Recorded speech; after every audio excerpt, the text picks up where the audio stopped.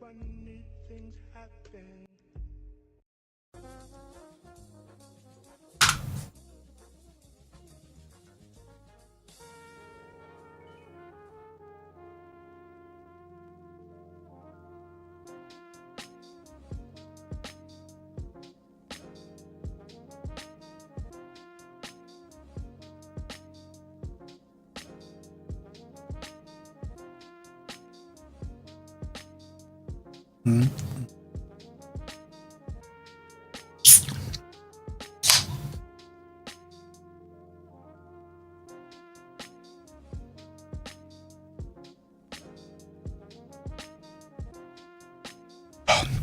Ooh. Spicy carbonation.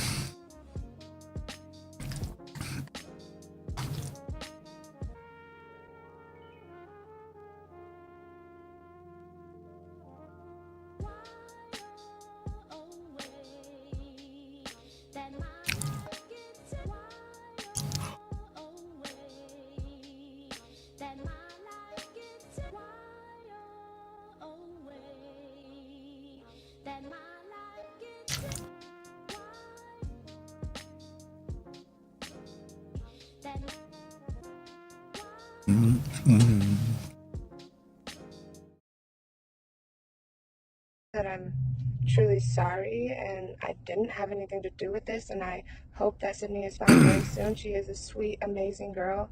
I don't know. Babe, do you have anything else to say? I hope also that Sydney's found soon. We wish the family the best. We're sorry that going through this. I mean, no disrespect to anyone. I wish Sydney the best. But as far as the police department, you. Yeah. Hey you and welcome. My name is Mike, and in this here video we got one of them just crazy cases. It is the story of Sydney Loof, and it is just oof. This is one of those just absolutely batshit insane cases where the perpetrators were like giving the general public the inside scoop on what was going on and their view of things before the trial even began. Just bizarre footage they decided to take and share with the world while they were being hunted. And when it went to trial, it got even more insane. Like, you wouldn't think this was real. If it was a movie, it would suck for being unbelievable. We're talking vampires, we're talking cults. None of this makes sense, and it won't by the end of the video either, but god damn it, oh. Let's just get into it.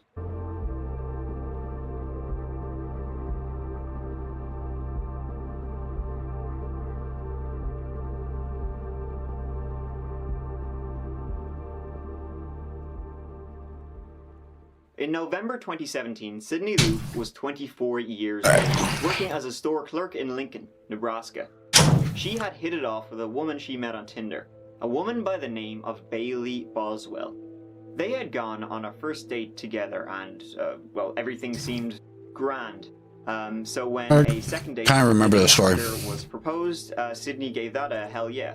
Sydney Loof was last heard from via a Snapchat selfie with the caption, "Ready for my date," before meeting Bailey Boswell on November 15th. Friends and family were immediately concerned when Sydney failed to show up for work the next day. Her car was still parked in the driveway of her home. Her mother reported her missing on November 16th.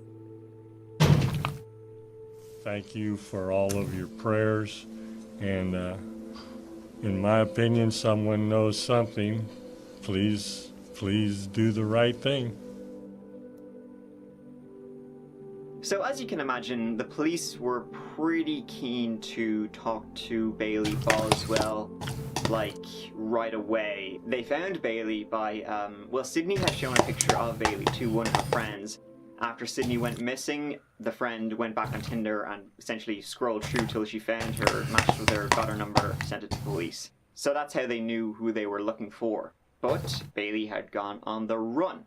Now, just to be clear, at this point, it was still a missing persons case. Spoiler alert, that's going to change later. Sydney and Bailey I figured as much. communicated via Tinder roughly 140 times leading up to the night of Sydney's disappearance. The last of those messages came from Bailey at 6:45 p.m., alerting Sydney that she was outside. And Bailey was not alone. You see, Sydney didn't just meet Bailey that night, she also met Bailey's boyfriend, 51-year-old Aubrey Trail. I remember So this when guy. police wanted to speak with them, both Aubrey and Bailey were Audi 5000. Is that still cool to say? You see, the police... No, it's not, but it's fine. To search That's their fine. basement We're not gonna judge you. Bailey and Aubrey's, after the building's landlord reported that a strong odor of bleach emanated from downstairs. It was quickly determined that portions of the walls of the apartment had been wiped down in an effort to clean them. So, with the police hot on their trail, both Aubrey and Bailey started uploading a series of Interesting. just bizarre videos to social They are. media, insisting they were innocent. Very and that bizarre. The police were trying to crucify them, and that they were chasing them around like dogs. Bailey even admitted to having been with Sydney the night of her disappearance, as well as their previous date the night before, yet insisted that, although they'd hit it off, she hadn't Why? seen her since. Here, Yes, the let's video go. Published on the 29th of November. It's exciting. About 2 weeks That's super after exciting. Sydney went missing. Good morning, Lincoln, and Omaha, and probably several other places. Show me your Aubrey Trail. 18 months? 19 months. God damn. That's a long fucking time. I don't know how, but thank you. I appreciate it. I love your face. Well, I guess. I'd get you for resubbing on mobile, but But at least for the last you know, few days, what can you do? watching ourselves being slammed, what can you do? crucified in the news I appreciate it nonetheless for 19 fucking months. I mean, you've been around longer than that, obviously. It was time we had our say. We're not trying to defend anything. We're not trying to make you believe anything. Dude, we just feel this is such a wild case because they're like posting about being on the run and like, well, we didn't do it. You know, we're innocent. Yeah, I know. That's what I'm saying. That's why I was like, I would yell at you about resubbing on mobile. Because it's fucking nuts. But I don't know any other way to not have ads. I'm going to be 100% real. Other than, I mean, you might have to just start switching to YouTube because that's where we're live at now too. 'Cause on the True Crime, Hungry for Crime. I know it's worth it, but still. But yeah. Anyway, this case took place in Lincoln, not far from me. That's where Hertz is. A while ago, and this girl had kind of been just considered missing, and this girl was one of the last ones to interact with her, and she's all like, it's just very suspicious. I could technically use my Prime, but you know, that's fine. Either way, I appreciate it still, nonetheless. I madly appreciate it, Nikki. to say Let me know when you're home so we can smoke, because I'm gonna save a dab for when you get home. I'm gonna.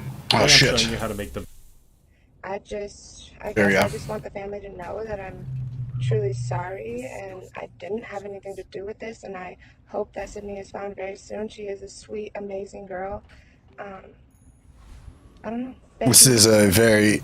This one got brought back up to me by my coworker about how crazy it is, because we're gonna be watching this, then we're gonna watch some Daryl Brooks stuff, then we're gonna watch the opening statements for the Lori Daybell trial. Also, What's up? Sydney's found soon. We wish the family the best. We're sorry you're going through this. I mean, no disrespect to anyone. I wish Sydney the best. But as far as the police department, you. Yeah. Hey, you and welcome. Why would My they? name is Why? Mike, and in this here video, we got one of them just Other than not liking cops, cases. what's the point of being like, fuck you, It police? is just oof.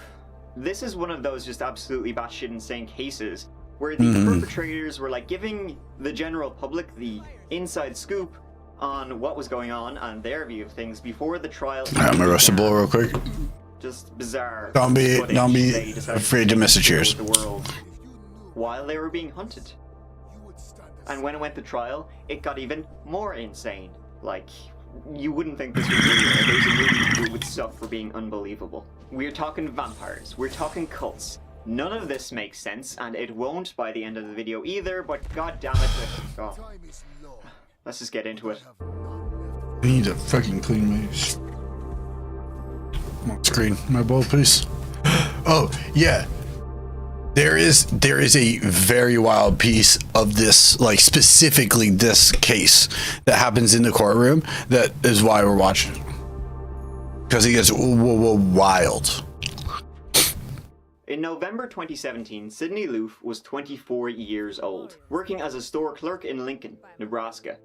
She had hit it off with a woman she met on Tinder, a woman by the name of Bailey Boswell. They had gone on a first date together and, well, everything seemed grand. So when a second date the day after was proposed, Sydney gave that a hell yeah. Sydney Loof was last heard from via a Snapchat selfie with the caption, "Ready for my date," before meeting Bailey Boswell on November 15th. Friends and family were immediately concerned when Sydney failed to show up for work the next day. Right. Her car was still parked in the driveway of her home. Her mother reported her missing on November 16th. Very suspicious.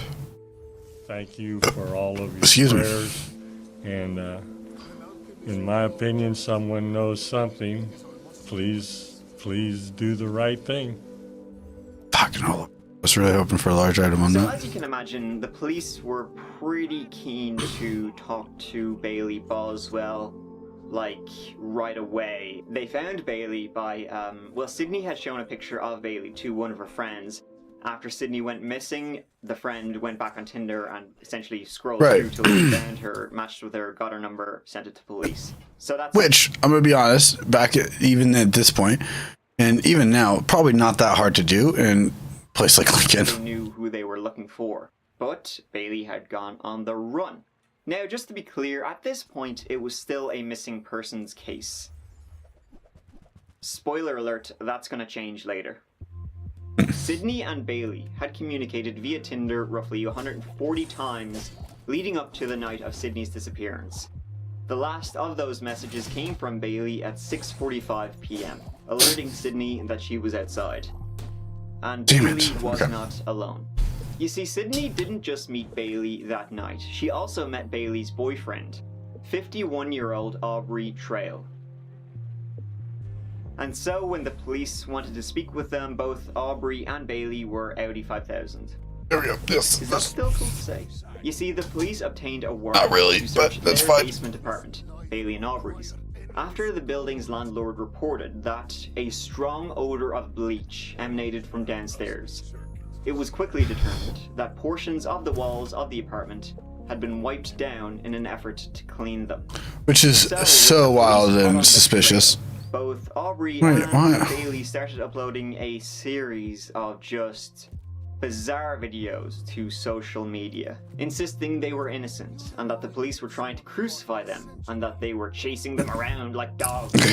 Bailey even admitted to having been with Sydney the night of her disappearance, as well as their previous date the night before, yet insisted that, although they'd hit it off, she hadn't seen her since. Here is the first video that was published on the 29th of November, about 2 weeks after Sydney went missing. Good morning, Lincoln and Omaha. Right, there's- several other places. So, like, everybody in the surrounding area, Omaha, Lincoln, Bellevue, a lot of those places were all, like, kind of, they all had alerts out looking for her missing person, things like that. And these people go onto Facebook, and she's admitting that she spent time with her before she went missing, things like that. And it's like, why are you admitting to these things? First off. Second off, like, what the fuck? Like, why are you doing this now while she's still missing? Why are you sitting here like, oh, well, guys, we didn't do anything, wrong. And it's like, this is hella suspicious. This is Bailey Boswell. I guess y'all also know her as Audrey. But we've spent the last few days watching ourselves being slammed and crucified in the newspapers and the news and everything else. So we 'Cause thought it you was were- time we had our say. Involved parties. We're not trying to defend anything. We're not trying to believe anything. We just feel we should get to say our side since everyone else Like, and the camera's like, it's very weird because like the camera's like turned on her, and he's like sitting there talking. gets to say theirs.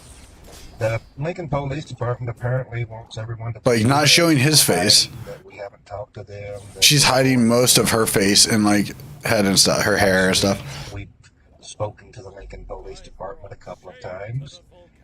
We also, through my attorney, Doug Mertz in Falls City, Nebraska, please verify, we both wrote long statements and sent to the Lincoln Police Department telling them everything we know.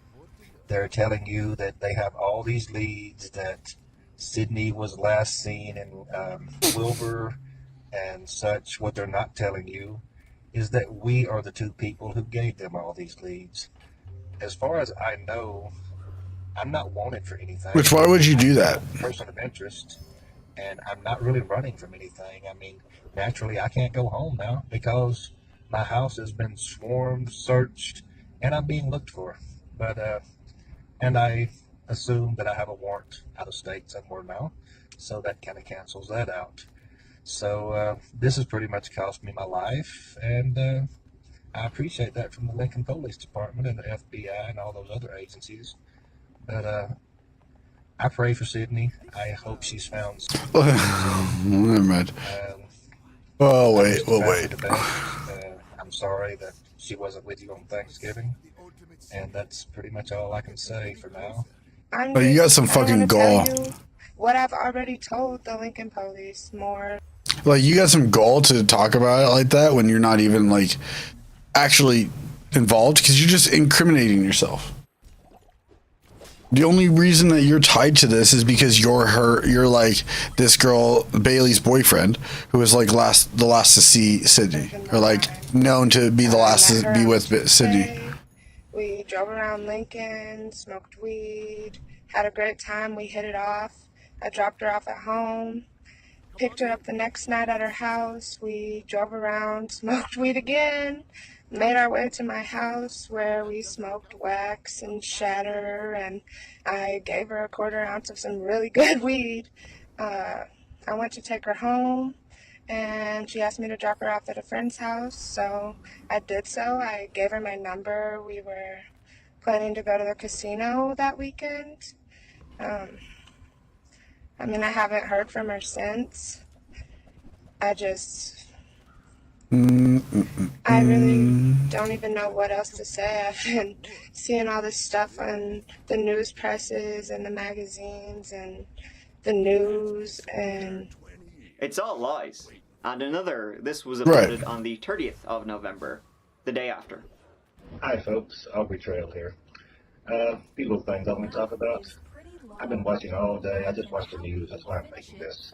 First thing I want to clarify is the news just reported that our contact with the police in Lincoln never took place.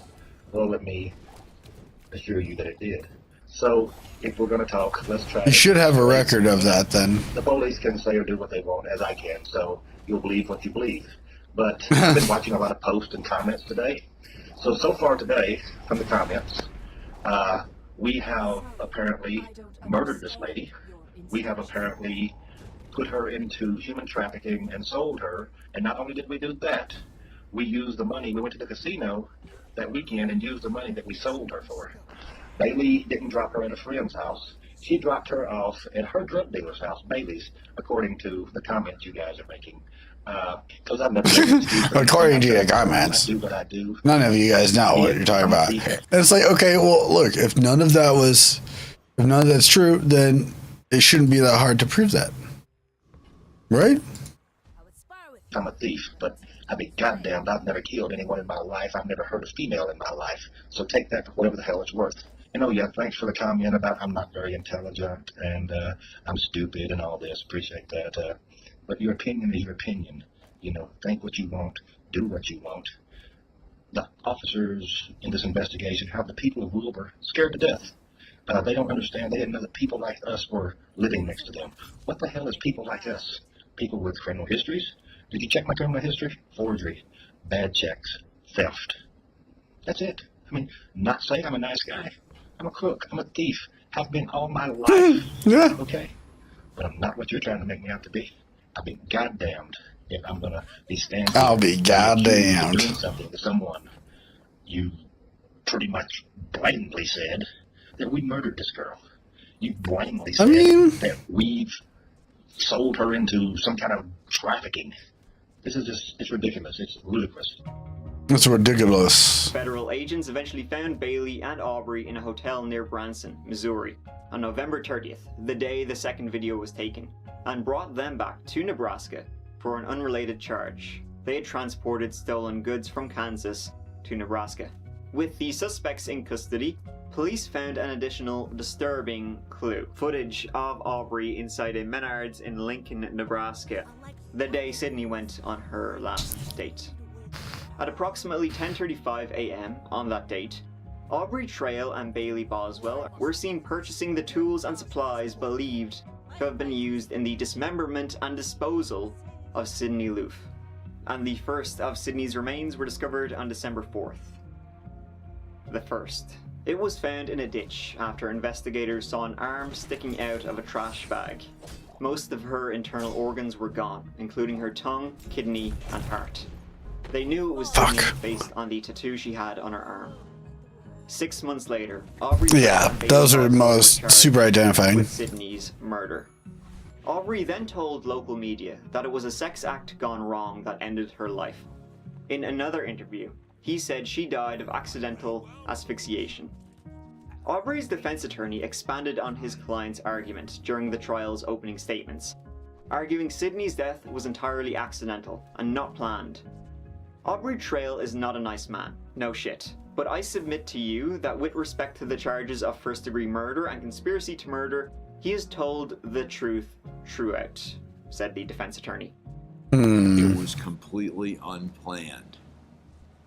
The parties were engaged in erotic asphyxiation designed to heighten the sexual pleasure of Sydney Loof. The next horrible, poor, bad decision was made, and that was to remove the body in pieces. The attorney added that Aubrey and Sydney Yeah, that's usually a really bad decision.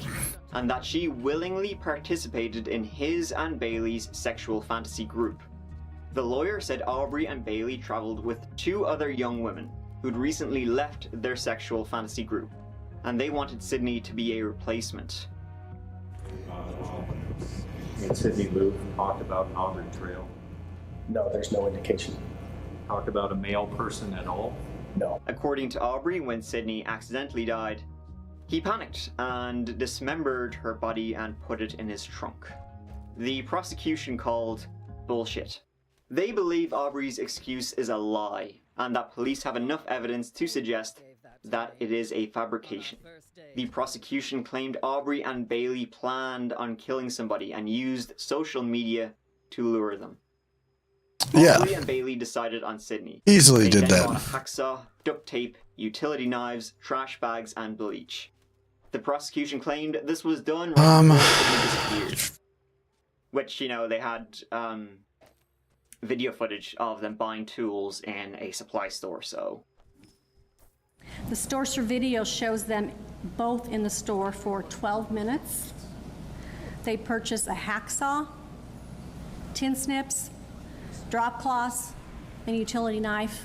It appears that while Sydney was on a date with Bailey, Aubrey strangled her with an extension cord, and then used a fine-toothed saw to dismember her body. Which is deranged 14. to go to that extent. We found 13 of those pieces. The piece of her body we did not find would be the upper left arm from just above her elbow to just below her shoulder. After an extensive search, authorities found Sydney's body in several garbage bags, about an hour-and-a-half drive from her apartment complex just outside of Lincoln. Aubrey pleaded guilty to one of the 3 charges he is facing. Improper disposal these of motherfuckers and pleaded went not out of their guilty way. to 2 other charges: first-degree murder, which can be punishable by the death penalty in Nebraska, and conspiracy to commit murder. During the trial, Aubrey painted a picture of himself as a sex cult leader who called himself a vampire and daddy, and had a dozen witches who he told would gain powers if they went out and tortured and killed people for him. Yeah. Right. Fucking loony shit. 3 young women, ordered by the judge to remain anonymous, shared their testimonies. Yeah, things definitely get even weirder, lads. One of them, a 22-year-old, said she met Bailey on Tinder during the summer of 2017 and was convinced to start traveling with the group after Aubrey bought her clothing and manicures and began giving her a $200 weekly allowance. The woman testified that Aubrey invited her to join his cult, members of which he called his witches, which entailed engaging in group sex and helping him steal and sell antiques. She said, "Oh, hi, Muffin. How are you doing?" And he referred to himself as the vampire. Dude, this is such a yeah. This barely covers into that, dude. He was fucking deranged. And put Bailey in a trance. He also told the woman that she had to torture and kill someone to join, claiming that she would gain more power. How you doing, buddy? The victim was tortured for hours. A list of around a dozen women's names was found in Bailey's bag, listing special powers for each woman, like Healer and See Danger. Just like the X-Men, Bailey was the Queen Witch and was called Mommy. One unidentified woman said she was told ritualistic killings were meant to be conducted in the woods at a certain moon stage. The woman testified that she never saw the couple murder anyone during her time in the group. Motherfucking moon, I got to go 4 hours. Although Aubrey once threatened to kill her family if she revealed the group's activity, bragging that he had killed several people before. That part is still unconfirmed, but it seems like Sydney's murder was premeditated and seems like he may have killed other people as well. He was a madman, not in a good way. And then, just a few weeks ago, as the trial is currently ongoing, Aubrey decided to interrupt his murder trial, and he stabbed himself in the neck just as a witness took the stand.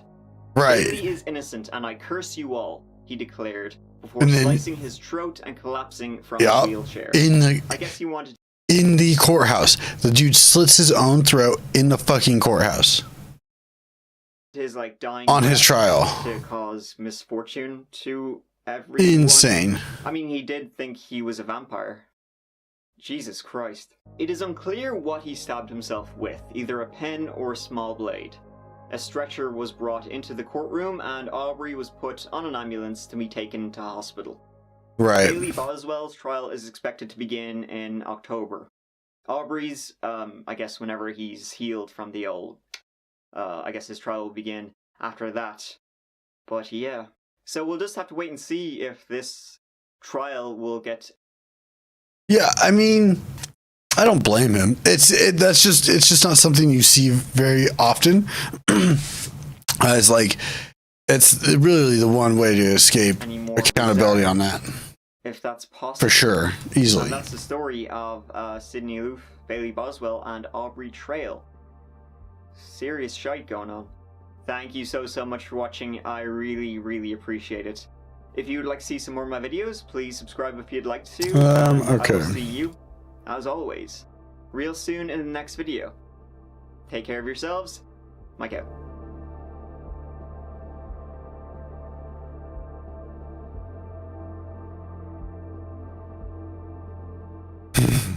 I don't blame you. Sometimes it's not for everybody. Not everybody can handle it, I will say. Oh, yes. Okay. We're watching more Daryl Brooks.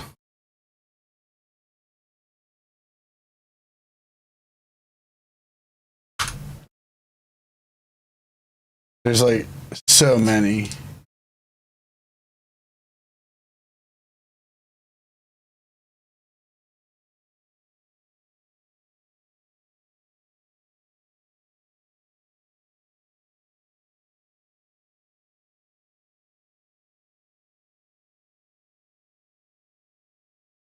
I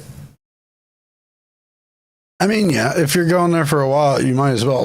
That's why, you'll see, people like Daryl Brooks literally be tried in whole different areas than where they're sentenced at. Literally because they're still committing crimes.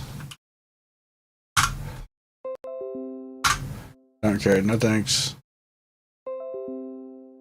I can honestly say I have never felt the hatred I do for one person like I. Dude, fucking pause it. Holy shit.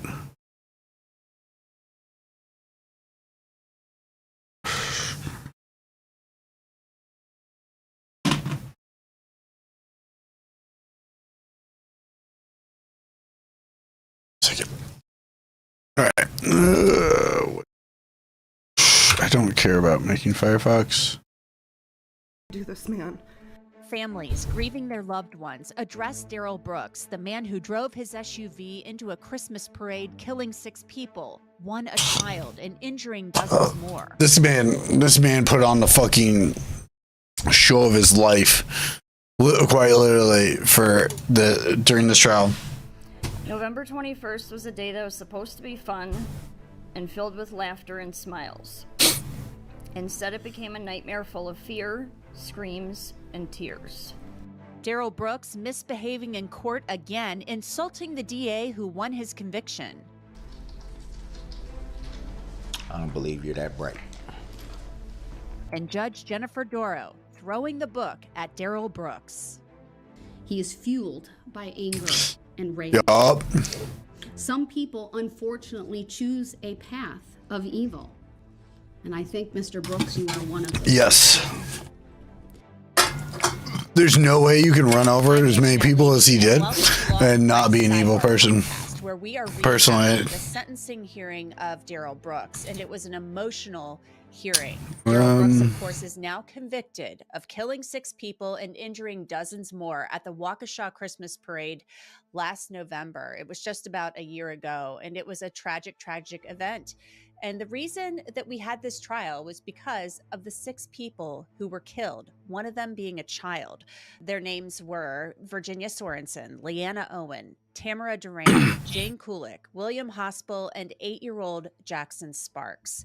Kathy Russin is the executive producer of the Law and Crime Network, and she is here with us to talk about what we watched over the last couple of days. Kathy, thanks for coming on. This was a really awful, sad thing to watch after watching this trial that became such a spectacle with Darrell Brooks basically just acting out every other day.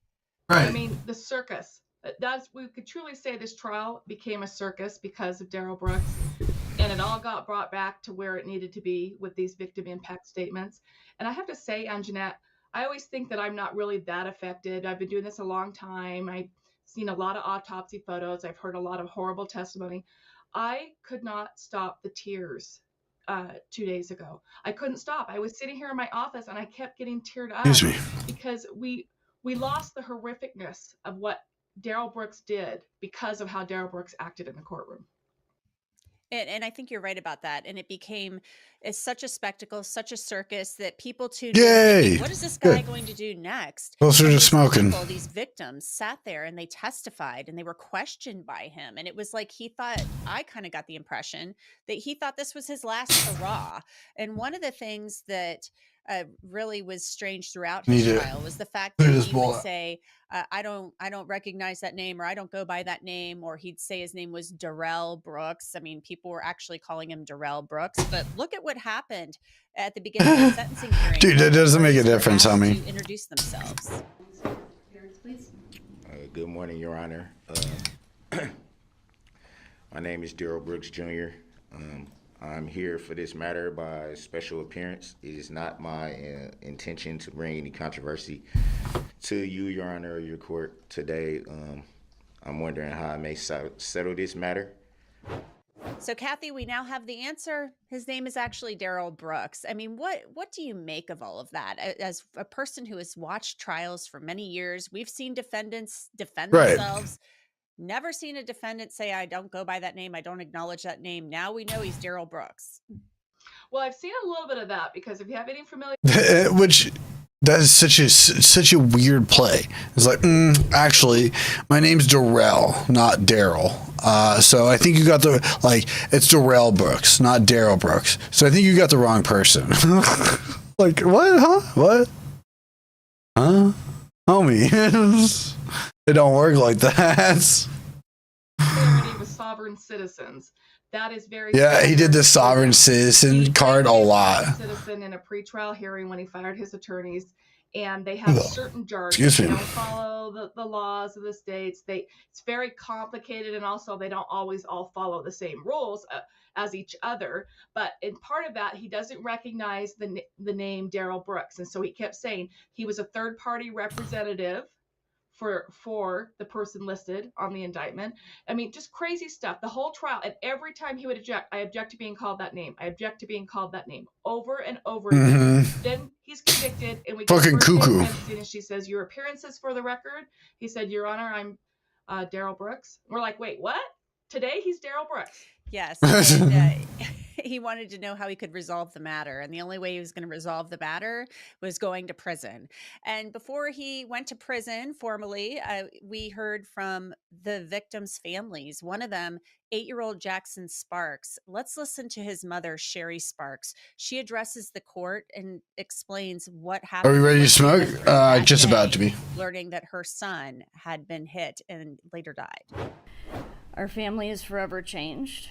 I'm loading up now. Angry, traumatized, and broken. November 21st. So you can start eating. Supposed to be fun and filled with laughter and smiles. Instead, it became a nightmare full of fear, screams, and tears. My boys were walking in the Waukesha Christmas parade with their baseball teammates. And coaches. No. It was a chilly and windy day that day, so we all layered up and prepared to kickstart our holiday season. We met up with our Blazers group, decorated the truck, prepared the buckets of candy and flyers for the boys, took some group photos, and then I left to go find my seat near the end of the parade route and wait for our group while enjoying the parade. I'm ready though, by the way. I had no idea then the nightmare that was coming my way. Nor did I know that it would be the last time I would hear Jackson's voice and see his smile. I wish I would have known then that the hug he gave me before I went to sit down was the last hug I would ever get from him. I would have held on to him a lot longer. Kelly Grabo also spoke. Her daughter, Delia, was seriously injured. She also testified at the trial. There are so many times when I close my eyes, I still see my baby girl laying in the street helpless, not moving, just staring in complete shock, not even recognizing her own grandparents when they came to her side.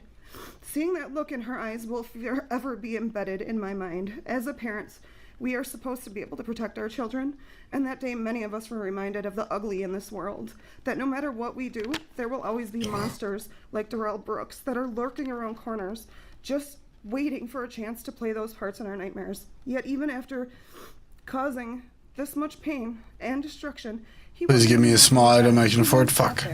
He took it upon himself to be his own representation, knowing full well he would be given the chance to question us as victims and rip open the wounds once again and show. True. That's super. That had to have been really fucked up. Sitting on the stand that day, reliving the horrific events, having him look in my direction, brought up so many memories and emotions of that night. Hearing his voice made me cringe with disgust and anger. He changed our Delia that day. He stole her innocent, happy look on life and replaced it with fear and hate that no child at the now age of 10 should ever feel.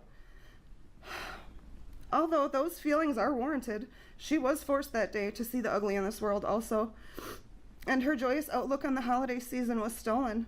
I'm not sure if she will ever again attend another parade, let alone a Christmas parade.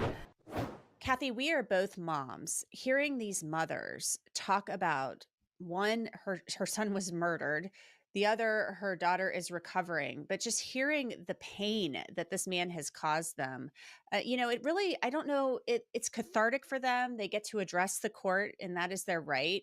But the judge, I think, pretty much. Yeah, we're going to do this. Oh, of course. This is the time. This is the time to finally let these parents okay. say They've tried not to say what they wanted to say. They didn't want to cause a mistrial. We saw that in the Parkland shooting case as well. These brave parents that had the most horrific thing happen to them. And Jeanette, I say it all the time. It's the one thing I don't think I could recover from, is losing a child and, as a mom. And also, I could not hold back. I don't think I could sit in the courtroom with Darrell Brooks. I think I would have been thrown out of the courtroom. So this is. I think that that's pretty normal for any parent too. Honestly, they did it better than I could have ever done it. I probably would have been the one jumping over and trying to get to him. Right. I often think, how do these people get through this? I don't understand how they get through it, because Honestly, a child or a loved I thought one about it. I thought about changing into comfy clothes. to homicide, but these people, they get I through said, it. nah, fuck it. I'm just gonna go live. Leanna Owen was a grandmother who was killed, and her two sons spoke. Let's listen to Matt Owens. He spoke to the court and had some choice words for Darrell Brooks. On November 21st, you killed my mother. And in this courtroom, I watched you run her down and her broken body slide across the concrete. God, that's. Loved and she was. Oh, fuck. You ran her down. Imagine watching your mother do. Oh, God. She was nothing. I don't blame you. Jeans are rough. Jeans are always fucking rough. No explanation for your atrocities. Especially because you're probably wearing them at work, too. That you're sitting here breathing while she is not. You are a monster. You deserve contempt and death. Sadly, with no death penalty in this state, I can only hope they lock you away someplace so deep the rats chew on your fingers at night. As for me, this will never be over until the day I'm pissing on your grave. I think it would be fair to say that for your Yo, good on this guy. Holy shit. Yo. Kathy, I wonder what you make of that whole thing at the end where he patted his chest and then Darrell Brooks did it back. I mean, it almost felt like he was mocking this man. Well, this is why. So earlier in the day, Darrell Brooks kept doing this as people were talking, and he was rubbing his chest. It was all very weird and deliberate. So at first it's almost like, you see people pound their chest and then thank God, you see athletes do that a lot, that kind of, at first you think he's doing that, but then he's rubbing his chest, and then you think he's trying to soothe himself. Like, you couldn't make sense of why the chest thing. So these guys picked up on that. So when it was his turn to speak, he's like, every time. And so he did it mocking Darrell Brooks. He did this. And so after that, Darrell Brooks did it even more the rest of the day. The guy has no conscience at all. None. No, and Wow, was person. Sickening when I saw him do that. I was taken aback, but I've been taken aback so many times watching this case. It's hard for me to see how he could do anything more egregious or anything worse. I'll say something else. I'm sorry. I'll say something else about those sons that spoke. I love both their comments during the trial. Part of the sovereign citizen thing is they want the state of Wisconsin. The state of Wisconsin is the person that charged him. He wanted the state of Wisconsin to get on the stand. And he kept saying, who is the plaintiff? Who is the plaintiff? There is no plaintiff. He used that word over and over again. One of those sons got up and said, I am the plaintiff. And then more followed after that. And that was some great moments for me in the courtroom. Okay, yeah. I'm the plaintiff. I am the plaintiff. I am the plaintiff now. You must speak to me if you want to talk to the state of Wisconsin. What I find interesting about that too is when I was sitting in the courtroom listening to him say that the couple of days I was up there, I thought to myself, the state of Wisconsin, it's made up of the people. I am the state of Wisconsin now. It's like the DA is in there representing the people of the state of Wisconsin. So it just never made any sense to me, but I digress. One man got so upset about Darrell Brooks kind of arguing with the judge the other day that he had to be removed from the courtroom. Take a listen.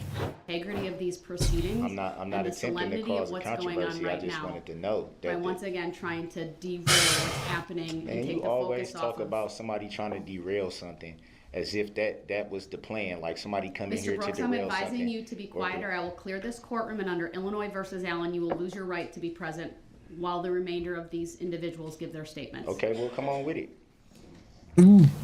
I expect you to be Come quiet. on with it, because that's what you've been waiting to do the whole time. Listen up and listen what she has to say. All right. Sir, you're going to have to be removed. I'm sorry. I can't tolerate that from anyone. So Kathy, you and I know it doesn't matter. Even if Darrell Brooks is making a complete fool of himself, yeah, you can't have an outburst in the courtroom. The judge removed this gentleman, even though he was upset. She still can't have that going on in her courtroom. Okay, well, look, I disagreed with this. And I'm not happy about this at all. And I'll tell you why. I do understand that. I do understand in courtrooms around the country, you're going to get immediately ejected if you shout out like that, right? But I won't say immediately, because sometimes that doesn't happen. But in this case, these family members have had to put up with his bullshit. Yep. Courtroom forever. And they have watched her not throw him out and let him scream at her, talk back at her, basically threaten her, stare her down. And dude, because he's a psychopath. Trying to preserve the rights, and she's trying to knock Yeah. the case overturned. I get all that. There was no jury. The judge was so, I gotta give her props, man. Like, this is like worse than dealing with children, and good on her for putting up with it though, and like making sure that this case couldn't get like overturned for any reason. No jury present. Other than Daryl's behavior, and then it works against him. It was a family member was mad that Daryl Brooks was speaking to the judge the way he was, and that he was interrupting the DA. So he said, "Shut up and listen to her." Right? I believe in that instance, Judge Doral could have said, "That's it, no more. One more outburst, and I'll have you removed." I do not. Right. You didn't need to immediately. And they had been through weeks of watching Daryl Brooks do whatever he wanted in that courtroom. So, In front of the jury. I loved Judge Doral through most of this trial, and she has the patience of a saint. Saint. But I'm not she should have let him stay in and just given him a warning. Well, I think you're probably right about that, but maybe she was just trying to keep it from turning into a thing where other people fed off of it, and she didn't want other people jumping up. I don't know. Sure, I guess. Let me just say one more thing about that. Yes, go ahead. Immediately she ejects him, okay? And then Daryl Brooks is still going off on a complete tirade. And it takes her a few minutes to eject Daryl Brooks. And they were back to back. Now, I will just say that after the break, after she removed Daryl Brooks, whatever, she did let the man come back in. So at least that happened. Yeah, and I think we can all understand this man's anger and the cursing. I mean, come on. I was there for 2 days, and after about hour 3 of hearing him say grounds every time the prosecution objected, I was like, get me out of here. I mean, I felt for those families. I would look over, and they were sobbing in the courtroom, and he's kind of making a mockery of the whole proceeding. Don Wood is Daryl Brooks. 1000%. And Daryl Brooks had actually said he had a long list of people who were going to speak on his behalf, but it ended up only being his mother, Dawn Wood, and his grandmother. And his mother, Dawn, talked about. That's pathetic. I'm sorry, but if you only have your mother and your grandmother be literally the only 2 people that speak on your behalf, you're fucked so hard. How Daryl No one's gonna have any pity for you. Mental illness, mental illness or not. With prison bars, mental illness is going to always be there. It's invasive. No. With treatment and therapy, medication, which you can get in the jail system, in the prison system, for sure. Like he ran over multiple people. There's no possible way that he would ever be able to be not in prison. And hospitals and institutions that specialize in the treatment of mental illness. It in the treatment of murdering people can be controlled. What else can we do as a society to help? Give up on him. Those who suffer from mental illness? How about showing a little compassion? No. Empathy. Kathy, I thought this was interesting because she's talking about the need for empathy and for lawmakers to act. But Daryl Brooks doesn't Why would we? Empathy. So I think it's hard for these people to have empathy for someone, even if they have some mental health issues such as personality disorders. When this guy doesn't show any genuine remorse, how can anybody have empathy for him? Right. Look, why would I'm a we? mom, and so people, when they see these trials, watch these trials, a lot of people get angry that the moms or the dads will get up there and defend the monster, really, because Darrell Brooks really is a monster. No, you're going to defend your kid. You're going to defend your kid. Child's bad acts, I'm going to want them to pay. There's consequences for all actions. I believe that. But I can't, I'm just not going to go at her. I'm just not going to go at her about it. This is his mother. She does believe he's mentally ill. And as a mom, by the way, you're going to need to believe that this person that you raised, right? You have to. Or turned out to be such a monster. You're going to need to fully buy into the fact that mental health. Otherwise, it's either mental health or bad parenting. Like, that's what it comes down to. It's like either the wiring we got fucked it originally, or like someone fucked up the wiring in the process. It could be a little bit of both, but like regardless, like yeah, that's such a fucking interesting thing. It's like she's right. It's either one or the other. Illness is involved in this, so I sort of give her so funny. His mom, his grandma, and then a best friend also from Nevada. He actually had 3 people. He started out with more than 20, and we whittled down to 3. Right. And I do feel badly for Dawn Woods. I saw her on the news up there, and I felt badly watching her speak like this to the court. She loves her son. She wants what's best for him. But I just think maybe that was not possibly the right place for that message. I don't know, because there are just so many people who've been impacted. Yeah, it's super insensitive and fucked. Judge ended up removing Darrell The Brooks. family. Of course, he couldn't contain himself, and he started arguing with her yet again. So let's take a look. Your Honor, as a public Brooks. servant, I have the right to ask questions Sir? of Your Honor. I'm going to ask you one more time, and if you refuse to sit down, then you are in direct disobedience of a court order. Sit down and be quiet so I can make the appropriate record. Can you tell me what the All court right, order he's is? not going to obey. He's now forfeited I his didn't say right I to be wasn't gonna present. obey. He will go into the I other didn't say courtroom. I wasn't going to obey. Yeah, that's what you're doing, dude. Kathy, did you ever think that Darrell Brooks would make it through this sentencing hearing without being ejected from the courtroom? No, there's no way. No, of course he was going to get ejected. But here's this guy. You watch any of his behavior. Full hours giving his own comments to the judge that were, it was painful to listen to. I stopped reporting about it on Twitter and just started almost being comedic relief on Twitter because it was so ridiculous. But all of that theme of him was he's taking the high road. These victims had the right to say what they did, like a totally different person.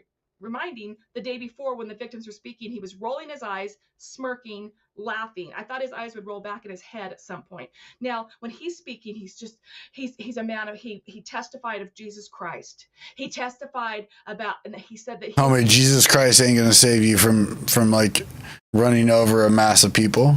repentant, all this stuff, right?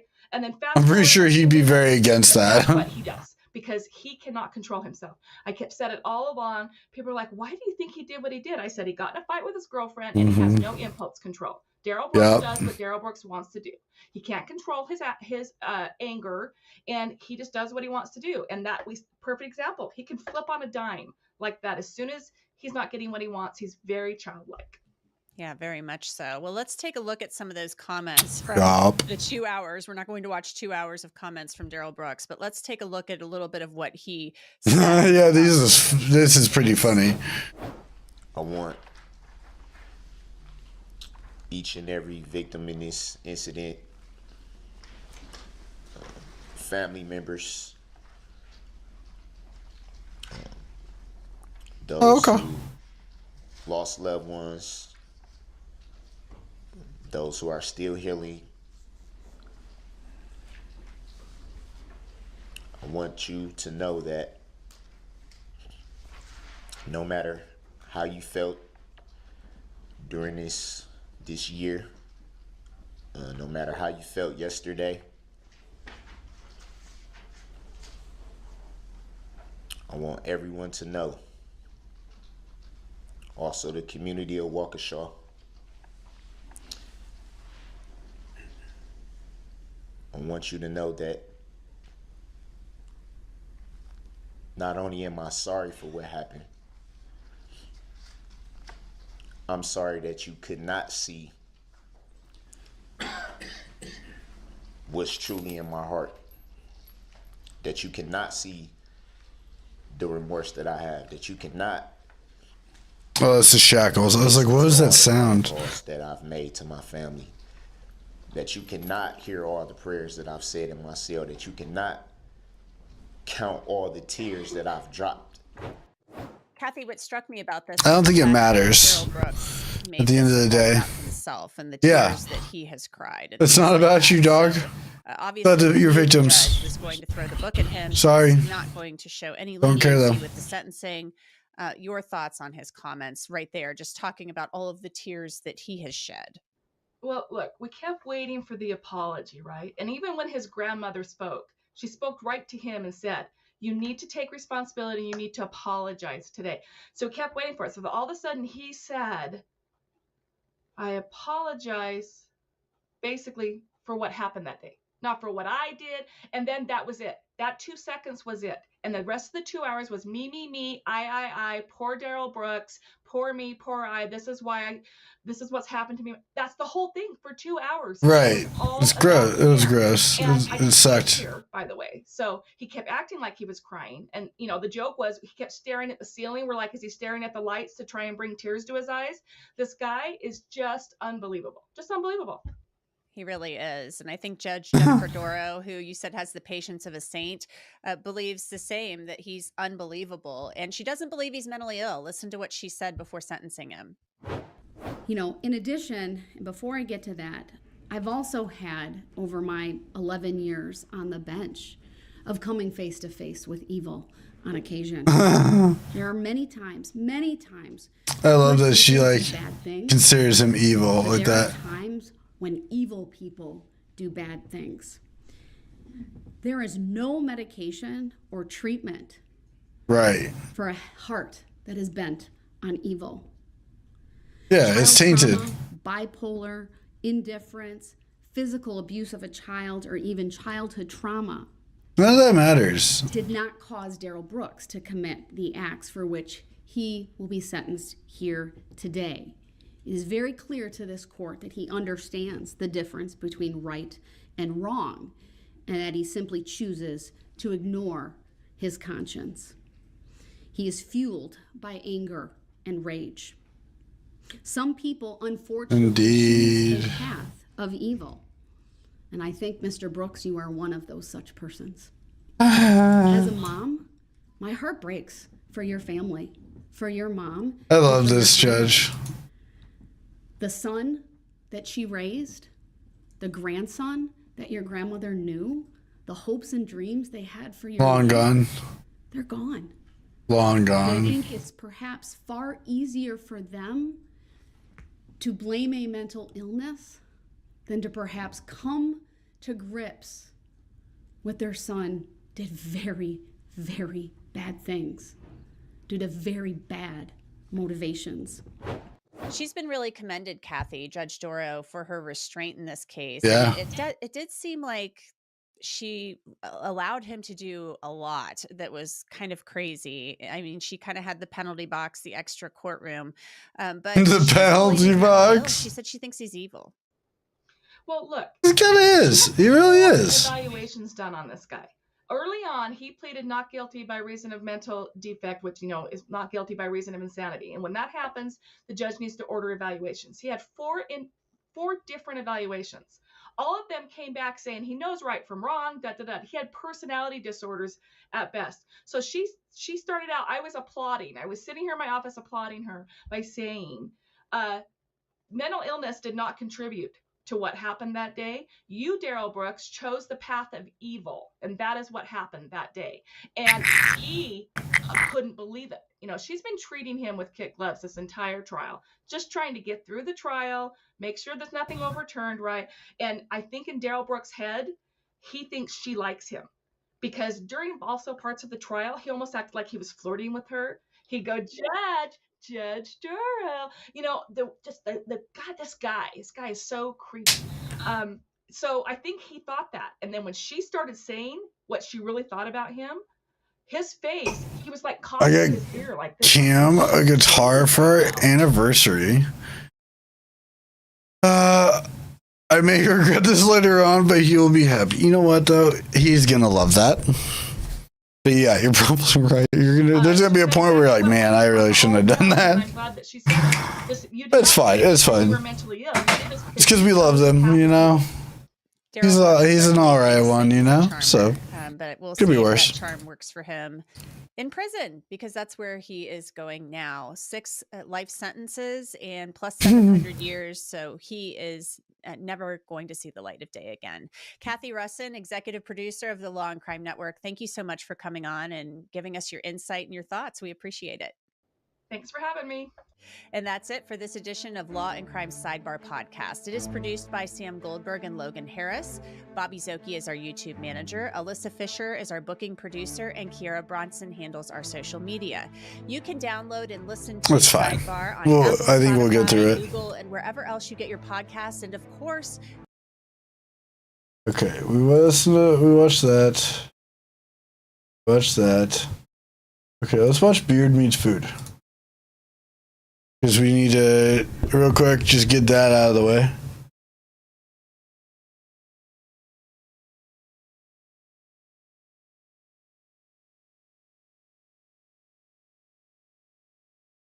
Oh, man. Oh, I don't think we could. We'll have to save that for a different day. I have the interrogation of Daryl Brooks.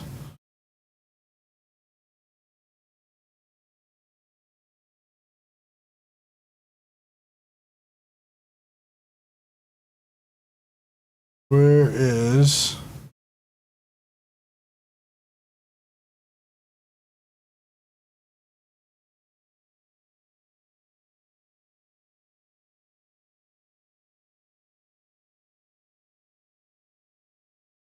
Oh, I forgot about this moment.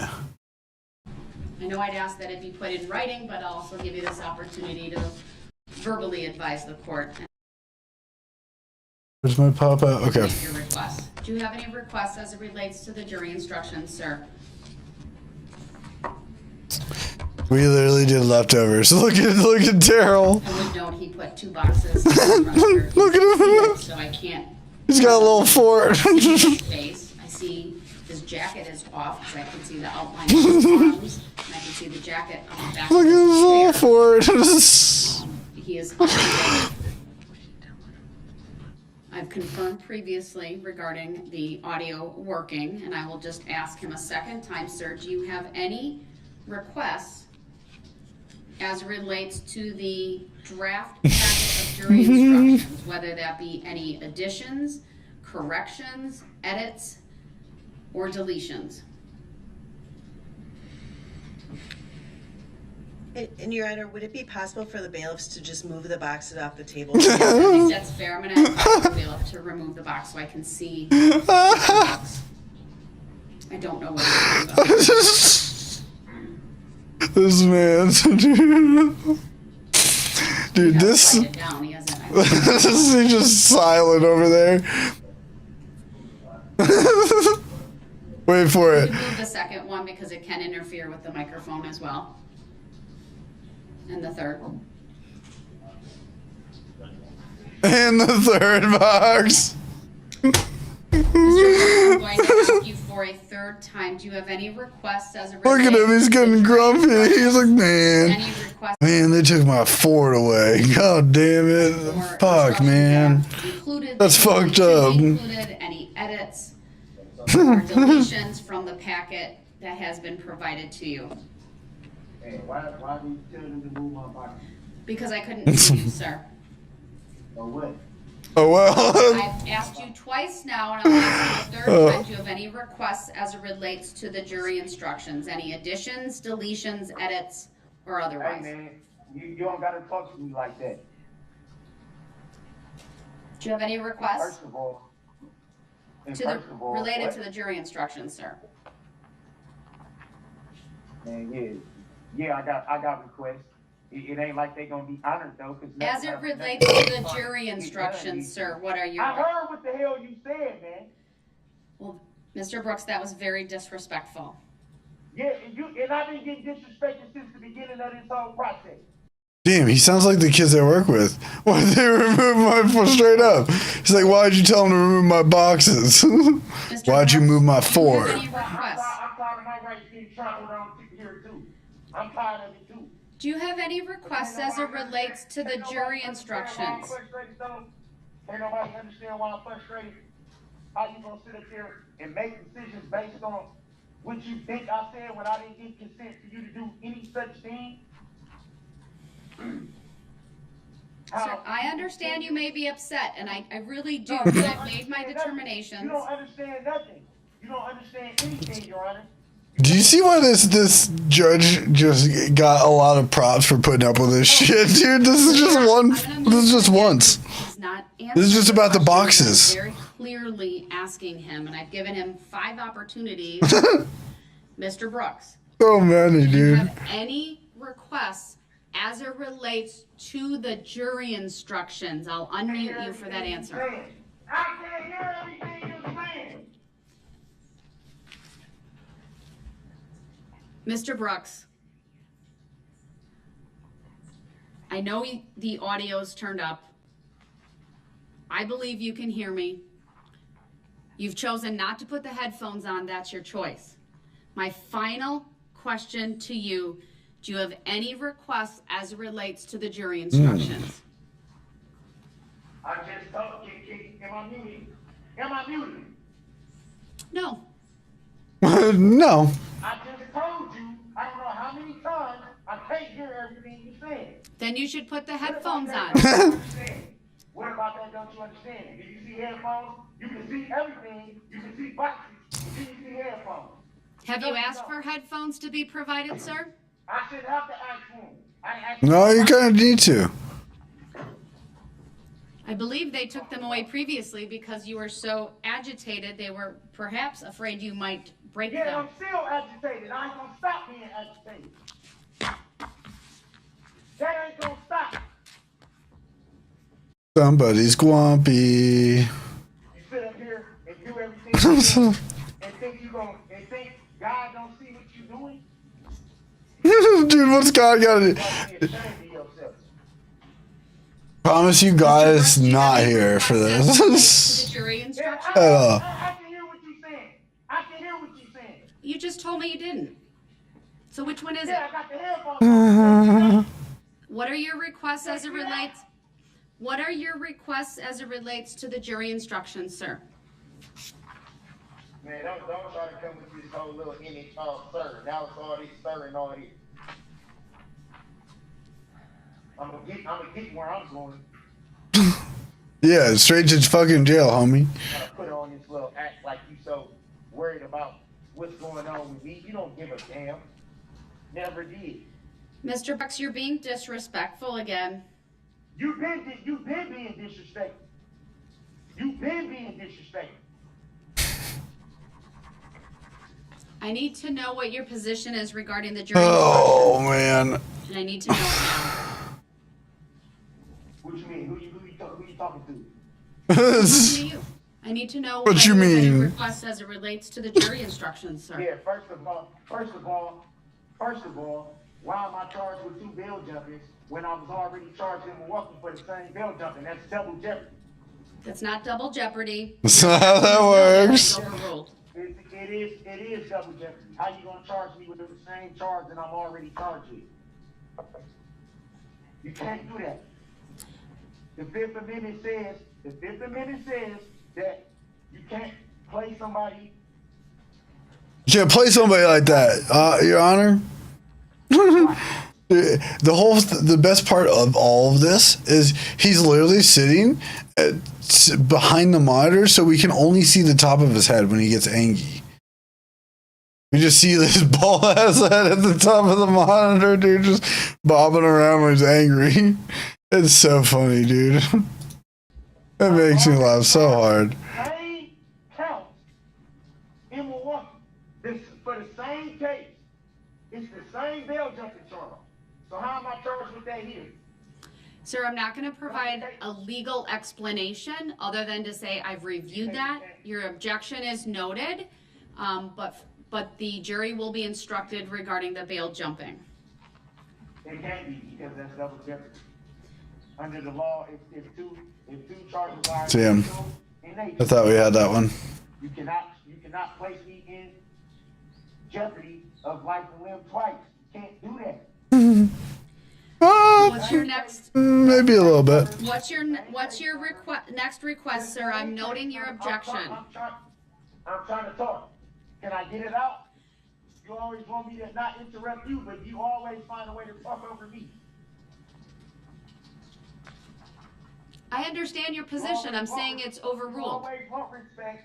You always want respect, but don't want to get it. I'm charged with the same bail jumping charge here that I've already been charged with. That is double jeopardy. You can't charge me for the same exact bail jumping. No, I don't. I don't think that's what you think it is. Before this even came about. Sir, the bail jumping charges in Waukesha County are based upon your violating your bail while in Waukesha County by driving through the Christmas parade and allegedly killing 6 people and injuring 61 others. Yeah, that'll violate your parole real quick. But that's just me. Yeah, I haven't been on parole, so I couldn't tell you for sure. But I don't know from experience. It's the same offense. Doesn't mean it's the same factual basis, sir. It's not the same charge, too. With bail jumping, with the data violation of November 21 in Milwaukee County anywhere. Further, the double jeopardy prohibition would prevent him from being convicted twice, not charged twice. Correct. All right, so we've addressed that, sir. What other requests do you have as it relates to the jury instructions? I want to know why I'm even charged twice with the same thing. You can't charge me in pursuant to. They just explained that. That I'm already charged with bail jumping for. I'm already charged with bail jumping for that already.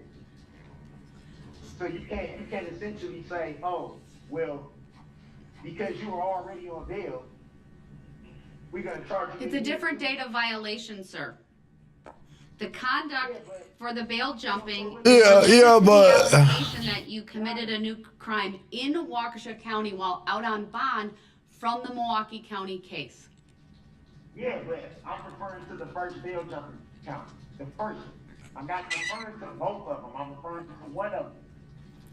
My understanding, sir, is there's different dates of violations as it relates to that. So I've noted your objection now repeatedly. I understand it. Your request to, I guess, dismiss the bail jumping counts are denied. I didn't say nothing about counts. I said one.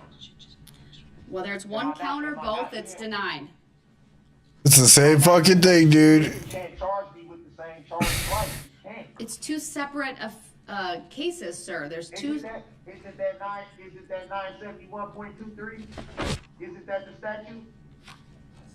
That refers to the double. All right, sir, I'm not going to have an argument. This isn't fruitful. I understand what you're saying. You're saying there shouldn't be 2 counts of bail jumping. You believe it's double jeopardy.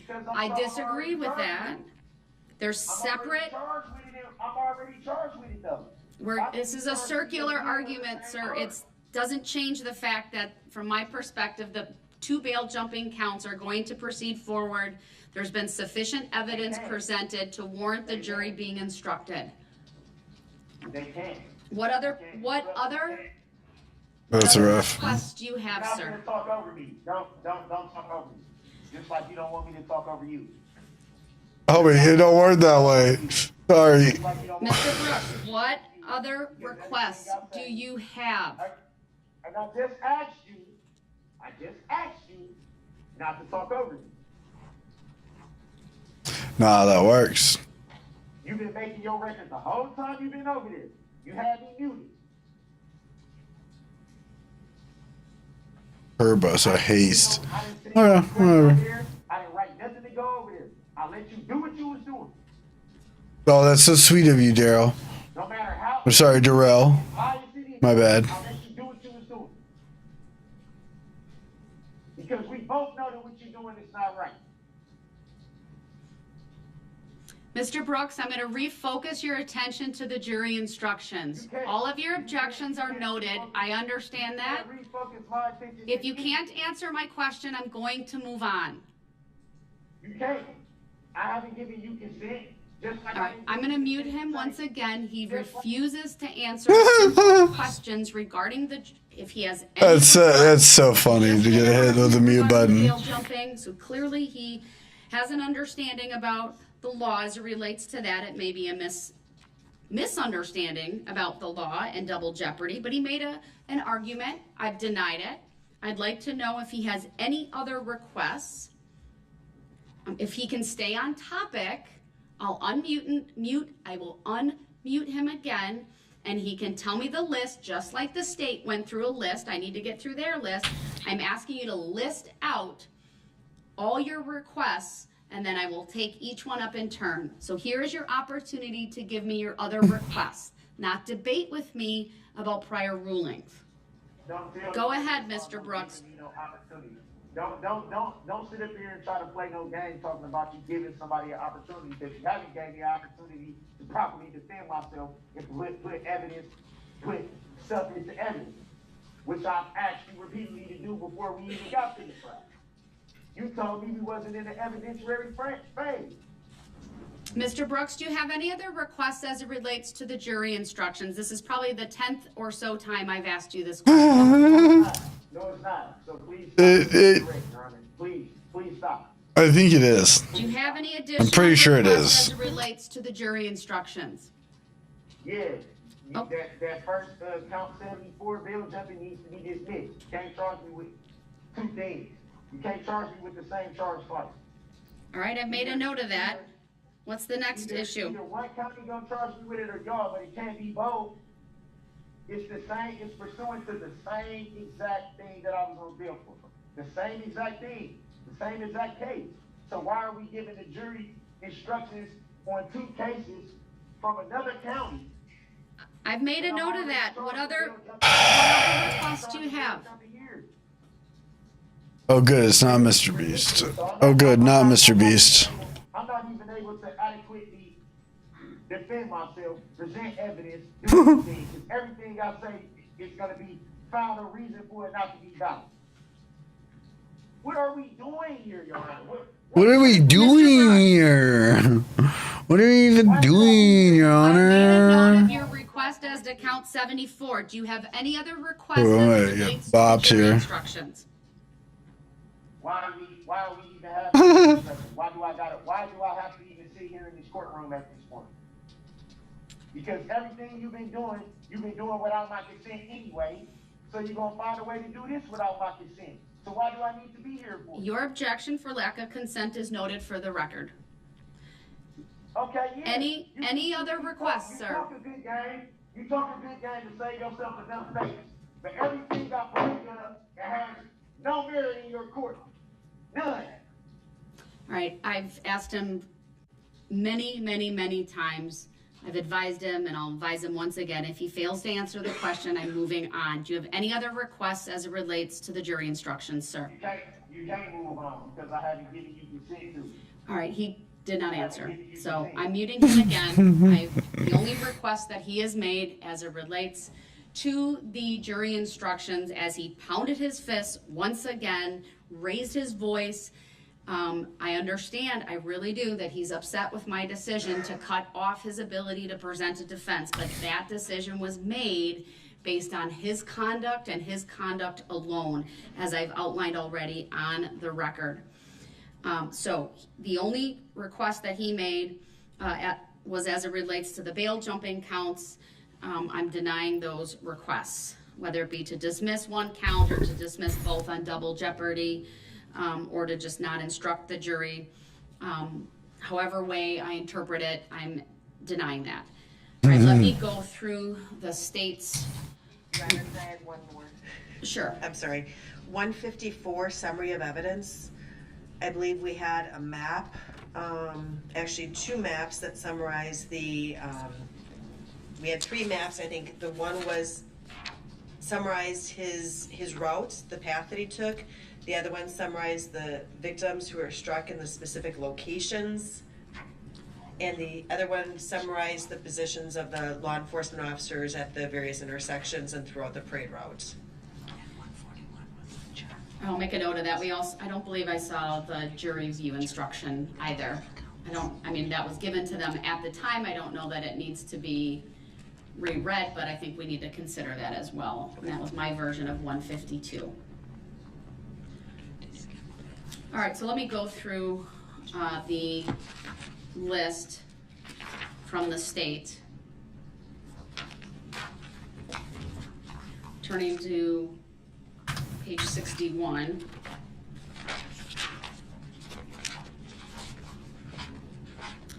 So I've considered the request by the state. I am going to rely on what information they put in the charging document. I'm going to deny the request to include the specific case numbers. There's evidence, of course, that was received regarding the 2 separate cases out of Milwaukee County that form the basis for. He's building his fort again. Let's go. The walls are being built. As to the verdict form, Let's go.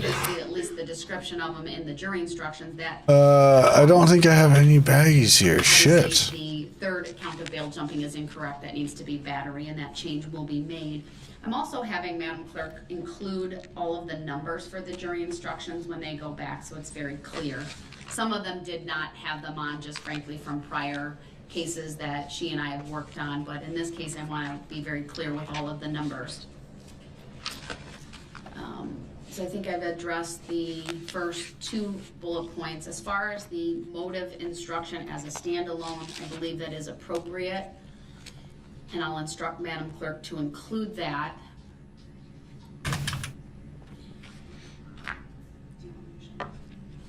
As far as where it goes, I'm gonna just, any instructions that we add should just be in the numerical order, unless there's a other request that's made. Then the state also made a request as it relates to jury instruction 70, which is found on page 65. So as it relates to this, the state is asking that I simply instruct the jury based on the pattern instruction and not include the second paragraph. I had previously advised the jury with another paragraph that I was contemplating including, even if I took out that big paragraph that just said, "At times, Mr. Brooks has appeared from another courtroom. This must not influence your verdict in any manner." What's the state's position on including that, but taking out the paragraph you request to be taken out? That's fine. Mr. Brooks, do you have any position on that? Which is, so jury instruction 70 has to do with the defendant proceeding pro se. The pattern instruction would be basically the first paragraph. I need the bailiffs to move the boxes away from his face to be able to see him. He can keep them on the table. Oh, yes. And if he does it one more time, then I will instruct the bailiffs to take the boxes away. Those are trial prep materials. If there's something in those materials related to jury instructions, he should take those out now. Otherwise, they need to be moved away from the microphones and away from blocking his face. I'm not putting them here. I'm not putting them here. You can't see me. I'm putting them here for a reason. And nothing to do with her being able to see. Mr. Brooks, do you have any position on the verbiage of jury instruction 70 on page 65? Why does he look like that? Are you my accuser, Your Honor? All right, he's choosing not to answer, so I'll mute him again. It's unfortunate that he's deciding not to participate in this. I agree with the state. I don't need to highlight with that second paragraph. I will take that out, but I will include in the paragraph that reads, "At times, comma, Mr. Brooks has appeared from another courtroom, period. This must not influence your verdict in any manner."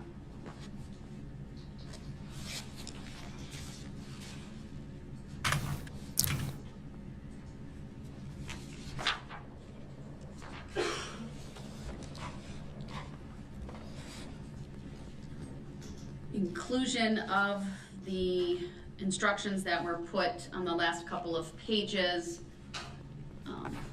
include 325 impeachment of witness. Its prior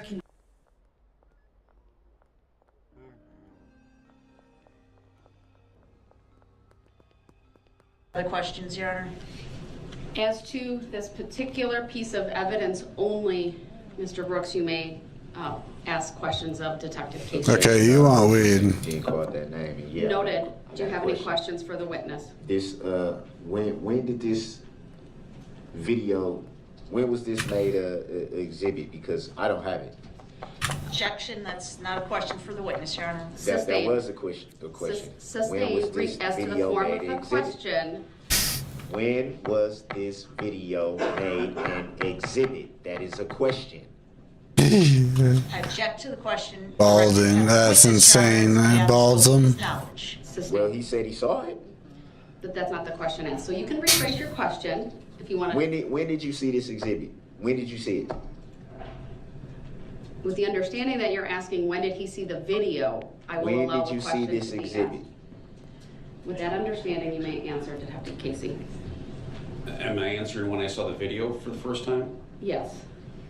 Objection, Your Honor. Why is something always funny at that table?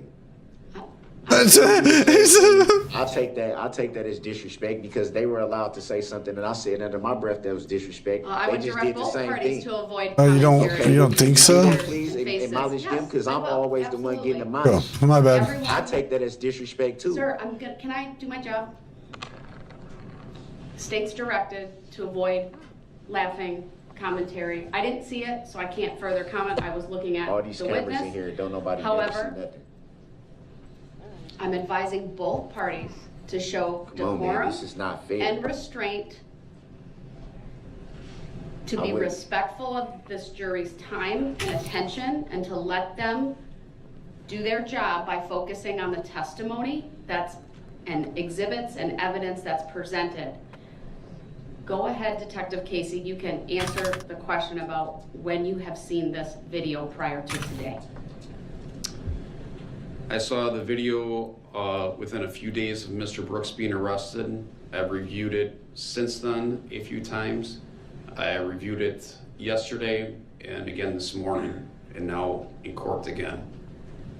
You said you reviewed it yesterday and this morning. If you had seen this video numerous times before yesterday and today, why did you feel the need to view it yesterday and today? So 20K. Sustained as to the form of the question. Why did you need to review it this morning? Objection, argumentative. Overruled, the witness may answer. Because I wanted to be 100% sure of the content, and if there's any questions that were asked of it, I wanted to make sure that I would be able to answer them appropriately. And why was this, to your knowledge, why was this video never brought up in your earlier testimony? Objection, that's a Grounds. misstatement, Your Honor. Grounds, he says. The question assumes facts not in evidence. If you had seen it numerous times before today, why did you need to see it again to make sure if any questions were asked, or however you refer to it? What would be the need to view again this morning something that you had viewed numerous times before? I'll see what my Objection, compound, asked and answered, misstatement of the facts, argumentative. Sustained. Did you view the video this morning because you knew that the video would be made an exhibit this morning? Objection. That's super leading too. As to the form of the question. This is mind-boggling. This is mind-boggling. I don't know what he's glitched on other than me. There. Can you clarify again why you viewed the video this morning? Objection, asked and answered. Sustained. So you're gonna sustain everything? It was already answered, sir. Next question, please. And I'm asking for clarification. Next question, please. I don't got no more questions, man. All right, thank you. This is mind-boggling. Detective, you may step down. I'll excuse the jury. What you people was trying to do is not fair. Hide things from the jury repeatedly. You don't tell them all the information Mr. they Brooks, need I'm to going know. to take up all of your objections outside the presence of the jury. I ask that you honor my decision to do that and you show courtesy and decorum. Because you asked. Mr. Brooks, please. Because you asked. That's the only reason, because you asked. I see what you people are trying to do. It's not right. It's not fair and it's not right. Your Honor, what does he mean by you people? Once the jury's outside of the courtroom, I'll take up the objections previously in the evidence. All right. First of all, Attorney Hopper, if you can make a record as to this exhibit and whether it's been turned over previously. It was previously included in the initial discovery that was sent initially to the public defender's office. Chili, aspirin. Those 3 boxes were turned over to Mr. Brooks. Objection, I don't consent to being called that name, and it was not in the video footage that I have obtained. That video was not part of it. Do you think I would sit here and be this irritated? Mr. Brooks, I need to make a record, so just please sit down. There's no need for you to stand at the moment. I feel like standing right now. Please sit down. I feel like standing. Today I'm showing you how to make the very... All right, based upon the offer of proof provided by the state, and it was provided to prior counsel, that satisfies me as to that issue. New mix just dropped. Oh my God. That's I inaccurate. indicated That's I would- inaccurate, Your Honor. Can we have the prior counsel testify to that then? Because not at this time, sir. I have not obtained that. Right now, that was my first time seeing that as an exhibit. That's Mr. why I Brooks, I raised the issue. presume, and you can correct me if I'm wrong, but you're familiar with that video? Yes or no? What does that have to do with what we're talking Because about? I'm going to make a finding based upon what I viewed in that video, that there's absolutely no surprise to you. It appears to me, even without the video, that that's a music video, that you are in it, that the vehicle that has been the subject of this entire case, that red Ford Escape with the plate that's been testified to, is in that video. That video is relevant for a number of different reasons, the first of which it goes to identification of you, identification of the vehicle. You opened up the door through your cross-exam of Detective Casey about his ability to identify you in that video. And when I say identification of you, specifically as it relates to Detective Casey's opinion that that's you in the video, of course, it's ultimately up to the jury to determine that and what relevance, if any, the evidence have, but you opened up the door for the state to show that video because you directly attacked the credibility of Detective Casey through his knowledge of it and the identification by him of you in it because the still image was of your back. Okay. So that opened up the door and it's proper. There's absolutely no surprise to you that that video exists. And that is my finding as it relates to that. What do you mean by it's no surprise to me that it exists? That was not the issue. The issue was how was it made an exhibit at the last moment? How does it be made an exhibit out of the blue? That was the issue. The issue. No, it wasn't. On that, because obviously they marked it as an exhibit. But with all respect, go Your ahead, Honor, Attorney you're Hopper. mischaracterizing what I said, and the record needs to be clear. The issue that I raised was how does this, at the last minute, out of the blue, become an exhibit? Attorney That Hopper, was the go issue. ahead and make your offer of proof on that. Thank you, Judge. And another thing worth noting is the testimony of Detective Casey that this video was obtained from the defendant's own Facebook account as well. The court is well Objection. aware. He said social There's media. He nothing that. didn't say what it was. Sir, stop interrupting. He's got a You have yeah. the record of it. You've Then make the record interrupted clear. multiple times. I've been abundantly patient record with clear. you. Again, another interruption. So you need to be quiet and let the state make a record. Stop gesturing at asking me. me to be quiet? Stop rolling your eyes at me. Are you Stop I'm mumbling. looking right at you. I'm not rolling my eyes. No, you I'm have looking. throughout. I've seen it I'm and looking. I've made note I'm of looking it. at you. Okay, so are you asking me to be quiet or are you telling me to be quiet? Go ahead, Attorney Hopper. Thank you, Your Honor. gonna take that And as just to indicate, Your Honor, this court has been abundantly patient with Mr. Brooks. He challenges the court's authority repeatedly. This court absolutely has the ability to tell him, sit down and be quiet. And you haven't done that. And I know why you haven't done that, Your Honor, and we appreciate that. He is not in control of this courtroom. You are. And he needs to respect that. This video was relevant based on his questioning of Detective Casey, as you just indicated, challenging his ability to identify the person who had their back turned to the camera in the still shot of State's Exhibit 175. Trials are fluid. When he opened the door to that, we came up with the video which Detective Casey testified repeatedly on direct examination and cross-examination as to how he knew that was Mr. Brooks, because he had seen the rest of the video. He would not accept that. He pushed it and pushed it and pushed it until we played the video. The lyrics of that video probably would have been prejudicial. Originally, I wasn't going to ask for volume. Then I did, because he pushed it again, and his voice and his mannerism of speech, I thought would have assisted the jury in identifying Mr. Brooks as the person in the video with the red SUV. However, you smartly asked me to play it without the audio, and I did that, and then I never went back to that.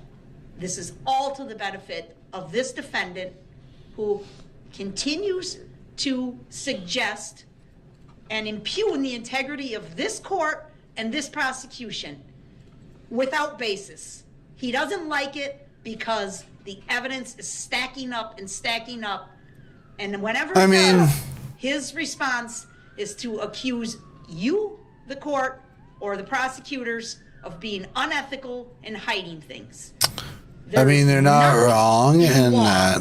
That prevents me from pulling something out of my briefcase right now and making it an exhibit if it's relevant. You decide what's relevant, what's admissible, not Mr. Brooks. There is no law, he can cite to no law, no authority whatsoever that says I can't make an exhibit essentially on the fly if it's called for, and that's exactly what just happened here. So I apologize for my tone with the court. I don't mean to direct this at the court. It is very frustrating. The court has demonstrated much more patience than I have with Mr. Brooks, because again, I do not appreciate his impugning the integrity of these proceedings, of Your Honor's efforts to run a fair trial. I need to go make some reveal. To run a fair trial. We have ethical obligations as well to be fair in this courtroom.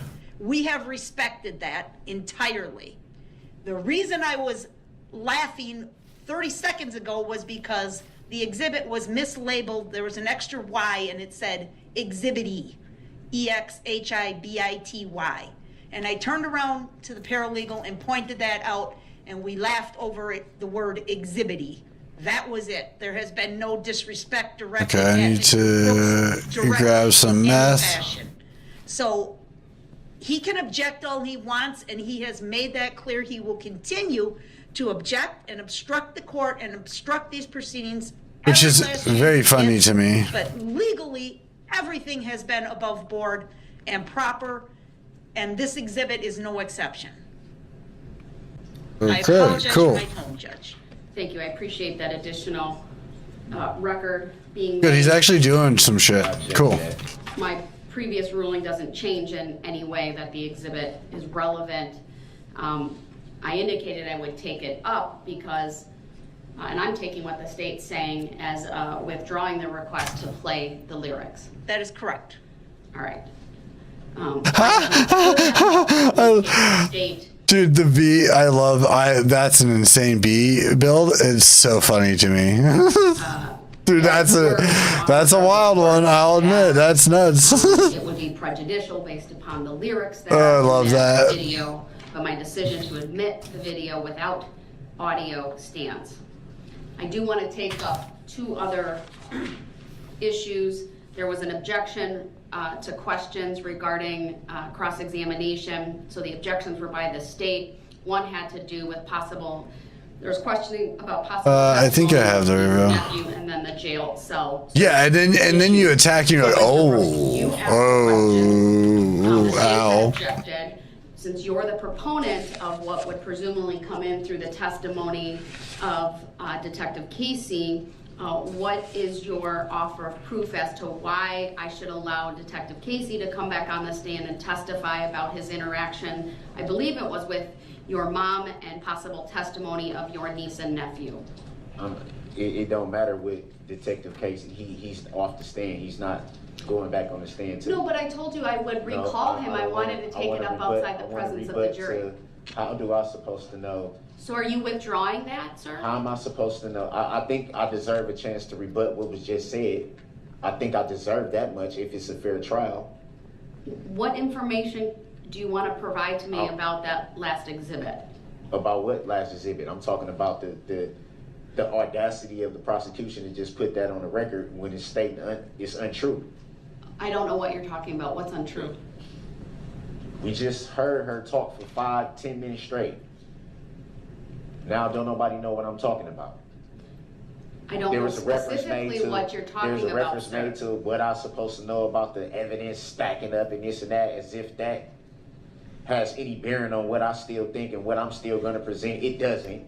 Well, that's not what we're talking about at the moment. I made a ruling on an She's been exhibit. laughing and making comments under her breath the whole time during the whole trial, and I never said nothing. I don't know what's being said, but I can tell that it's directed towards me. I'm not an idiot. I haven't made any of those observations, I didn't sir. say What you. I've observed. I didn't say you. Oh, hi, Brain. No, what I've observed is listen, please.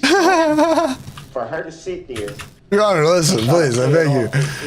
Let me tell you how it was. It's like, no. That's very disrespectful to me. I haven't said anything about that until today. She's done it numerous times. What are you talking about? I don't know what you're laughing under her breath. Her trying to cover up the microphone so they can laugh and hee and key.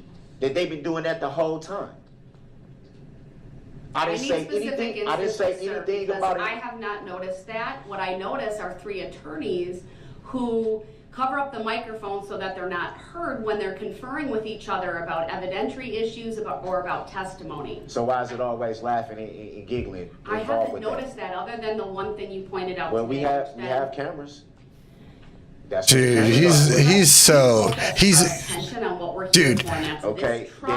fucking annoying. I don't know how the judge ended up doing this and dealing with this. As it relates to the video. Fucking props. My decision to admit it. She just admitted that she just now came with the exhibit. It was not that she just said she just made it an exhibit. It was not an exhibit before she made it one. So do you have some legal basis, sir, for your position? What do I need legal basis for when she just admitted on the record that she just made this exhibit up right she now? didn't. That is a complete mischaracterization. Sure, she did not. That's what. So she wasn't implying that by saying that she could pull anything out of her suitcase. So that's a figure of speech. Okay, so what is it implying to? What would that be implying to? How would anyone in my position? Because you're not providing me with any legal basis. I didn't even finish. You told me that I can make the record. Let me go back and look at my mess. Dude, her patience is insane. I don't know how she is either. I just said that you didn't even let me finish. The only reason I think that she has patience is because the crime that Daryl committed was so wild and like insane and like impactful on the Waukesha County like community that like I don't know if she'd be able to live with herself as a judge if this case got thrown out because of like her being careless on his behavior. Because, like, if you don't approach this properly from her position, this can get thrown out in court because of his behavior very easily. This can get a mistrial. And like 6 people died. I think it was. I think he ran over 6 people in a parade. So, like, there has to be there has to be a very specific way that this goes about. Because there's a lot of eyes, and she was the perfect judge for this, I think, personally. Letting me finish. You didn't let me finish either, Your Honor. Because you're not providing me. But how do you know I wouldn't get to that if I didn't finish? You're not providing me with anything from a legal basis for which I would consider changing my mind. So the state's withdrawn their request to play the audio. Then why play the video at all then? I've already made a ruling on that. You're questioning the ruling. You're not asking me to reconsider it based on any legal basis. There should be a legal reconsideration of it. Then you need to provide me with the legal basis for that, sir. So I'm supposed to just come off that off the top of my head? Yes. That's ridiculous. You're representing yourself. It's not ridiculous. It is ridiculous. So No. I was supposed to already come in here this morning and say, oh, a video is going to be shown off the fly at the drop of a hat. Let me try to find some legal thing to combat. How am I supposed to do that? Yes, actually, yes. If you had an attorney, he would have been able to handle that, by the way. Like, he would have known that the video is at least presented into evidence and that it was going to be shown. There's a good chance it's going to be shown at some point. Like, I don't understand why he doesn't, like, understand that. That's what confuses me with that. Is it's like, dude, you should know how this is going to go. Like, like, you're trying to represent yourself, and that's good and all, but like, you are not doing. You're fucking yourself over. Like, majorly fucking yourself over.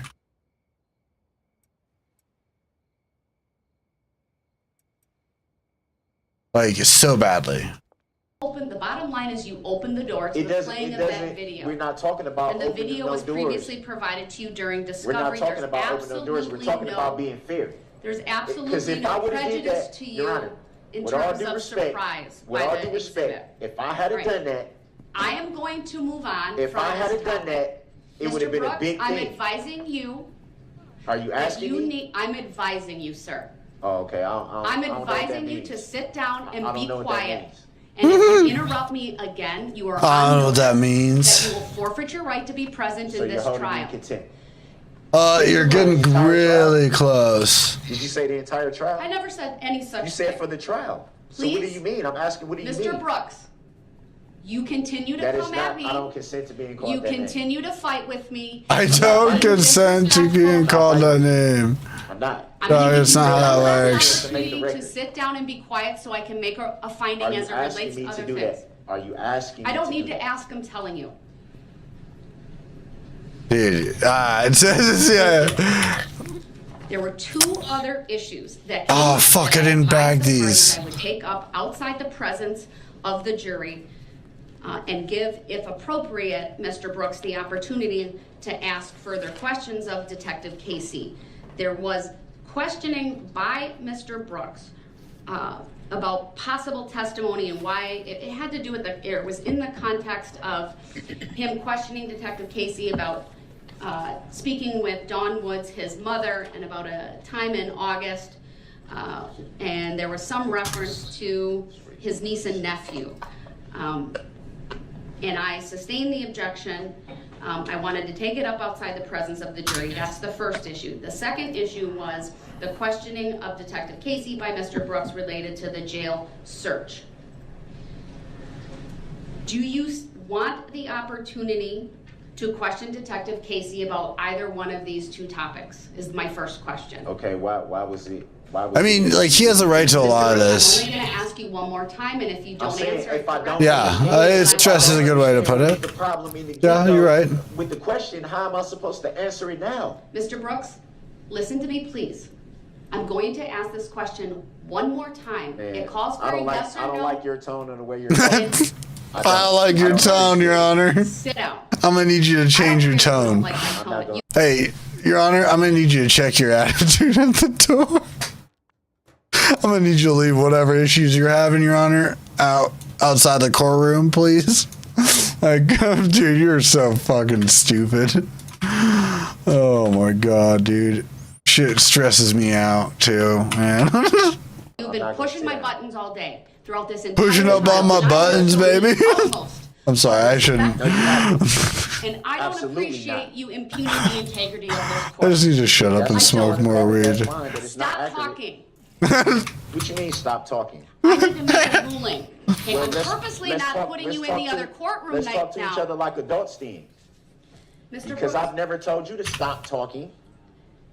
Dude, that's because you're acting out. answer, I'll take it as a no. Do you want the opportunity to question Detective Casey regarding either his questioning or meeting up with your mom and your niece and nephew about possible testimony, or the jail, the search of your jail cell? Yes or no? What was the problem with me asking the All question right, about he's the not jail answered cell? my question. We'll move on. I'm trying to understand. If I don't We're gonna take a understand, break. how We're do I gonna know? recess 15 minutes How do from I now. know Thank you, what I'm everyone. supposed to answer if I don't understand? And I don't agree to a stop.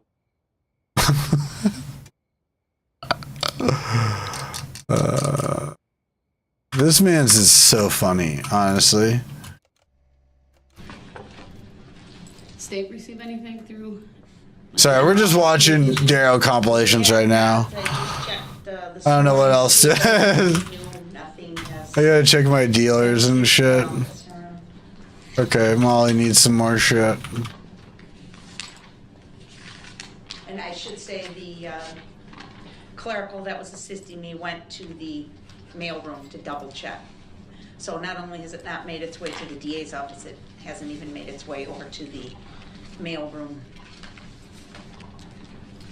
I can email the jail administrator to find out if there's anything in transit, if there's no objection from the parties, from the state, No objection? from you, sir.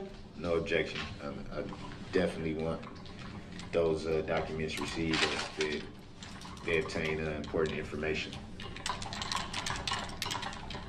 You said you forwarded them to a staff member on Saturday? Yes. Do you know if that was morning, afternoon, or some other time? Maybe afternoon. Okay, let's go grab baggy stocks. The exact definition, yes. Addressed to you directly and wanted His behavior is very definitely a fucking problem child behavior. Did I have a usage for OG Kush? No. It was. I have Girl Scout fuel. Okay, I need to give Girl Scout cake to one of my dealers.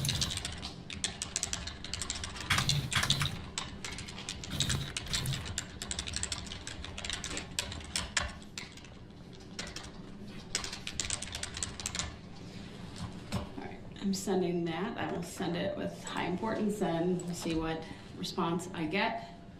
You say you need to smoke to hit up? I will. I'm trying to get done with a bunch of this stuff real quick. Topic we can cover. So that I can literally just sit and do all my sales late night once I'm done here. Exculpatory evidence.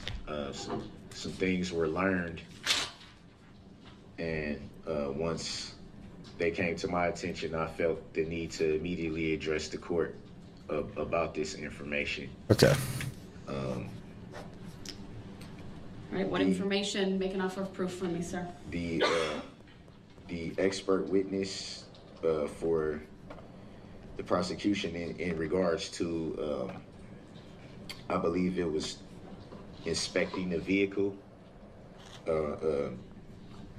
Officer Ryan Schultz. Question was asked of, did he know if there were any recalls on that vehicle? And I believe that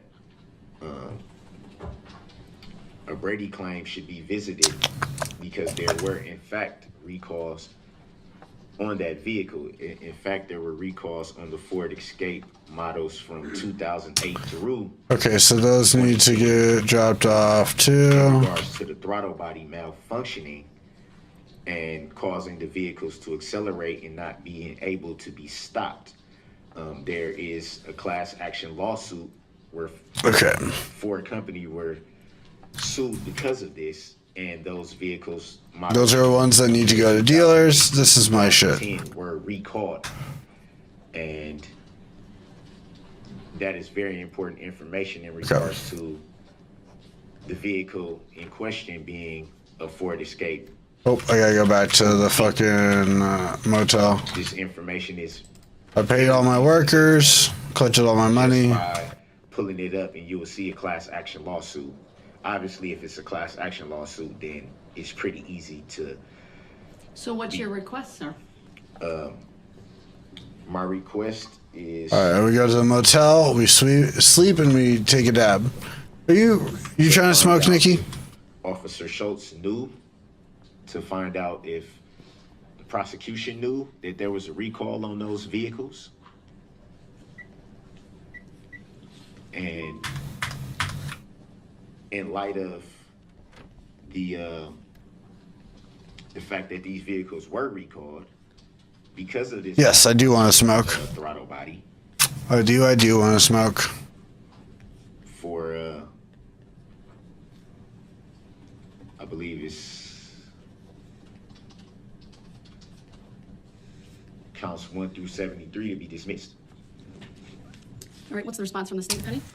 I need to dab. As Trooper Schultz testified during his examination, consistent with our research, there are no. Look at that, 610.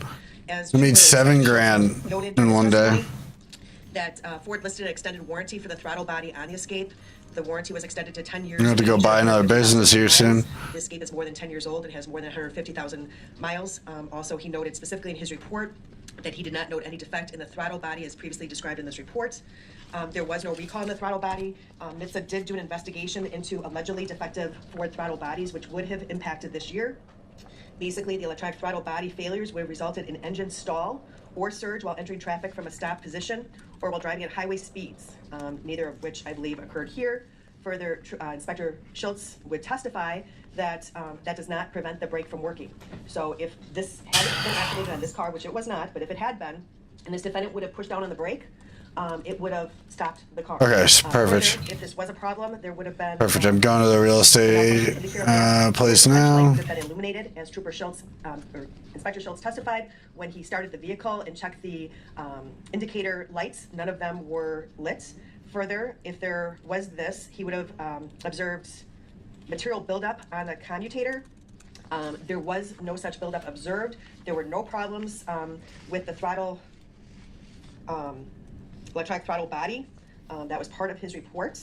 Therefore, this is, although there may have been some cars who had this problem, the car that the defendant was driving on the state did not have that problem. That was testified during the vehicle inspection. The defendant had the opportunity to cross-examine Inspector Schultz with regard to that. And again, in running the defendant's mom's VIN number through NHTSA, National Highway Traffic and Safety Administration, there are, for this particular VIN number, for this car that the defendant was driving, 0 unrepaired recalls. So it's a moot issue. I don't believe it's a moot issue, and I actually have, the report should be in the mailroom as we speak. I had everything sent over priority mail, the actual information about the class action lawsuit, the actual information about the recall. Okay, so I need to be laundering $4,000 a day. Okay. That's why I was asking for a Brady claim on this. Seeing as how when vehicles are purchased from the manufacturer, they're still sold as is. There would be no way to know that there's anything malfunctioning with the vehicle until it actually happens. And seeing as a class action lawsuit, no one would sue the Ford company if there weren't malfunctioning vehicles. There would be no class action lawsuit. These vehicles were not malfunctioning. There we go. And I believe with that, like I said, the information is easily obtainable. I should have the information in the mailroom right now that you can readily view this information about the class action lawsuit, about the recall. It wasn't just the 2010 model in question. It was 2008 through 2010. The information about the malfunctioning pertains strictly to the throttle body. Let me address your claim, sir. So, not trying to cut you off, I don't need the specifics. Hey, Benji. Because as it relates to this case, the fact that there's a class action would not mean there's a Brady violation by the state. In fact, you even indicate it was readily known and something you were able to find out. I'd further note that you had a full and fair opportunity to cross-examine the inspector regarding his mechanical inspection. It's not new information. And more importantly, as it relates to this particular vehicle, based upon the testimony of Inspector Schultz, it's speculative as to whether this vehicle will be impacted, number one, by the class action, and number two, Launder throttle body. our money. Is our laundromat done? That report was provided to you. He testified on direct examination about their recalls, and more importantly, he testified about what impact the throttle body would have and what he would expect to see if there were any issues with it. I am aware that the ICF, I did receive an email, it's one page with what you said. I have to turn my head, I gotta figure out how to flip it. So give me a second. Okay. And just for the record, Your Hold Honor. on, let me finish my record, okay?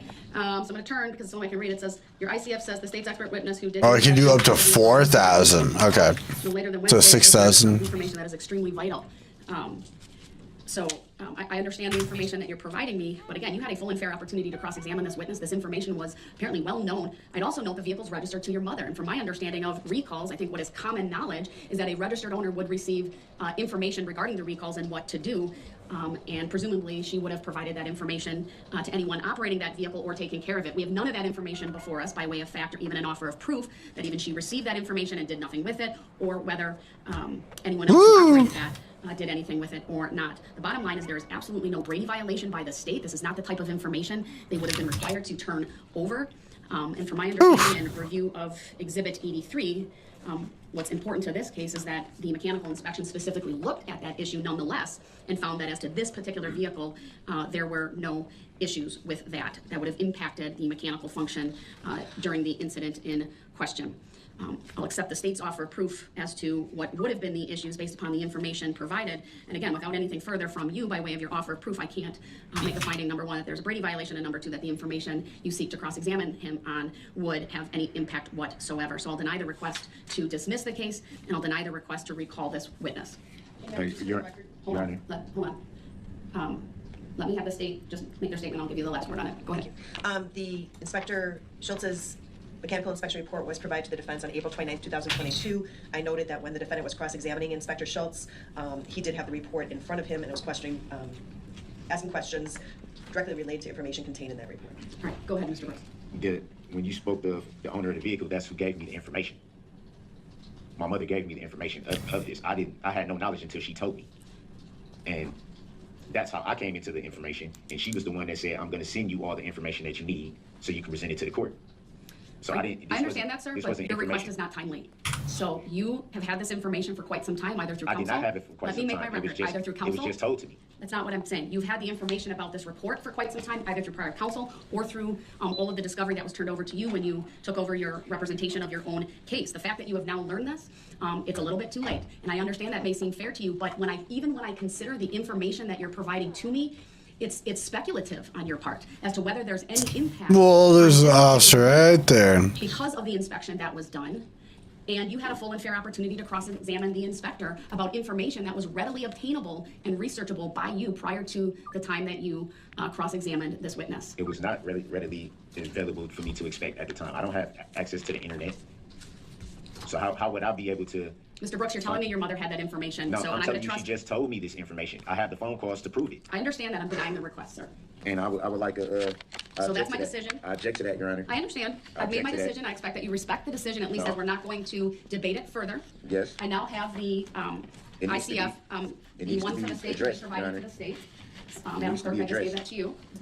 All right, so Mr. Brooks, in light of that... I respectfully object, Your Honor, and request a legal reconsideration of your ruling, Your Honor. It's denied. The request for reconsideration is denied. There's no legal basis for me to do that. I respectfully reject that ruling and take exception to that ruling, Your Honor. All right, Mr. Brooks, we need to keep going. For the record, may I request a legal or factual basis for your ruling, Your Honor?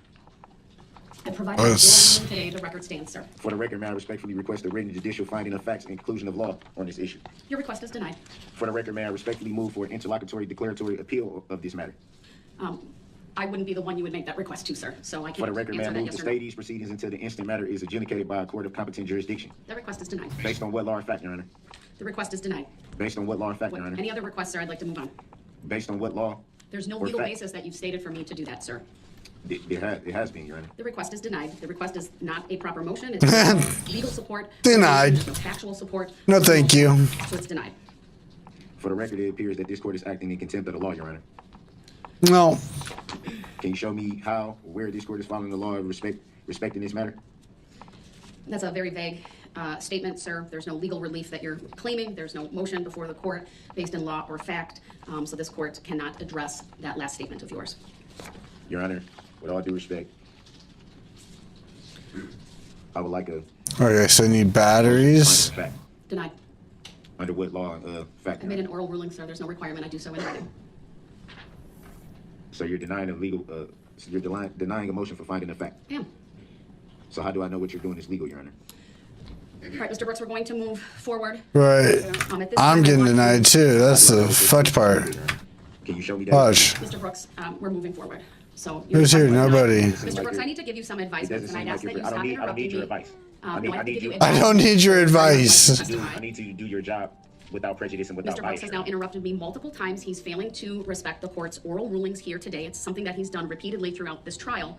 Mr. Brooks, I need to go through some advisements. Unless you have a witness to immediately call, I need to go through this particular discussion on the record with you regarding your right to testify. Do you have a witness to call, You sir? don't need to go through anything with me on record. Actually, I do so, sir. Yes, actually, yeah, she kind of does. As a public servant. Mr. That Brooks, is her doing her I will job. go through these advisements, and if you're going to keep interrupting me, you will forfeit your right to be present, and you So will you're be holding me in moved to contempt the next courtroom so that I can properly go through these advisements And without being interrupted. And I still don't have to answer. I still don't have to answer. Not yet? Okay. So you're holding me in contempt yet again. Mr. Brooks, I've not held you in contempt. I've found that you have forfeited your right to be present by your conduct, which is one of the options available to this court under Illinois versus Allen, under State versus Vaughn. It's also referenced in State versus Anthony.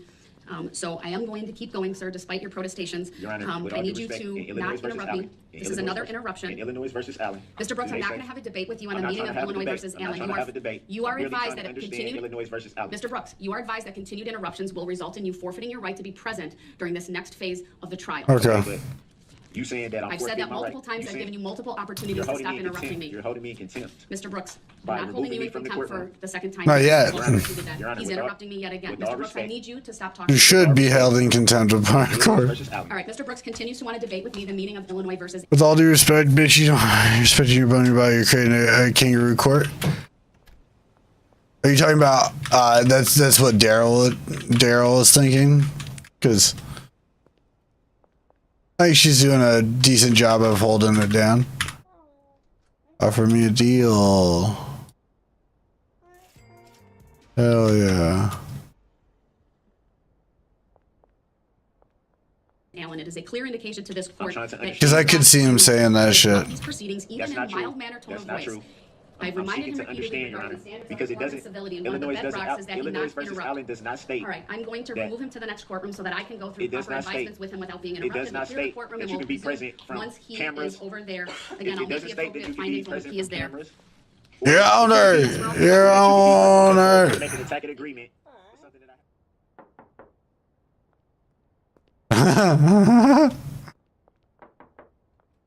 That's it. Then you go.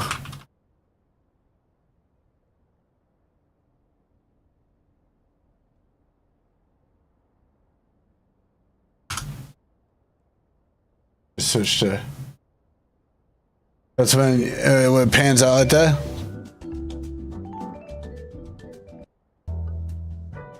Oh, hold on.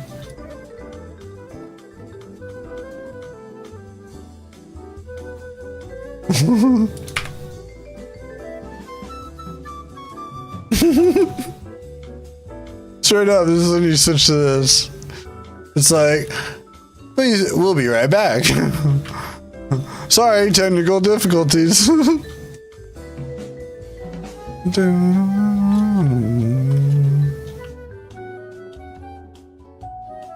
Yeah, she has insane amount of patience with this man. I don't understand, genuinely. You don't want that. You would want weed, okay. How about some of the juice? You know you want the juice. Yeah, the juice got you. It'll get you, my mans.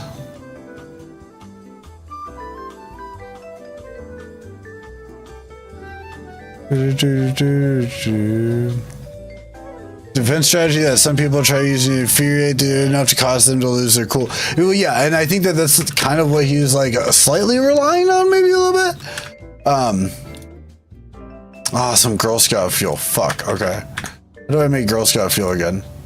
Green crack. Okay, I think I have some green crack back at the thing. I just need to.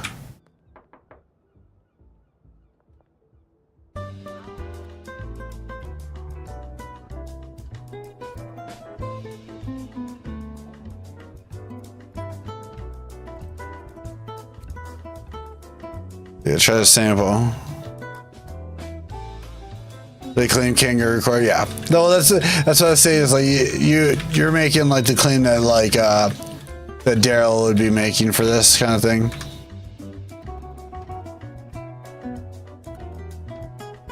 waiting for a dealer. Okay.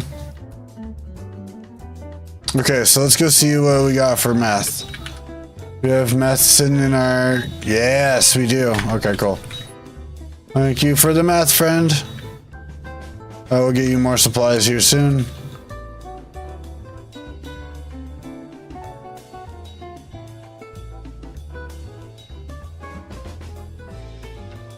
Is that dealing? Okay, cool.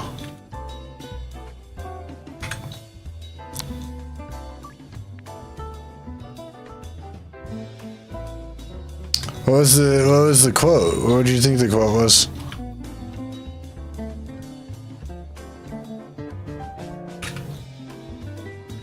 No? What? Oh yeah, it's 41, yeah. That's good meth. Is this good meth making music too? I'm not making the meth anymore, I'm just selling it. Oh wait, fuck.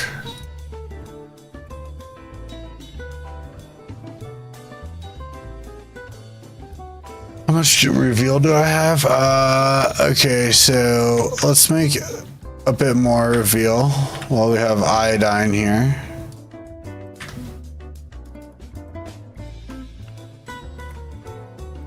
Swap some genders, you know? You know what we like to do here sometimes.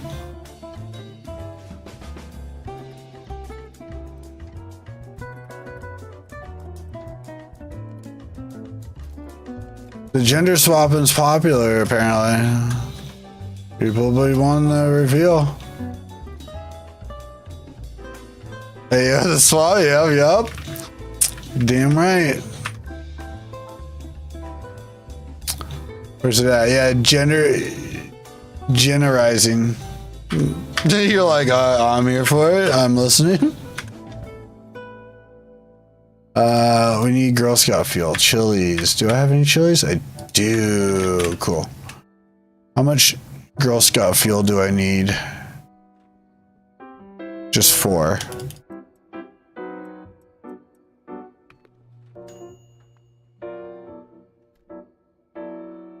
Wait. Oh, it's green. Oh, I'm so dumb. A green crack. So silly of me. New mix that we probably won't use now. Do I have any dried out? Nope, I don't. It's all fucking...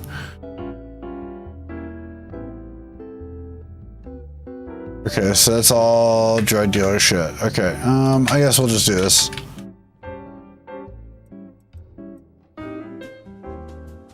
A wedding stink? Oh, that's kind of funny. Wedding slime. Spicy. Dream diesel. Yeah. I actually like that. Okay, so we'll just slap that there for like a second.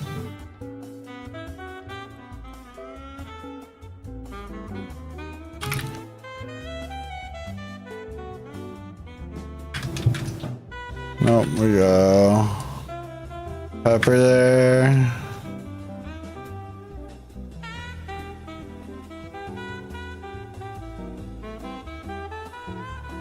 There we go. Girl Scout fuel.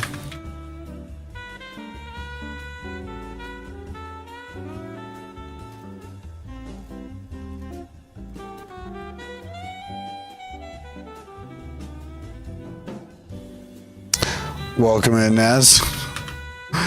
Alright, that would be mugging worthy, I'll admit.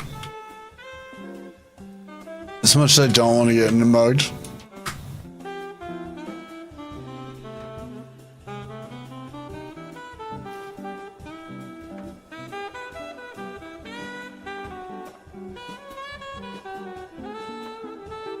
Western Wharf. Oh, West Warehouse Wharf. Shit. Okay. We're good then. Not much. Just slanging some shit. You know?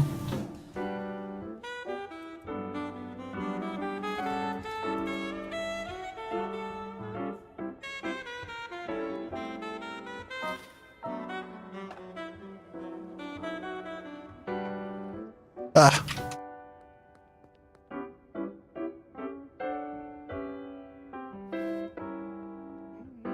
isn't great pathing, but whatever.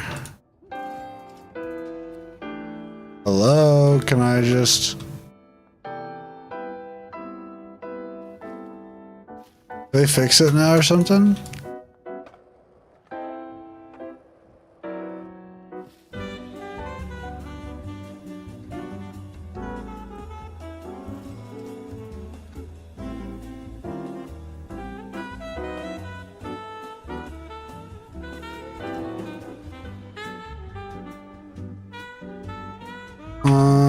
Alright. I'll have to go bag up, make more Girl Scout fuel. That's near construction site, so that's fine. God damn it. Nope.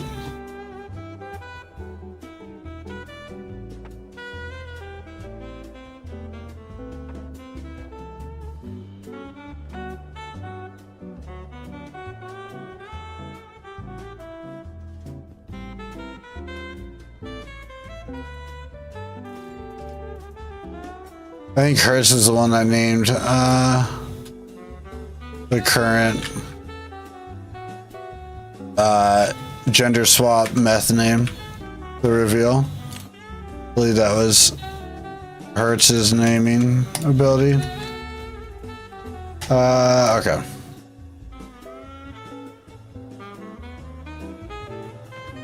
There we go.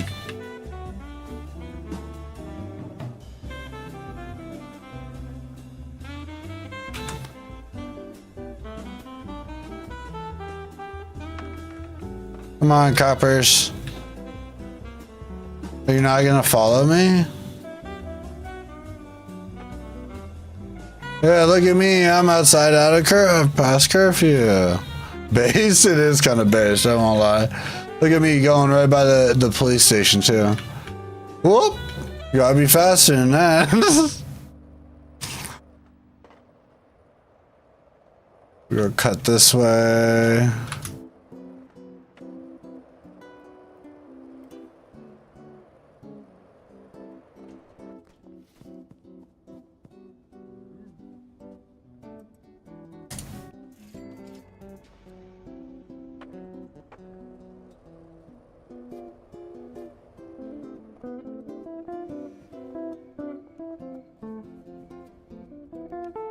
Which is fine. I just need to go. Oh, perfect.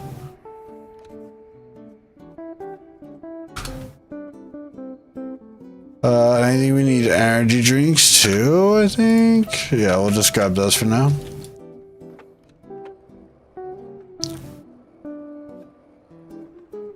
Oh, about didn't make that.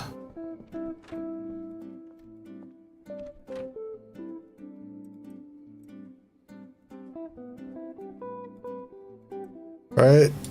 Girl Scout fuel takes green crack. Yep.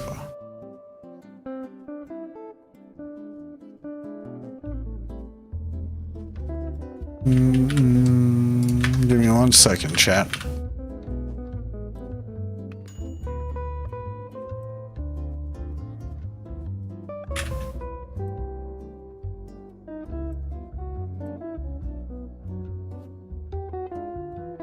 Pop that here for now. I'm too late. Nope. Sorry. The Pennifer Lopez? Oh shit. Give me a second. We'll go to Dabbington because I don't have any weed ground up. Dabbington. Anybody want to join me, Nikki?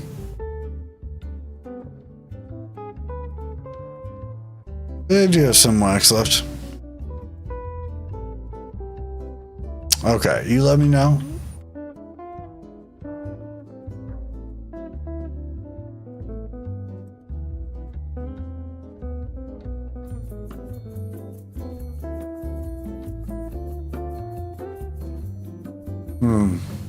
That's what it was.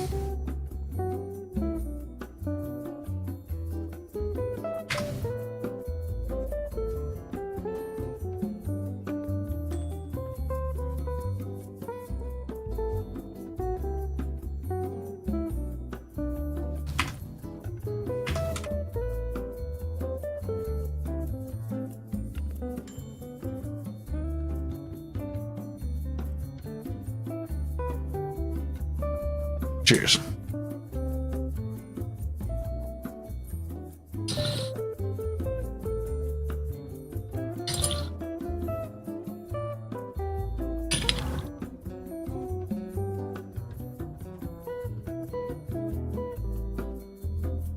Okay, and then he goes, batteries. It's okay, I need to go buy more,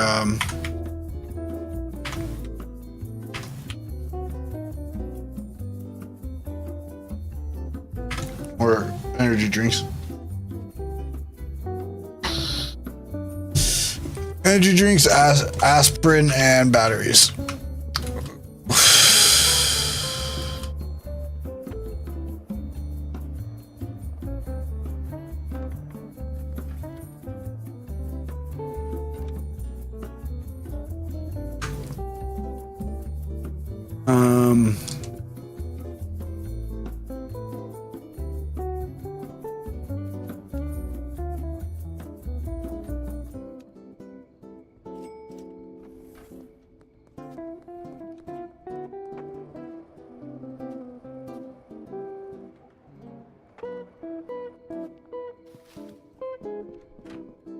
It really is girl dinner, honestly.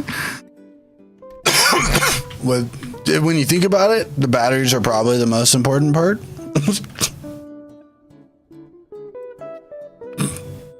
But, you know, that's just my personal bias.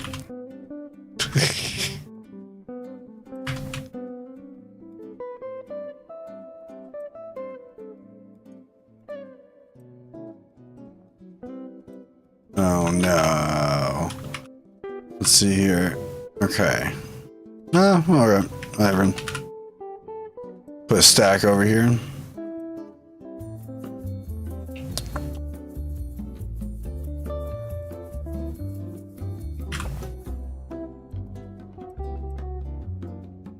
Aspirin, right, yeah.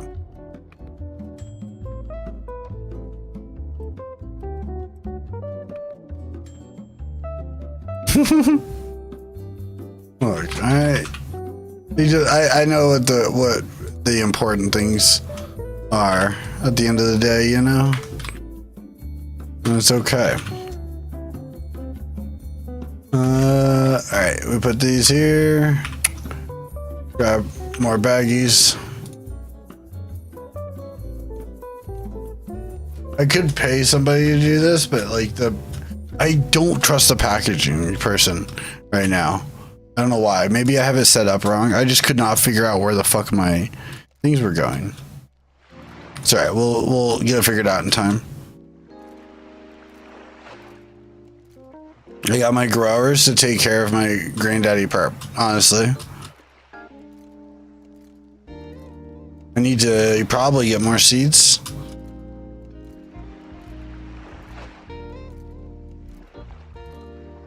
Let's get all these taken care of.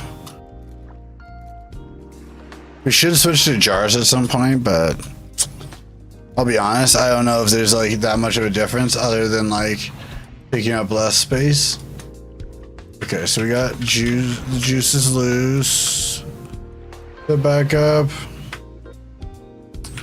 I'll have to go grab fucking.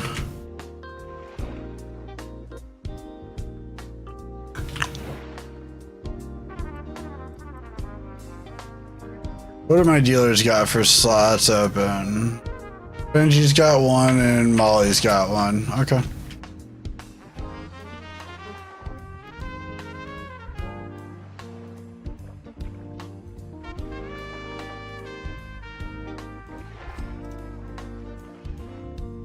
I hate doing this, but like, fuck it.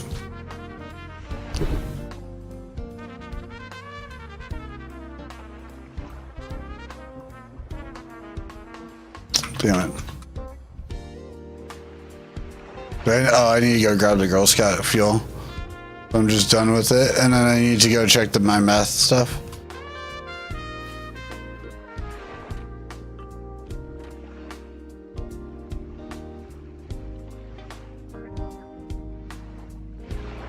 Wait, what happened to it? Did I put it somewhere?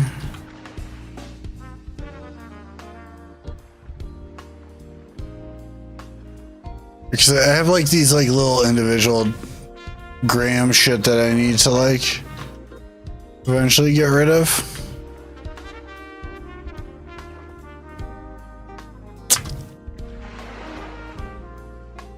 There we go.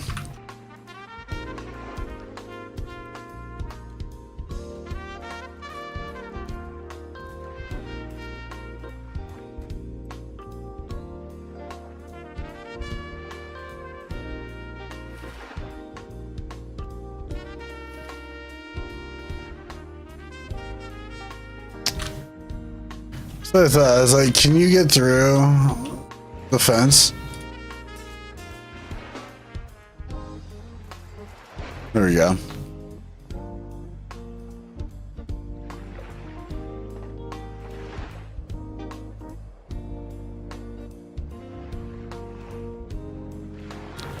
Let's see.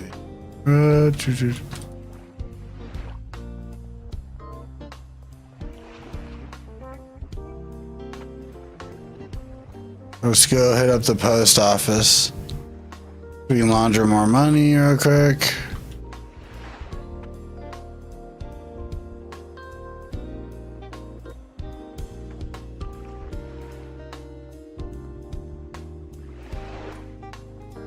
Oops.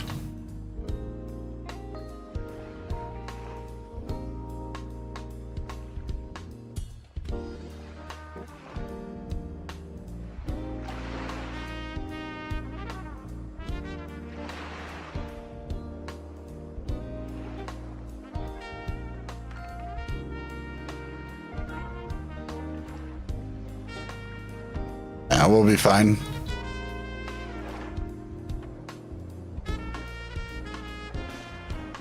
As you can see, we're fine. As you can see, we're fine.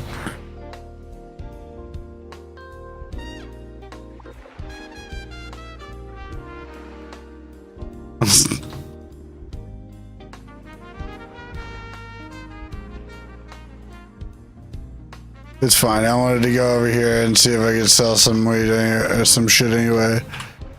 Hey, Peggy, let me offer you. No? Okay, let me... What about your... Not Peggy, Kim? Nope. Okay, completed a deal. Fine.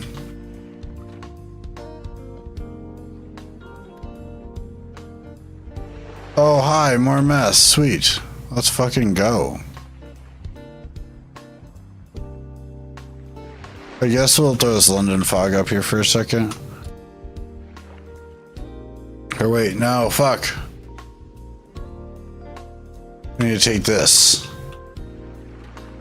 This back to the lab. I need to go over, pop over to Benji.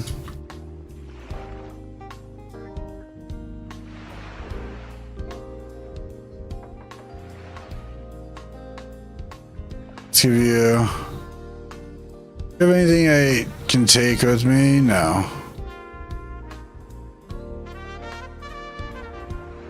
Nah, you're fucking full.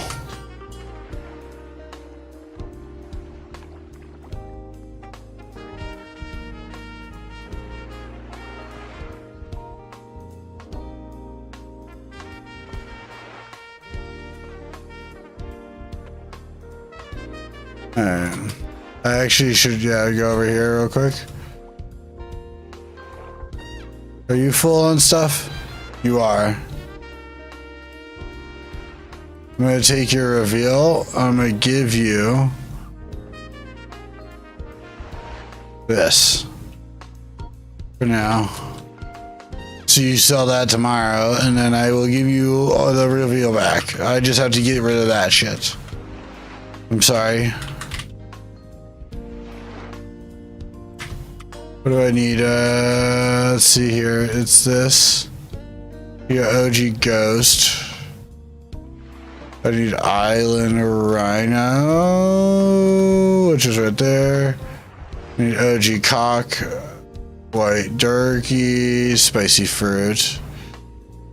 Oh, right. This is like a combination thingy. I remember now. Yes, okay. I remember what it is. I need...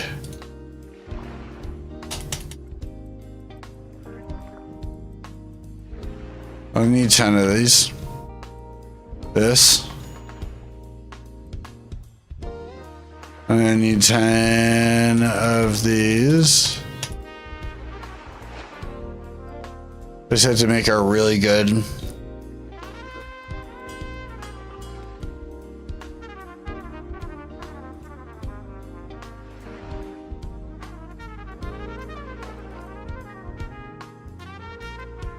Oh, it goes horse semen first. Shit. Alright, horse semen, then magic bean.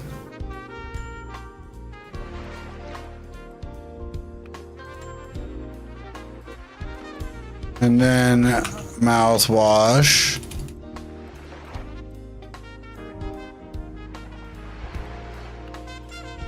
And then energy drink. Oh, we're good on energy drink? Okay.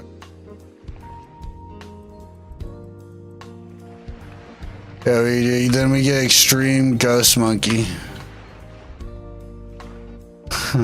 Yeah. Okay.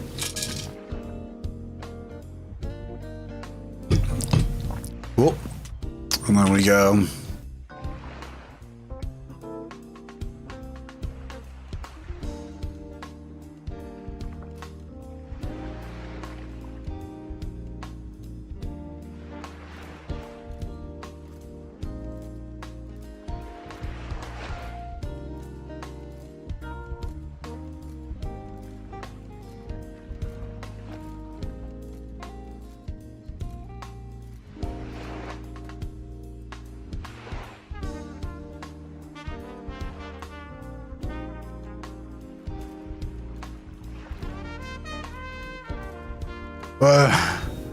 Why do you have gallons of horse gum? To make extreme ghost monkey, okay? I have to. I'm sorry. I don't make the rules, okay? I just literally contain it up, okay? Alright, 7, 6, 5. Oh.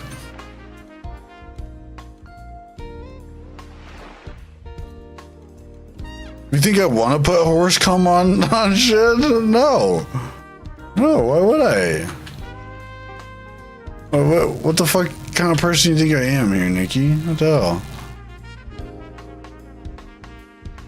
Like, I'm a little offended, if I'm gonna be real. I didn't make the mixture, okay? If I'm gonna be completely honest.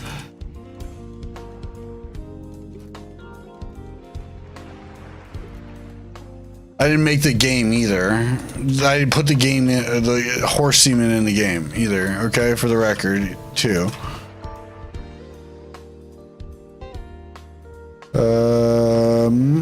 We don't need a jock strap right now. Okay. Okay, store up my fucking... Okay, that, I guess. Where did I need the battery at, though?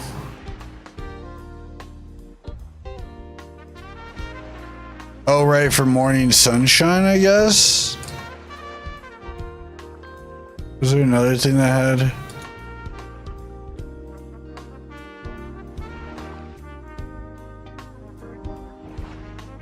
Was it weed?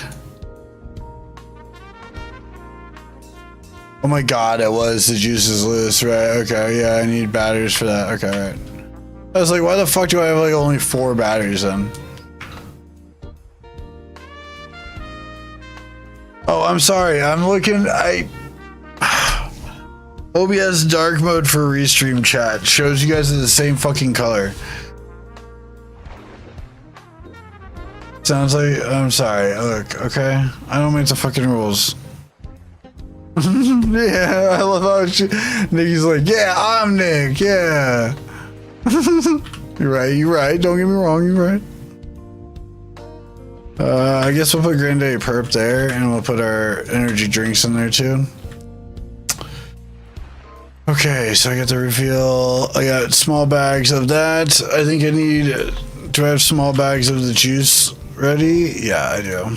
A full stack. Dream Ghost Monkey.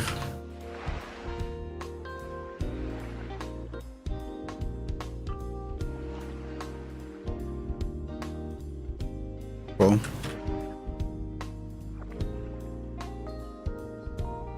Do I have any? I do need to get seeds. Okay.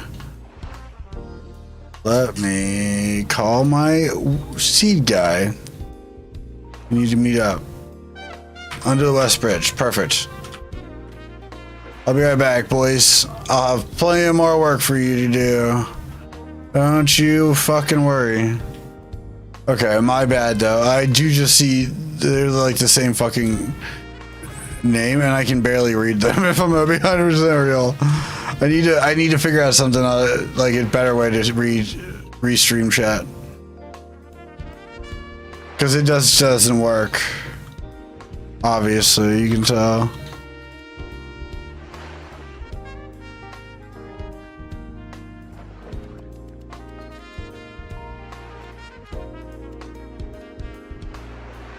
Okay.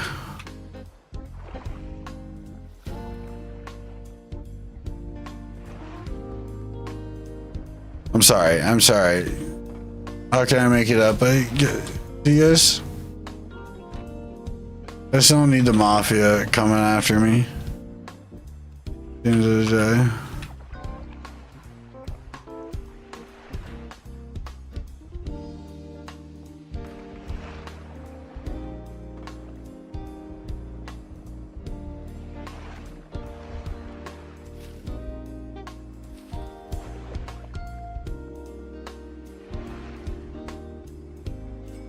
There we go. Cool.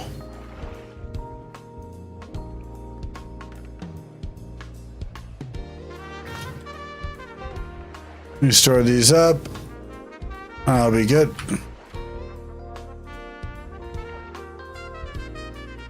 I guess I'll have to get soil in the morning. I'll have to get another pair of electric clippers. We'll take care of it in a little bit. Motel. So I'll hit up my dealers in the morning and see what they have to offer me for owed money.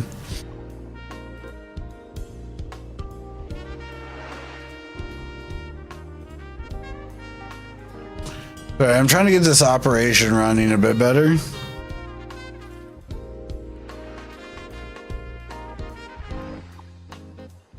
We're getting there. We're getting there. Okay.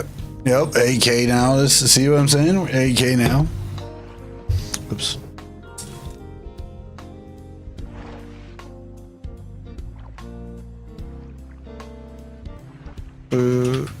Okay. Where we at? We're still.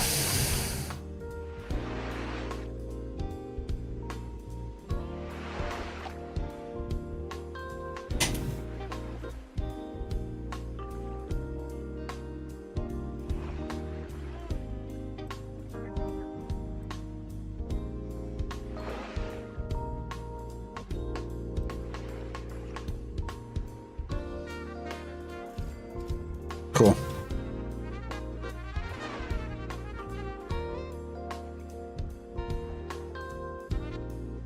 You get all late night deliveries, by the way. That's the way that it's like suggested to maximize your money. Let's see here.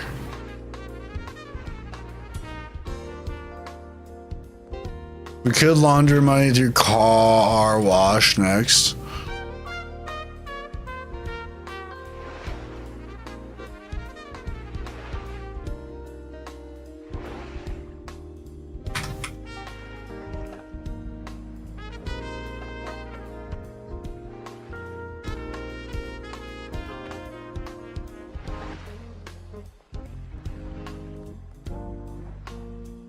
I missed her?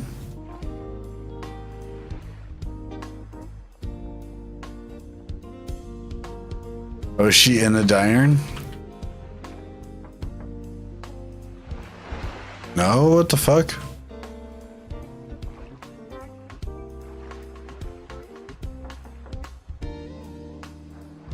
No, you don't want to fucking, you want drugs, dude? What the hell? What kind of fucking city is this? People don't want their drugs at 9 a.m.? What the fuck? It's fine, whatever. I'll go buy soil. I know. And you don't want any of my drugs. Fucking rude. Mad fucking rude.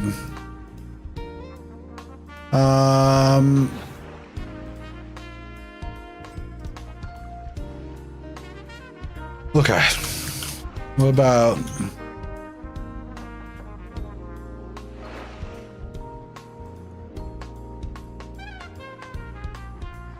You're not after some meth, dude, at 9 a.m.? Come on. Come on.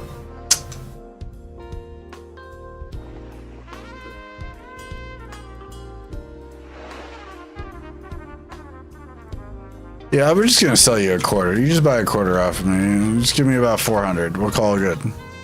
I need to start evening out that money. Mostly because I need to pay my employees. See? So they'll make stuff for me. Come on. Yeah, you made that fucking mess. Oh, fucking push me out. Okay, I gotta go. I got enough to pay my other 2 growers.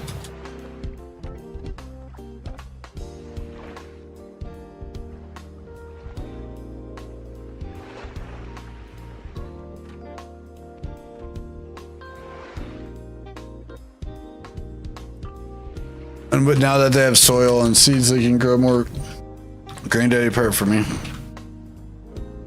That I can continue to dry more. We'll put all of the stuff that I need to mix. It's ready to mix over that way into that shelf. So then I can mix it up.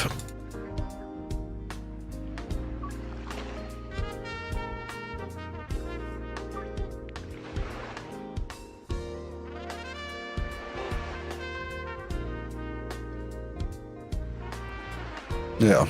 Oops, there we go.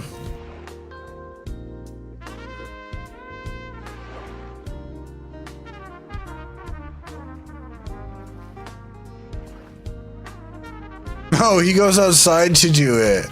Okay, that works, I guess. He still handles them. So, okay.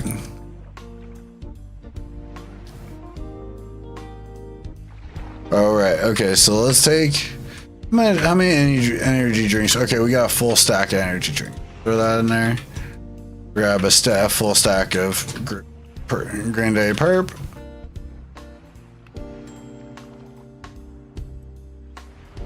And then we to make 100 meter sneak, we need aspirin. Okay, let's go buy a full stack of aspirin. Let's go buy 2 full stacks of aspirin. Or, sorry. 46, so 106.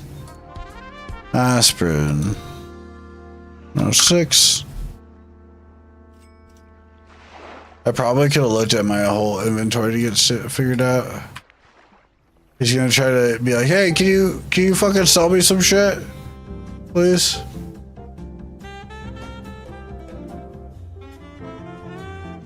No? Okay, whatever. Whatever, dude. You come to me, I need a fix.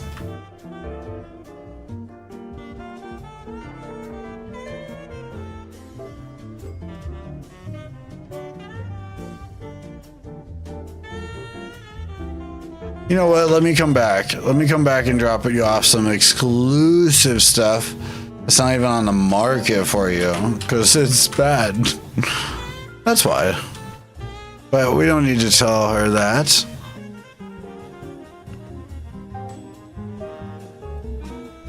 Okay. I like jars.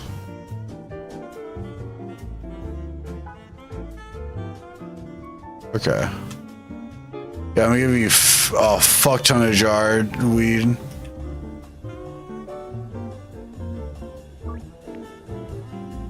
By By the way, the reason that you do a late night deliveries on all of your hand deliveries is because they will you get a curfew bonus and you don't have to worry about it expiring and like running out.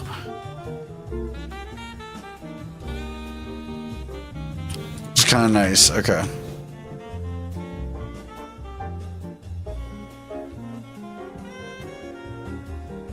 You're out dealing? Where'd you go, damn it? Oh, are you trying to be high right now? Wait, who did that? Who did that? I'm pulling up the thing. Oh, hi, Bobo. How are you, buddy? Take some meth. Fuck yeah.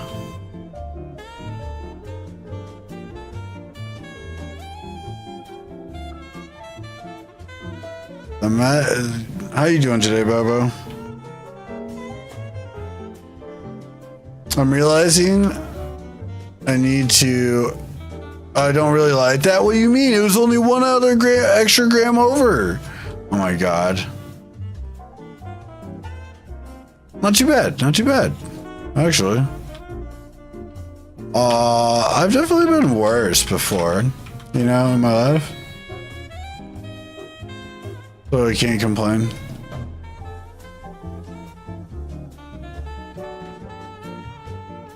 Okay, let's finish up making up juices loose. We need batteries. That's what we need now. Okay. It's fine. I'm at 48. Okay, so I need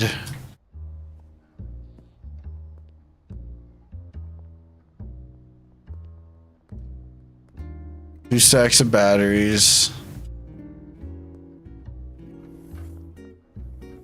Hello? Fucking assholes.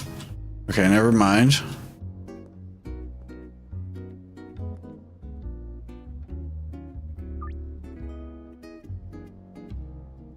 I need to name another meth strain.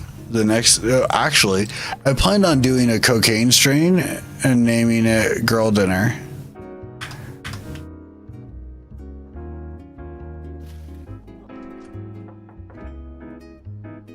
Oh, you're just not gonna.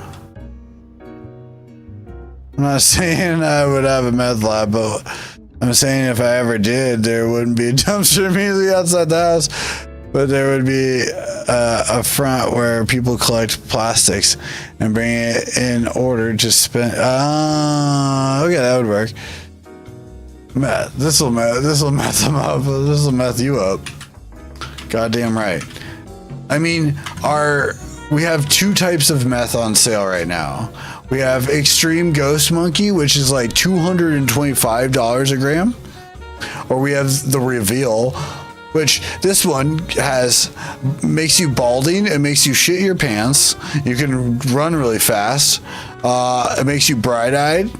So it gives you like headlights eyes. Or we have one that just changes your gender. Those are your 2 options for our meth nowadays. I have some like one-of-a-kind off spreads, but speaking of meth, let's go see if we got if our boy made more.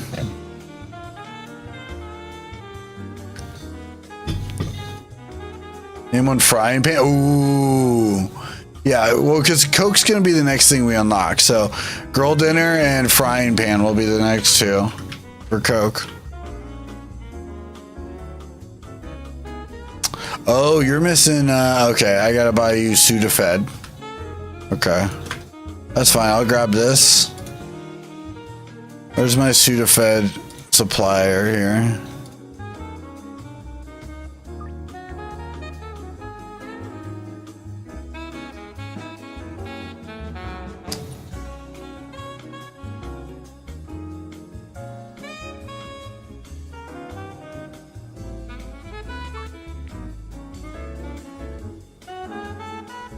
I mean, that's enough for now because we have to make some nose candy, snow job. Okay, yeah. Well, trust me, there's going to be plenty of types of cocaine we're going to make in the process too. I'm just gonna have to go drop off money when I go around.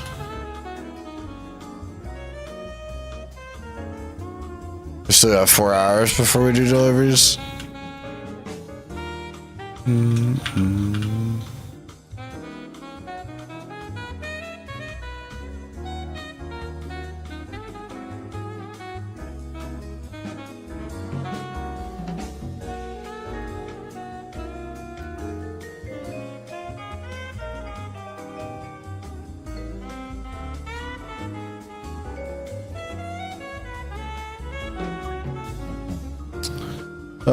If you get one that does intelligence or brain things, white and nerdy. Yeah. Well, and that's what we were doing last night when we were concocting things up.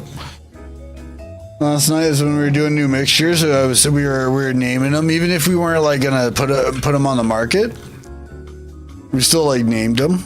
So, okay, so I had to figure out a different way to do the storage shelves because.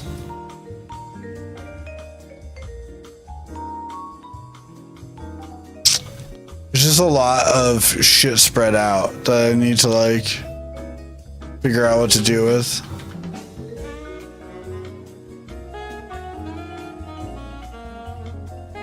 Like I have a bunch of iodine. I'm just gonna make some reveal meth.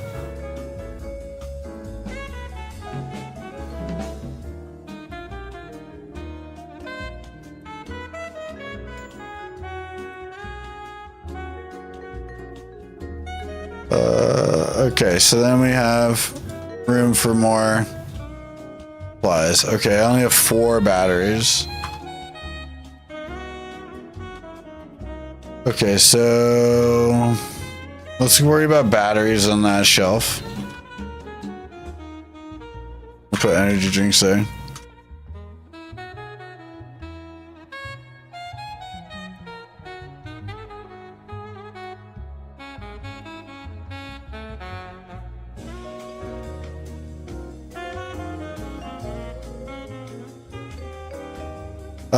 Oh wait, okay, so this is yeah, we need batteries. That's all we need for the juices list. Yes, that place specifically is a weed operation. And then my other little like sweatshop one it's called. They labeled it as is meth right now. And then I have my own little motel room that I sleep in. Okay.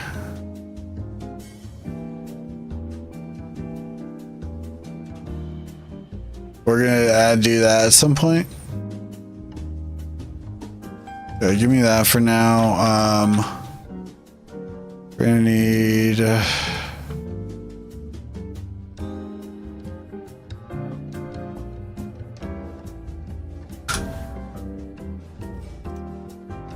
okay.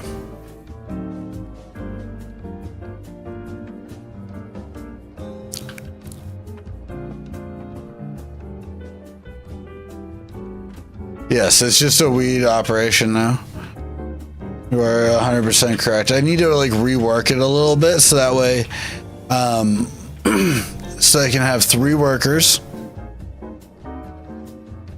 Motel office.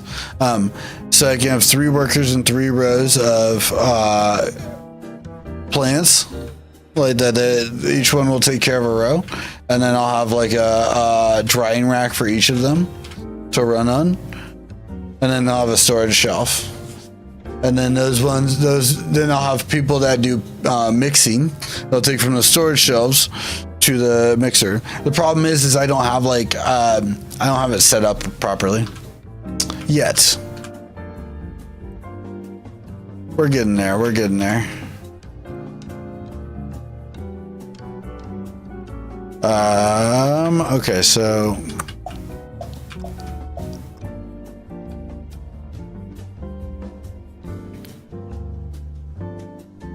where did I put that at? That's over here, right? Yeah.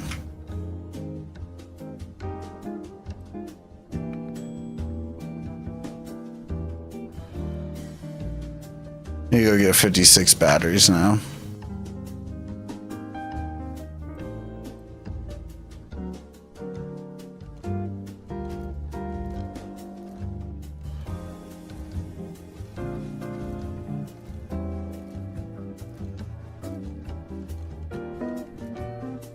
Yes, and then I'll have another place that does like mostly coke and meth.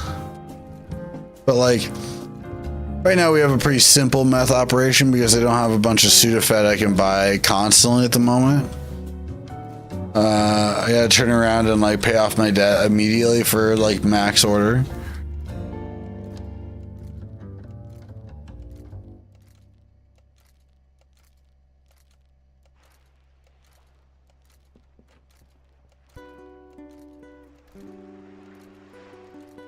The problem is like I have a bunch of fucking supplies that it'll take to make a lot of this. Like it takes a lot of stuff to make this fucking weed, basically. It takes quite a bit. We'll do this here. I need to go back, grab baggies.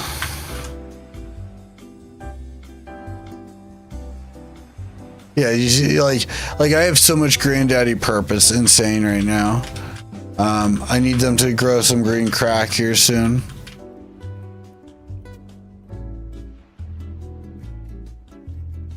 Okay. Okay, let me go clean up all this grow operation here.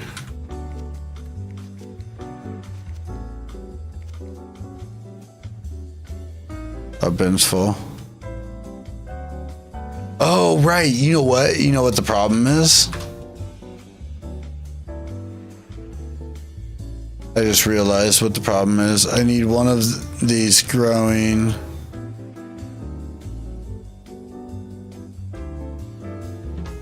green crack.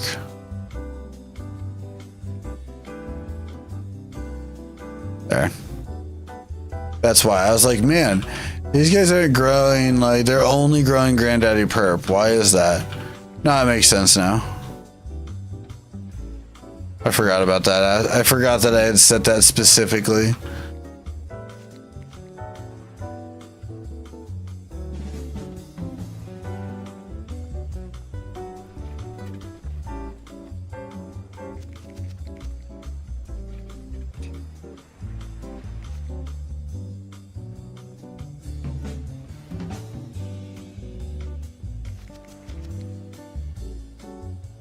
Sometimes I just gotta, because I don't have a person that comes through and cleans up trash right now, which is fine because I end up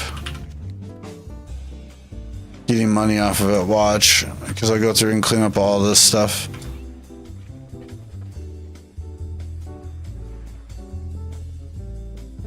It's funny, I don't have to worry about it with the second version of the mixer. Like in the first version of the mixer, I would like leave out a bunch of fucking leftover trash and shit. It was nuts. Now I don't have to worry about that, which is a little interesting to deal with, to say the least. Okay, where are we at? 65. Now let's get our soil bags, I guess.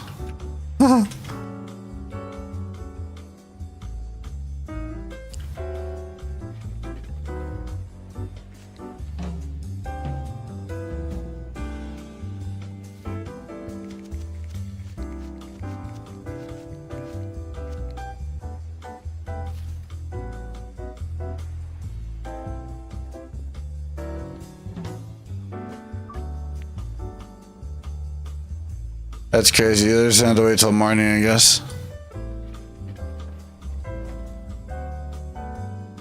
Alright. Do I have any trash bags left? Do I not? Uh-oh. Have to go grab some trash bags, I guess.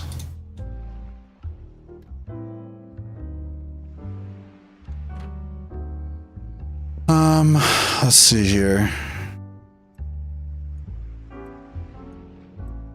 I'll go grab baggies and trash bags.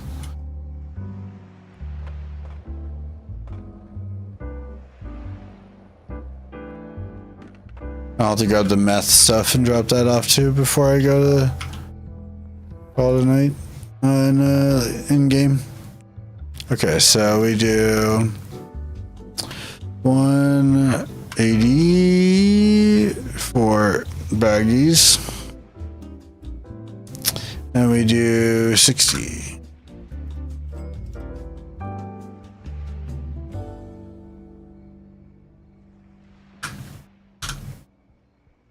And we grab aspirin. Might as well. Take our skateboard back.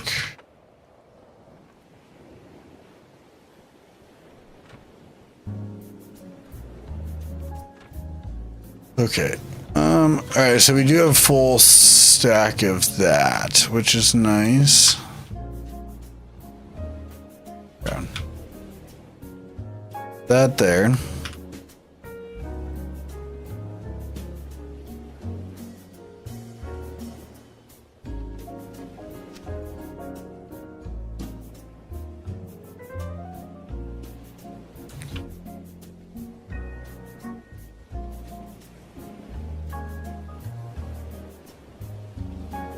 Okay.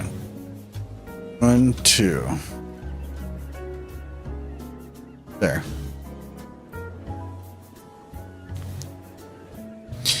Okay, so let's do fuel.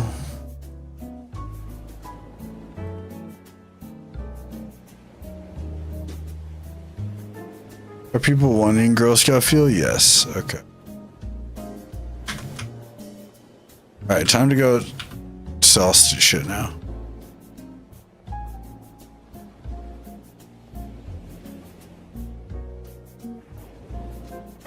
What'd you want? The reveal?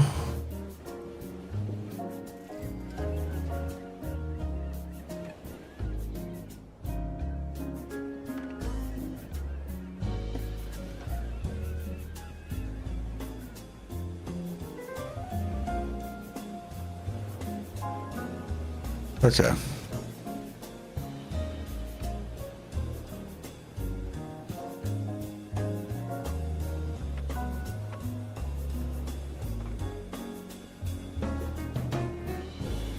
Oh shit, I can't do it that way.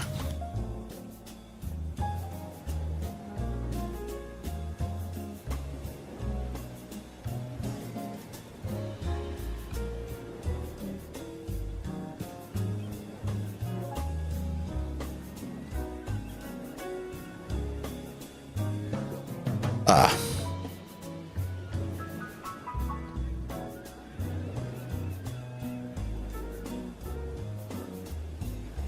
Front of the motel, right? I have something over here. Yep.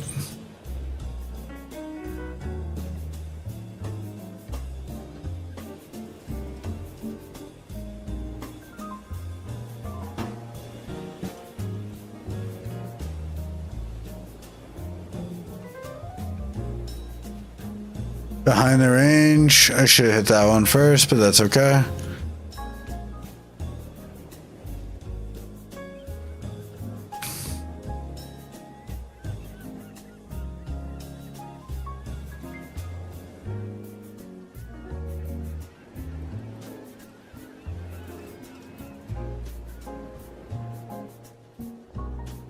Behind the casino. I should have done the behind the casino one first. But whatever.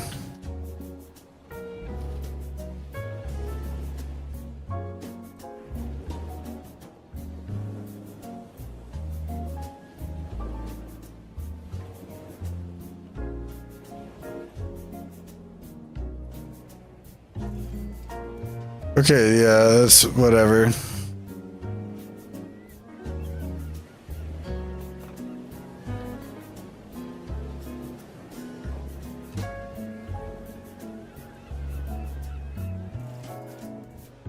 I gotta get rid of this one first, guys. Sorry.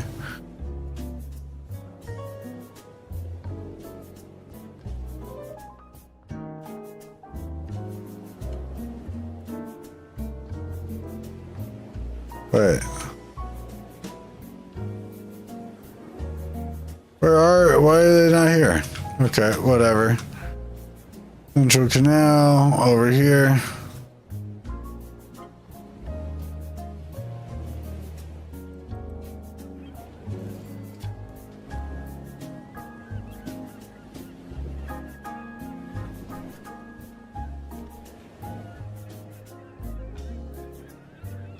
Confirm. Okay. Got 2K there. Are we not going to get both the two? Oh.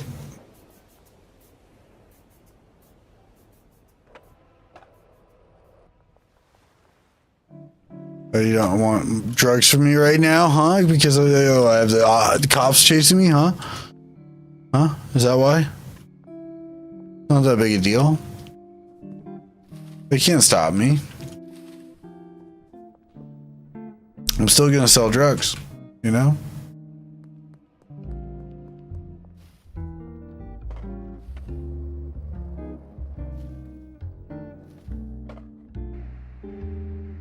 See? I'm gonna lose it.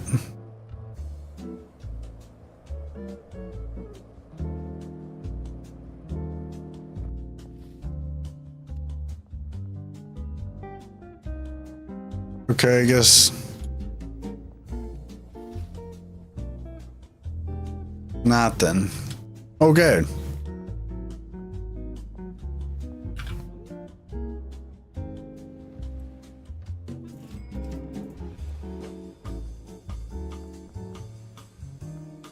Whatever. Yes, we won't do the behind the diner one because they're not there anymore. I don't know. They're just not there anymore.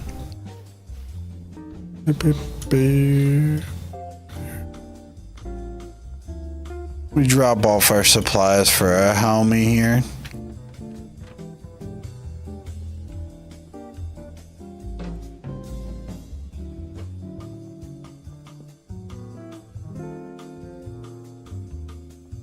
Okay, so let's do this.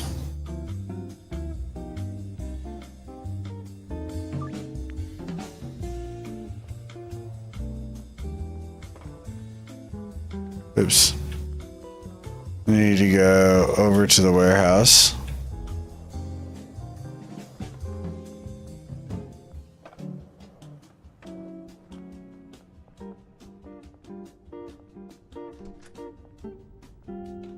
I actually need to go over here first.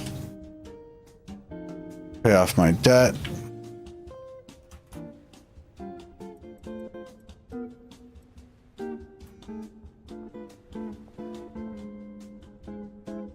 But I can do this. I need to go inside first.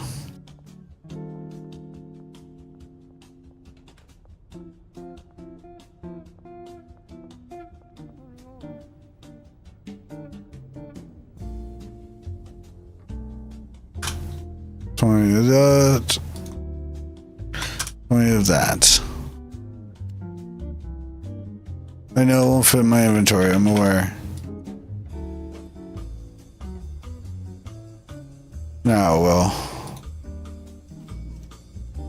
Okay.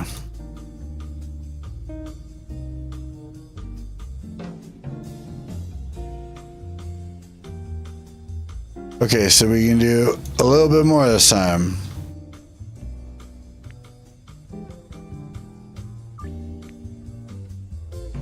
Yep, I'm gonna pay off.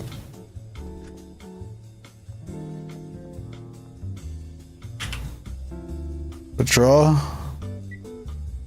$30. Well, you're gonna drop off an even 700, and then we're gonna go to sleep for the night in here in game.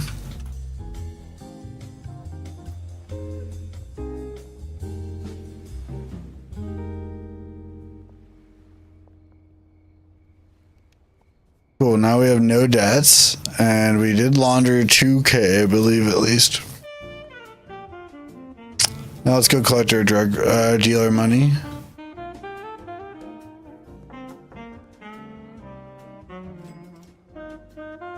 How much does Benji have?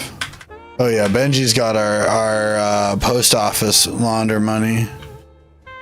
Well, let's go hit up Benji then.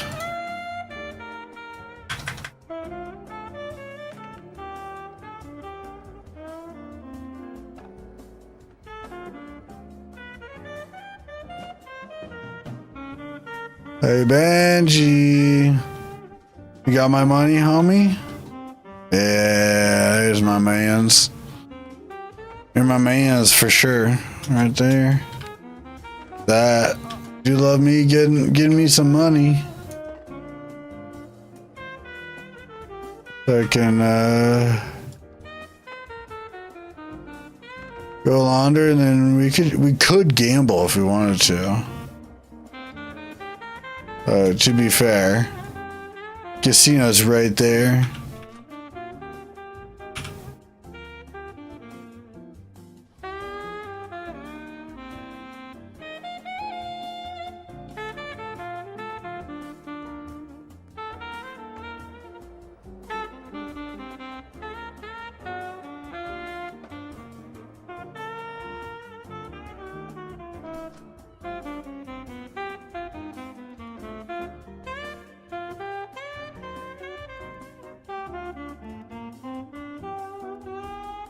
It's fine, we'll be sitting.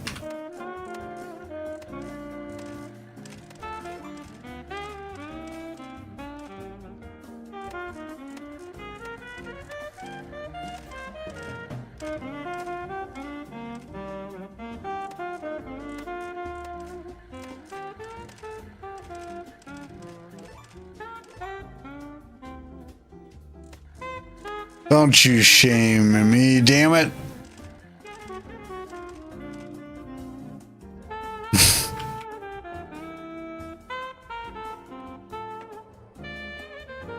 Sorry, we lost 1,400. It's fine. Those gas stations, basically, yeah. Basically, yeah. See, because the gas stations don't have them. You see? That's right, we got 6K being laundered. It's fine, dude. We got all our meth supplies. We got weed supplies. Yes, that is a casino, though.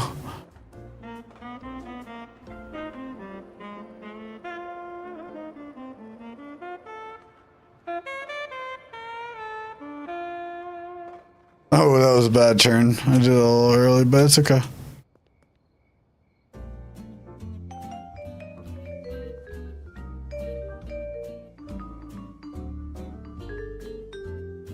Like, you can usually win quite a bit. I just wanted to fuck around for a second. To be 100% real.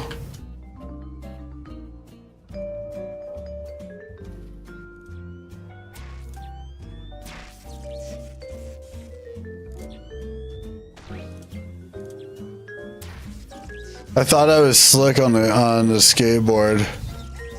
No! No! It's okay. I think that was a lot of my drugs, but it's fine.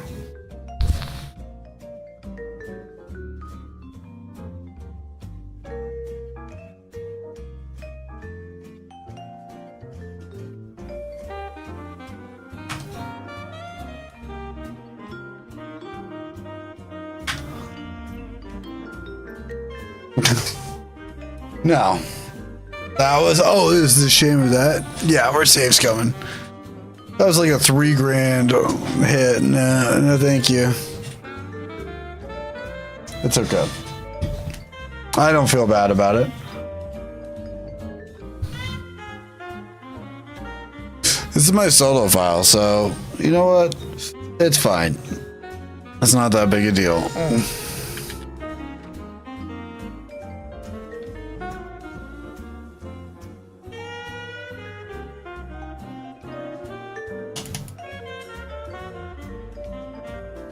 I don't know what you're talking about, officer. I wasn't selling drugs.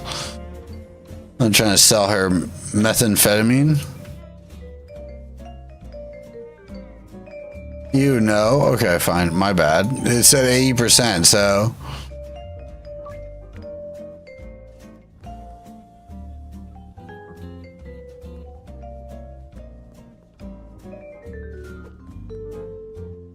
Let's get out of the middle of the road here. Let's try to. No. Okay, you still have shit from me from yesterday. Yep.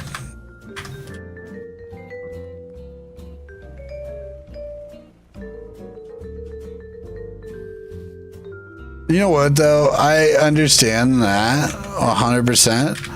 Although I do get why you're like bringing it up, and it's fair to have some concern if I'm gonna be real and transparent. But I get it at the same time. Like, it's good that you're showing concern. Oh, true. Yeah. You definitely should maintain that before it gets too late. That's a good point. That's a good point indeed. Okay, so we have to make all that stuff again, but that's okay.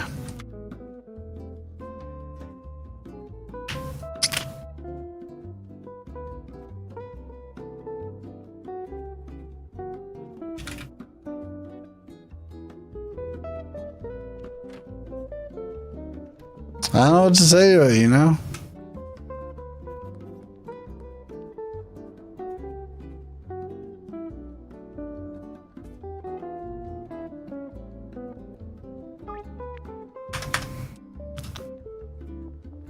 Okay.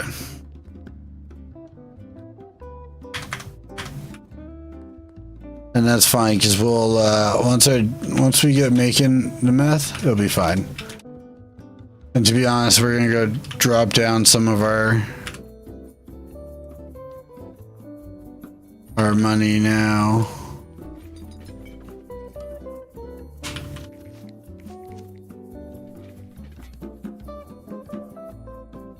All this trash.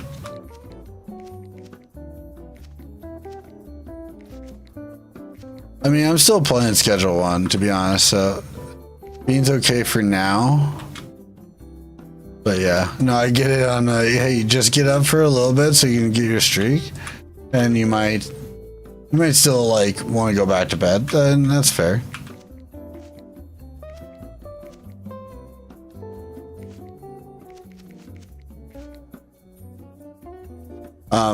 You know, and I've been slightly ending stream early because I've been watching like The Bear and shit. I've been trying to binge through it before I get rid of my Hulu subscription.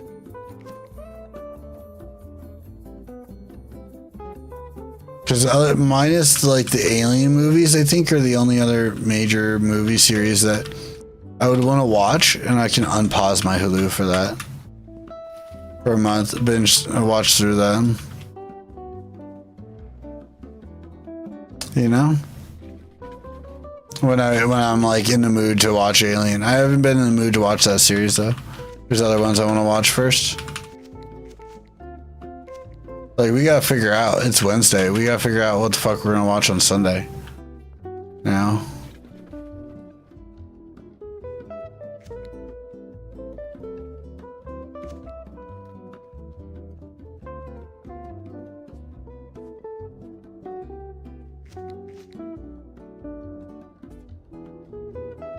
Oh.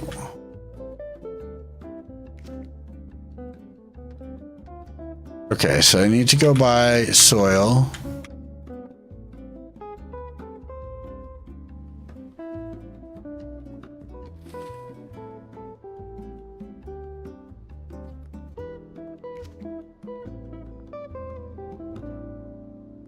Nah.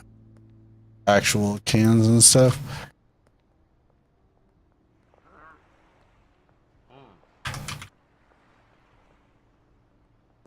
That's wild. He's like a cook. He's like wearing the fucking meth cook gear. And he's like, oh, sorry, you can't give me a sample yet. Fucking A, little bro.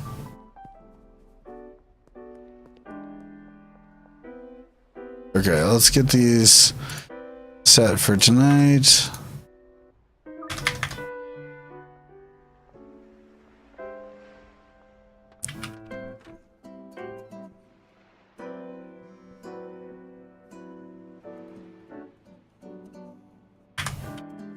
All right, yeah.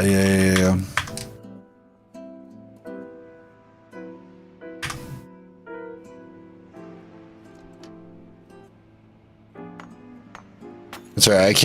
I can't put money in there right at this moment. So he's gonna get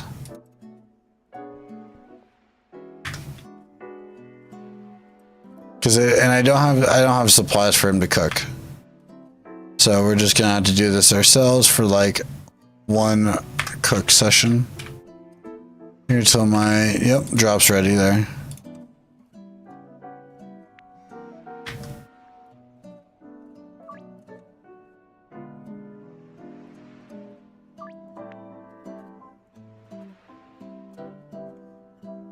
And then we'll pay off our debt and get more in the process of things. Okay, we'll come clean up more in a little bit.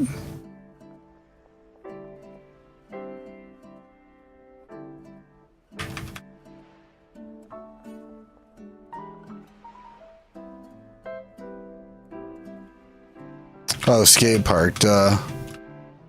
I'm like looking at the basketball court, like, where's it at? Hi, do you want a sample? No, I can't get it to you yet. Okay.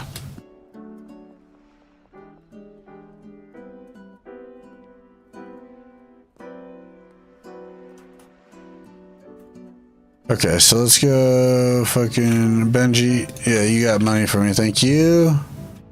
Cool, now we can pay our math person.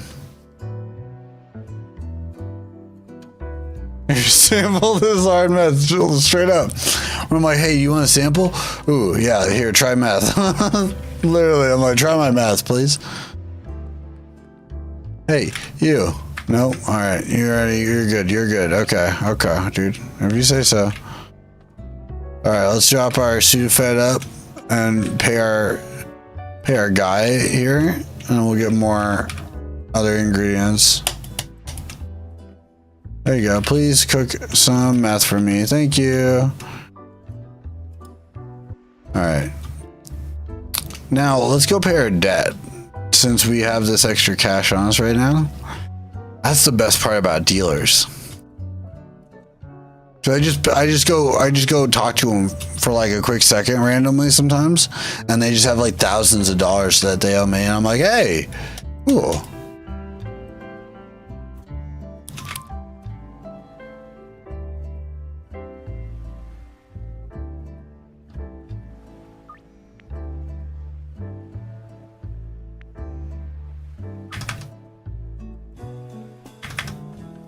Okay.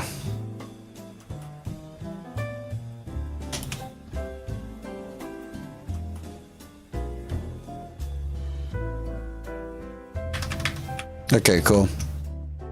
So now I just wait for that to be bought back up, and I just keep stocking up Sudafed for right now. Because here very soon, he'll be like, you know what? You just want to like meet up sometime? Will that work out better? And it's like, actually, yes.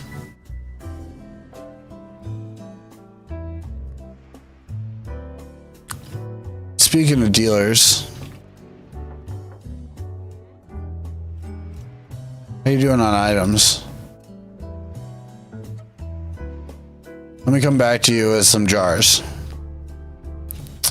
4 grand laundered, cool. We're gonna go.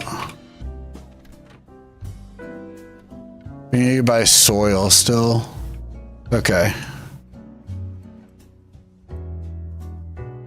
Yep.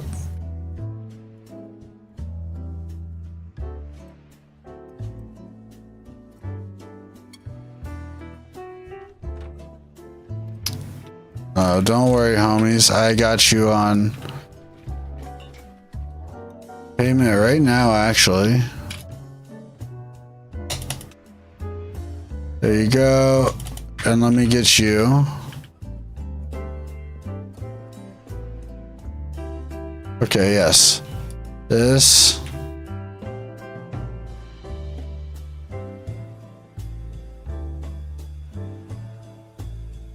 Green crack. You are gonna put green crack on.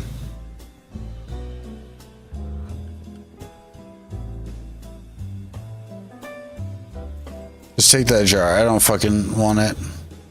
I was giving it to one of my dealers anyway, so it's fine. Out dealing. Son of a bitch.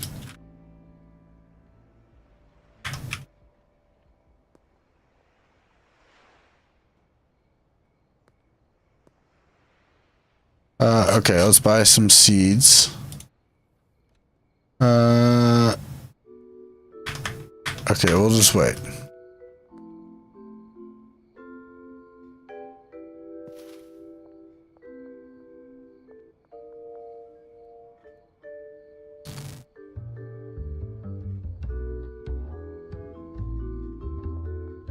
I need to get soil before our shops close.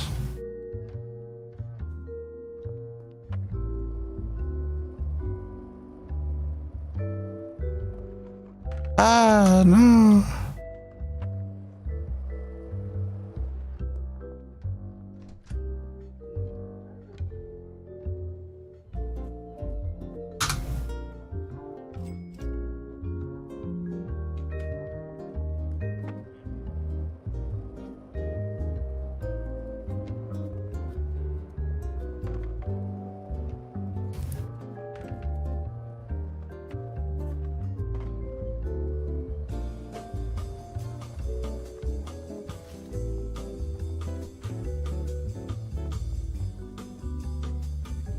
Ah, I just met up with him and got that. That's right. Okay, we're good then. Are you back at your apartment now, lady? You are. Okay, Molly. Here. Take this for a bit. Okay, it's 7 p.m. Cool, I can go buy meth supplies now.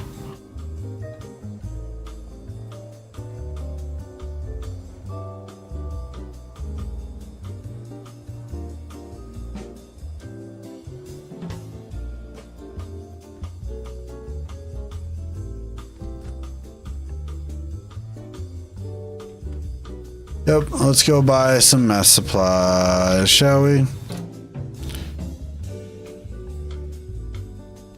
And then we'll go pick up our dead drop. Cool, perfect.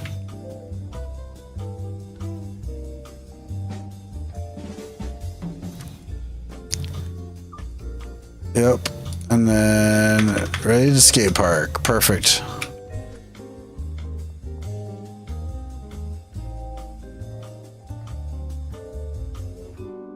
This is exactly what I needed.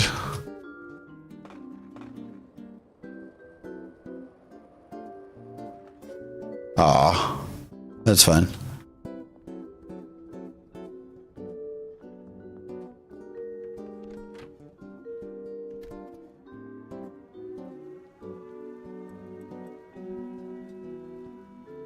Hell yeah. Give me some more of that meth. Now you have no reason to not be cooking for a while. You know what? I'm even just gonna put money in your suitcase for tomorrow, so I don't gotta fucking worry about it. You can't be like, oh, I ain't got paid yet, sir, ma'am. I haven't been paid yet, please.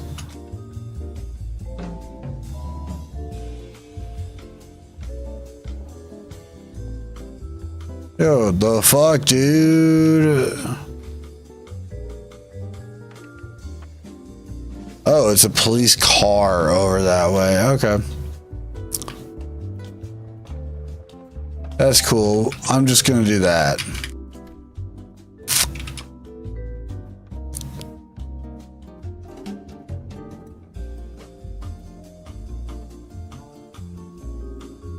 Okay, let me get that going. Oh, yes. Okay.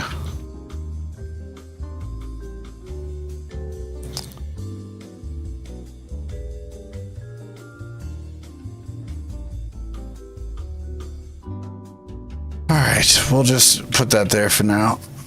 To be honest, I think what I'm going to do is I should just buy another one of these. I have a mixing station. I just don't know if I want to do the hand mixing, you know?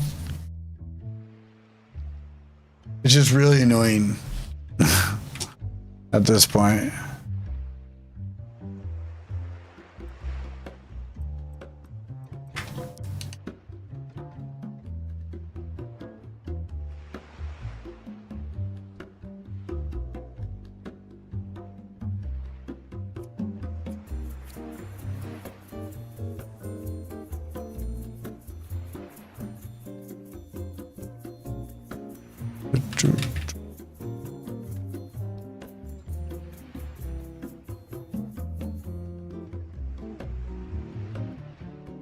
Okay, so we got some green crack growing now.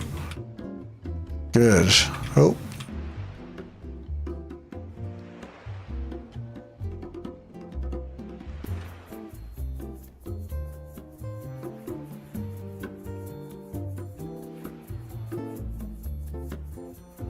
Motherfuckers getting in my way.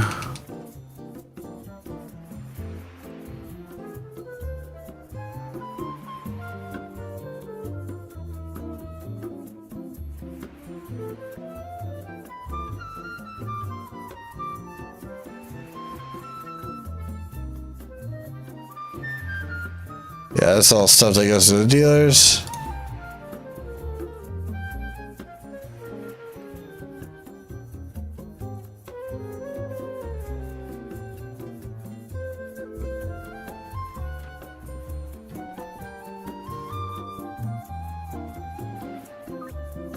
Okay.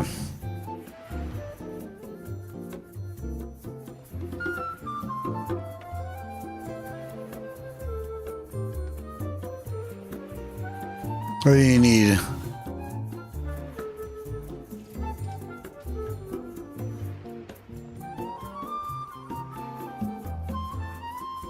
Oh, they're waiting for a dealer. Okay.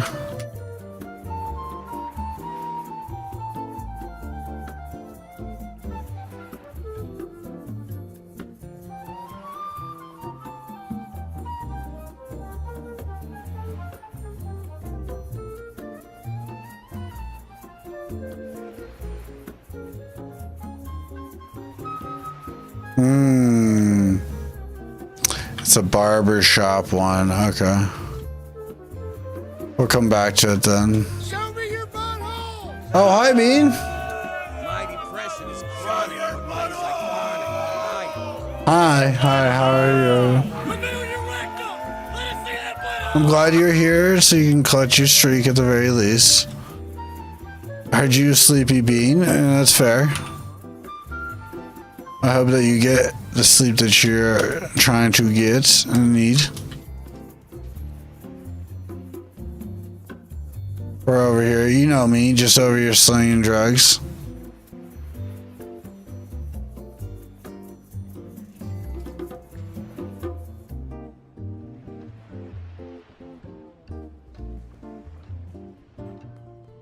Right. Oh, back here, right back here, okay.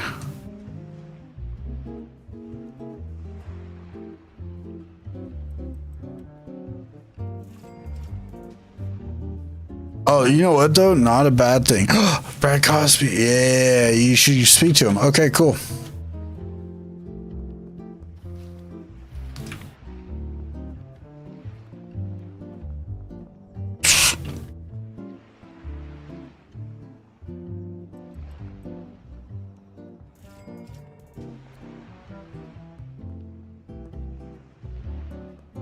Because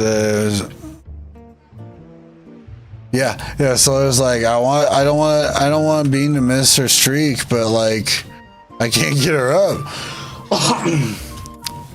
Cause you know, it's 10 o'clock my time, so I got like another like hour of stream maybe.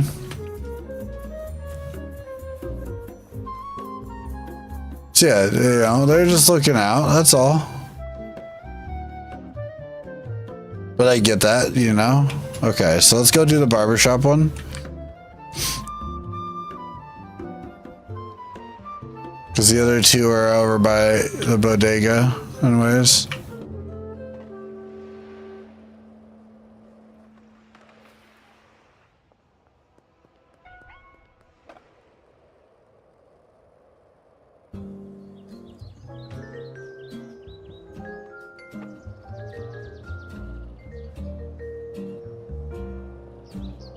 I'm a menace.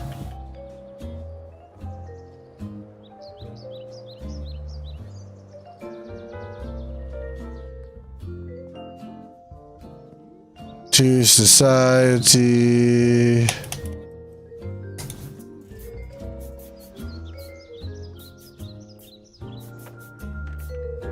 It's okay to crash the fuck out sometimes.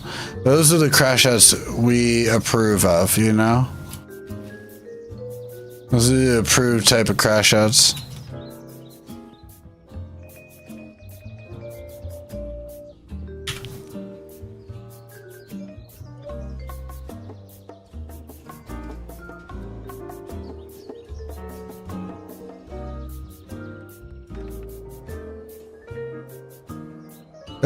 Those are the okay ones. The ones we don't like cover.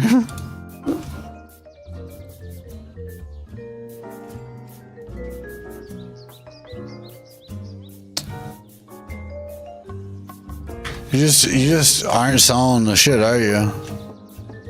Does Benji have a bunch of money? Oh, he's got 2K on him. Okay. All right, let's go. Let's go grab our money from Benji real fast. And then we can go do all our money laundering that we need to. Get that going, and then we can come back and sleep. Hey, Benji.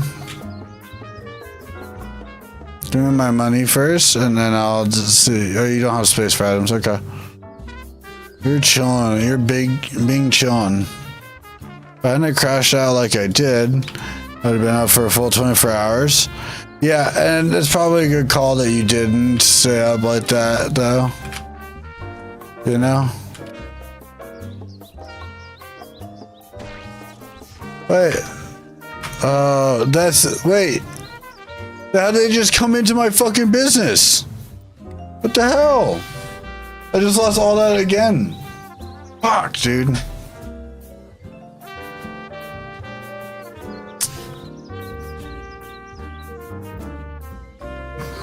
Do I want to do that again? What else do I play?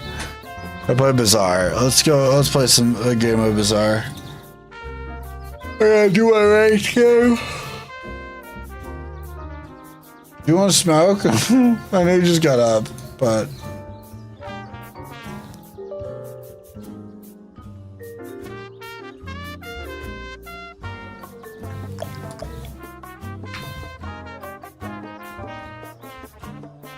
Ooh, fish.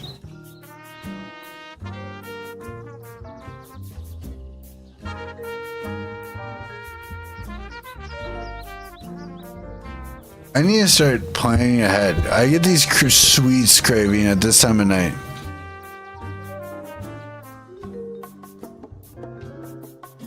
I need to plan better for that.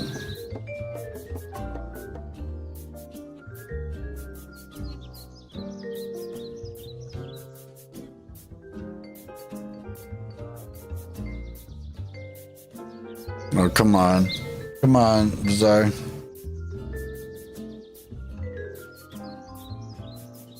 I'm glad you got sleep, though, instead of being up for a full 24 hours. It's not what we should be trying to do. I guess we go back to schedule one? Whatever, we're just going back to schedule one. Fuck it. Switching for no fucking reason.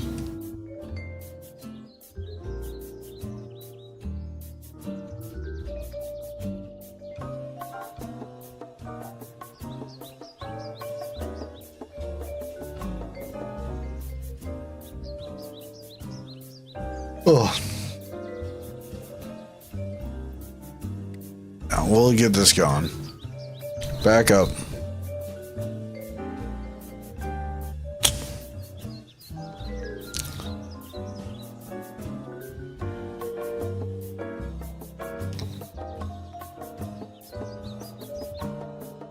How much money do I have? 190.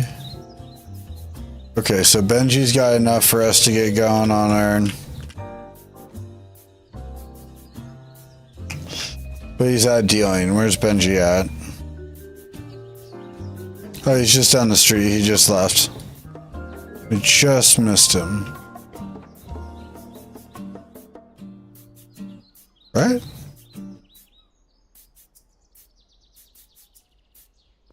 Nope, he's down this way, right?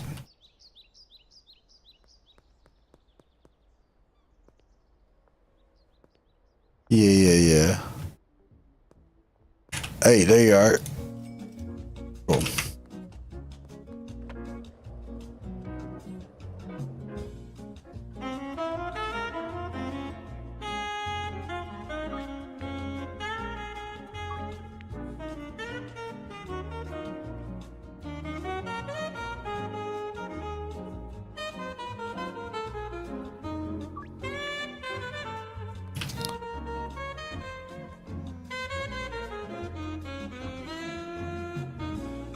Not what you want, okay.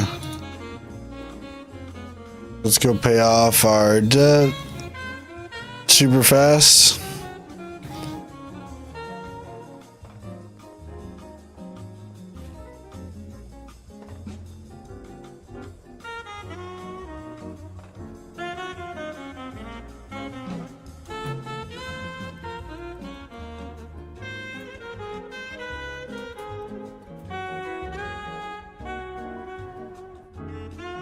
Okay, so now you're gonna want a fix. Yup. Make me an offer.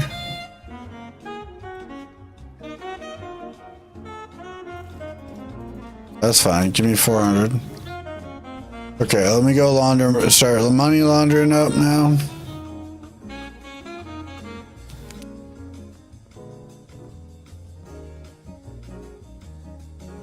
Up over at the laundromat.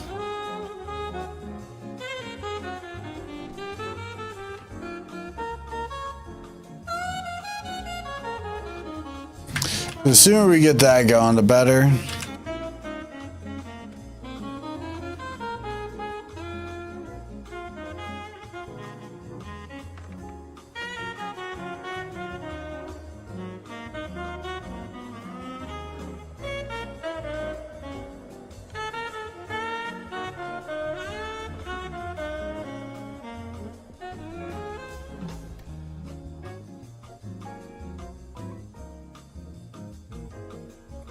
Okay, let's do this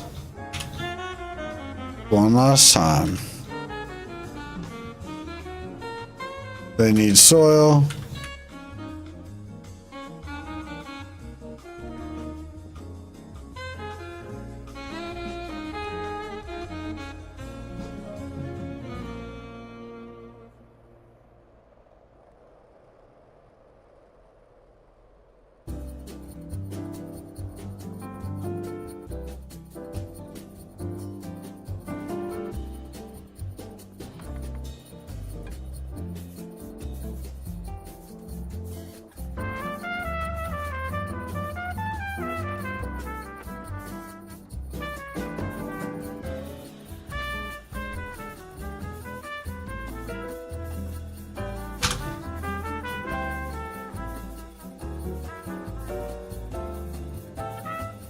Yeah.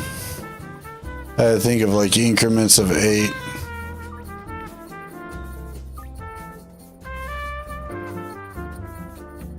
I love this golden skateboard. This golden skateboard is so fucking good.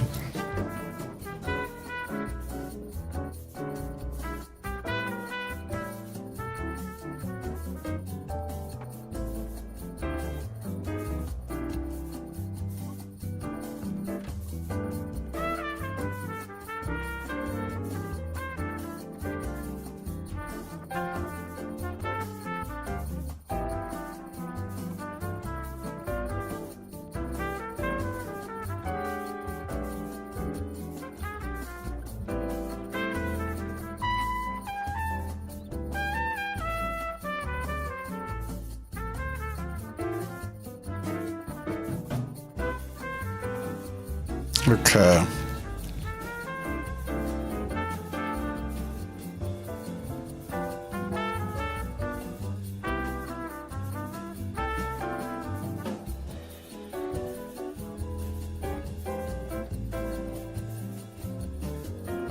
Okay, cool. That works for that.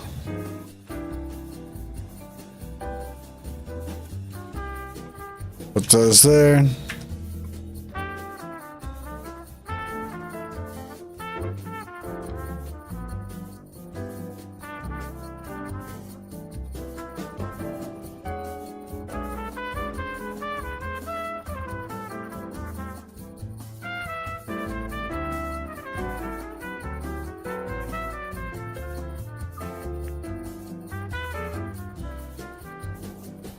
Western Gas Mart.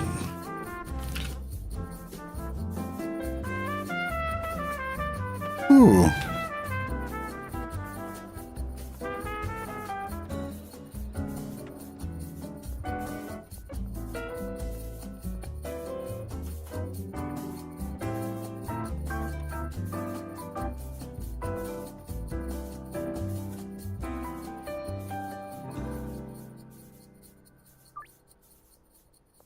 Okay. And then we'll roll out that debt here. I'll go grab from people in a little bit.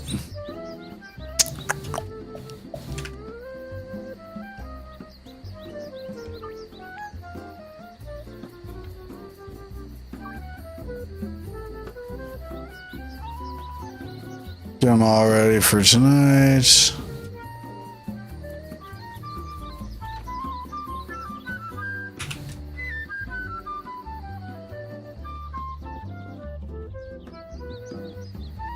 Yeah, because you're not paid yet.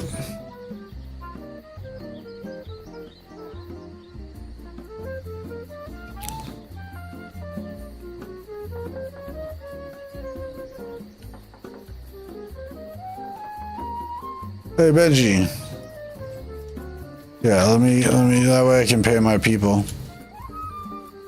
So that's just enough that I can pay my people for the day and they can start doing their thing.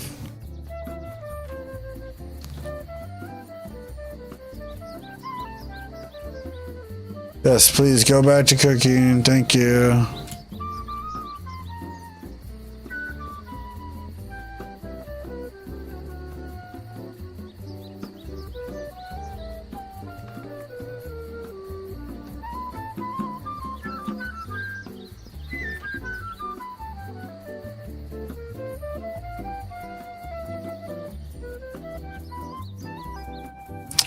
Alright, and then we pay these boys.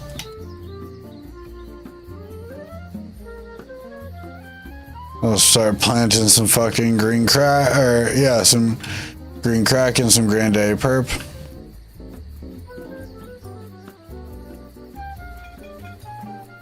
Work on getting their whole work area cleaned up.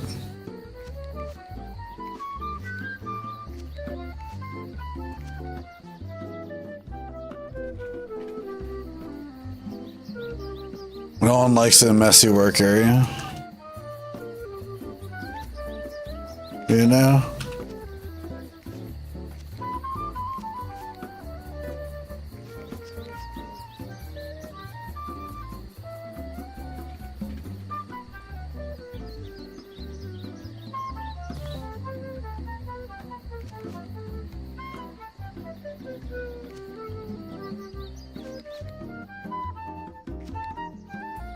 Keep our workspace tidy.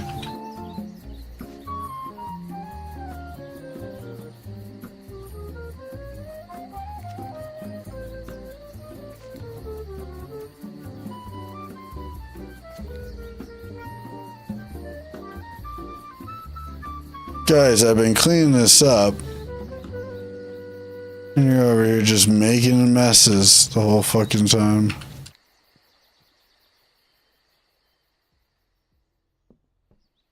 It's like I gotta clean up after you motherfuckers.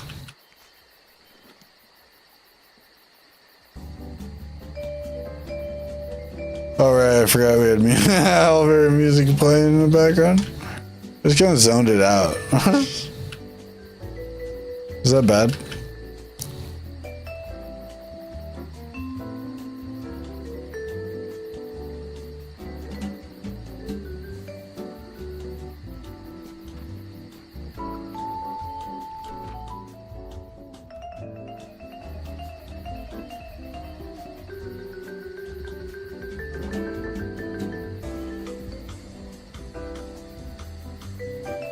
Let me grab this money from you real quick and I'll be back.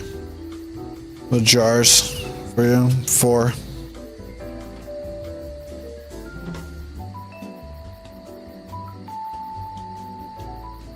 Well, 3 jars and some baggies.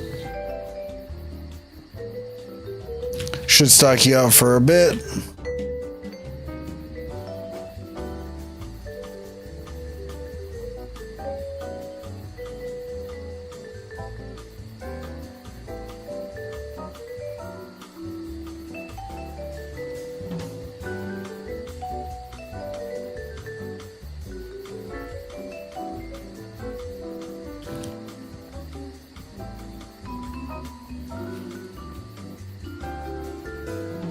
Let's go grab our shit. Bubba, what do you do with all that junk?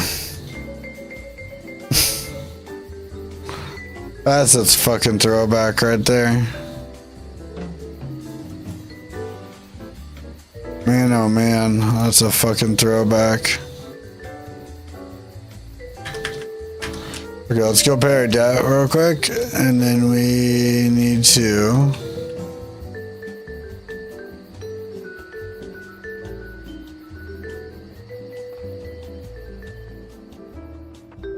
Order more Sudafed.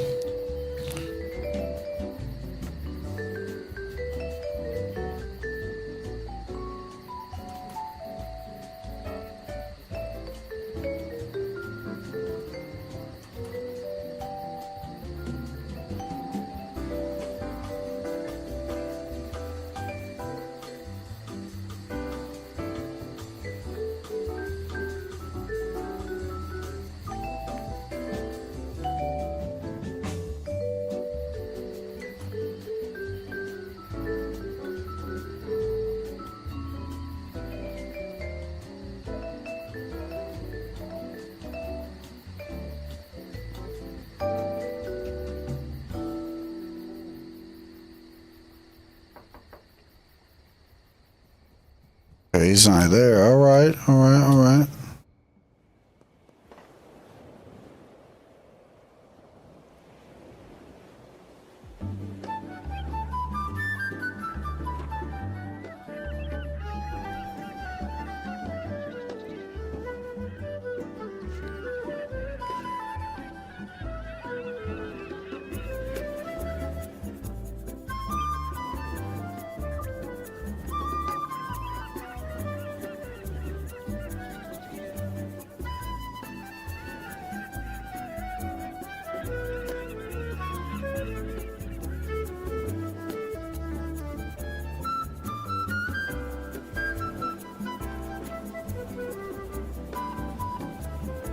Okay, let's go drop off this extra Sudafed here.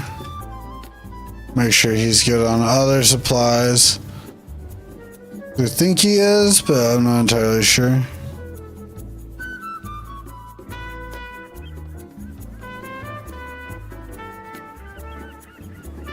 For now he is. After I make my deals, I need to go.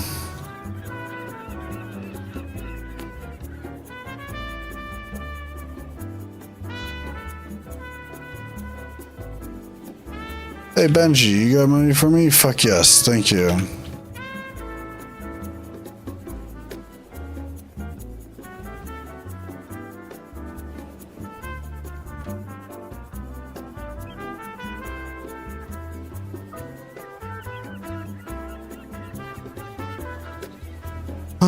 Okay.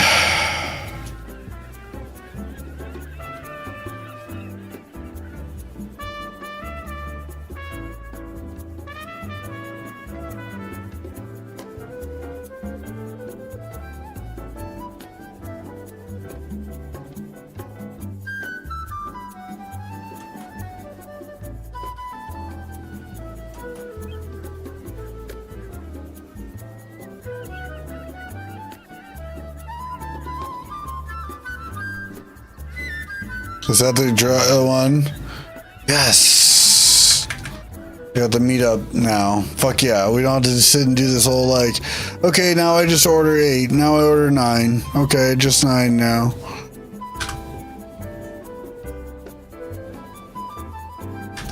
That's fine. We'll come back for it.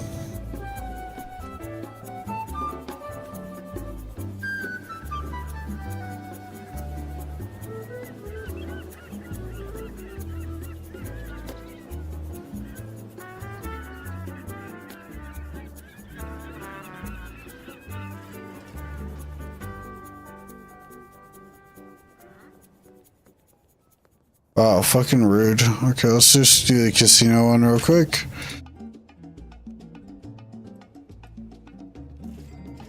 Yes, because I need a dealer. Yep.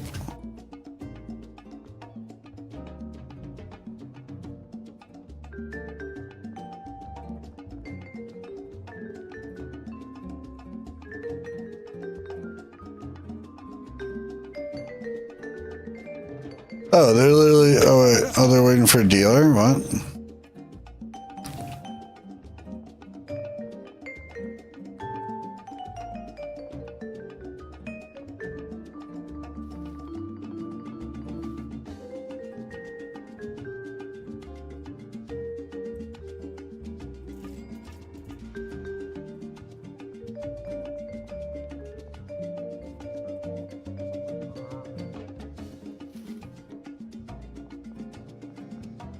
Under there. Alright, slop shop. Fuck. I forgot where that is. Oh, that's up not far from me, actually.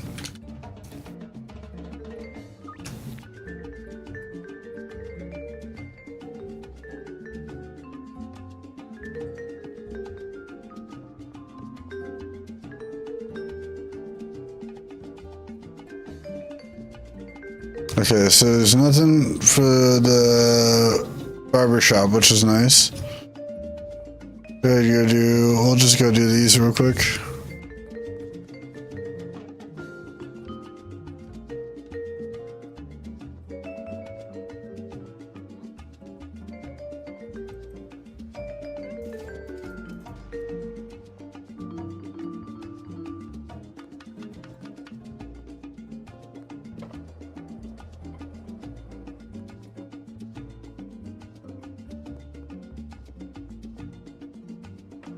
Alright, behind the auto shop and the slop shop. Let's go do this one real quick here. Western Wharf. Yes, sir.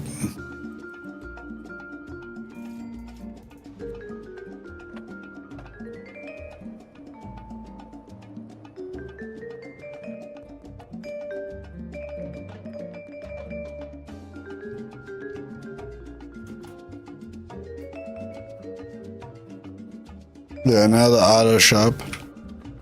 Oops.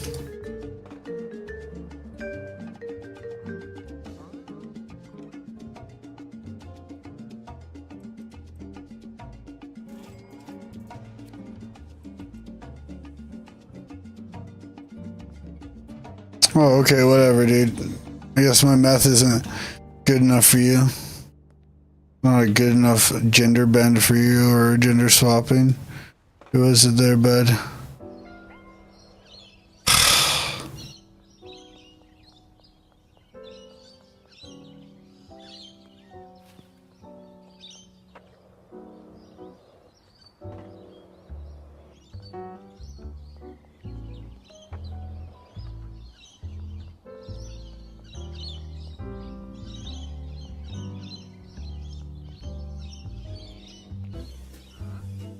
Dude, long face. This is such a funny one.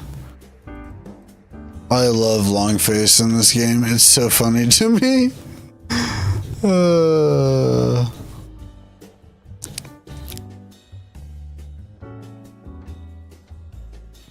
Behind Western gas station. We're gonna have to go around a little bit. Since we're on foot.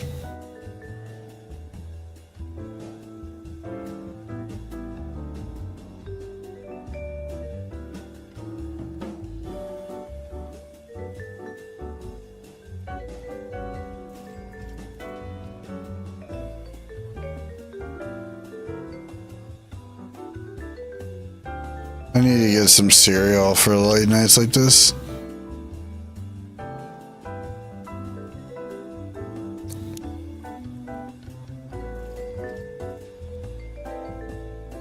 Cool.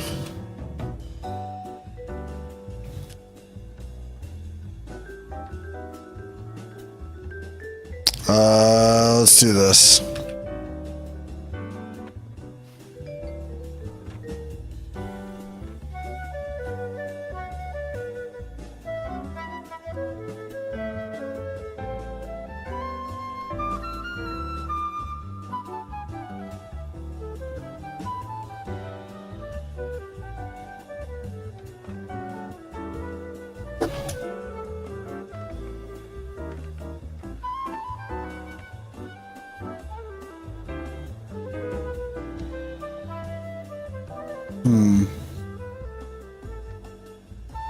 Oh, I should probably just go over to the warehouse real quick.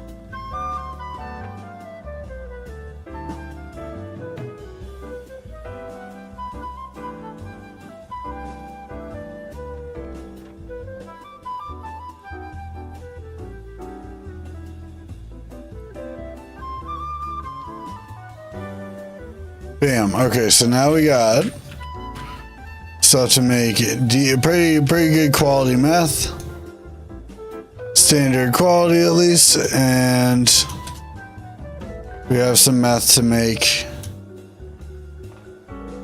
things with it.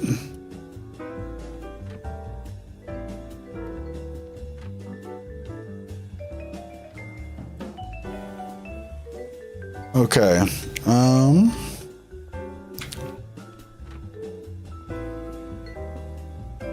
Now, I wonder if any of the dealers have extra money. Probably not. Oh, let's go. Perfect.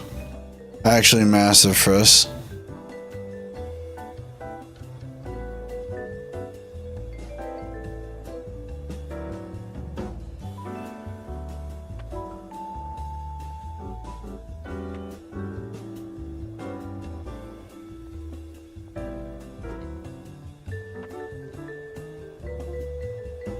Okay, we need to go to the post office. The post office business.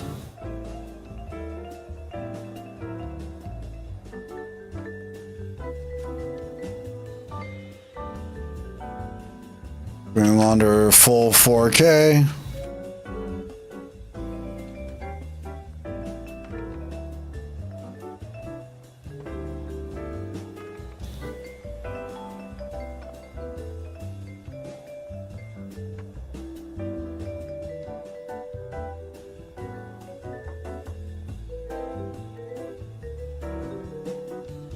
Okay, you got a 2K signing bonus? Okay, that's fine. We'll get you tomorrow. Get you set up with customers.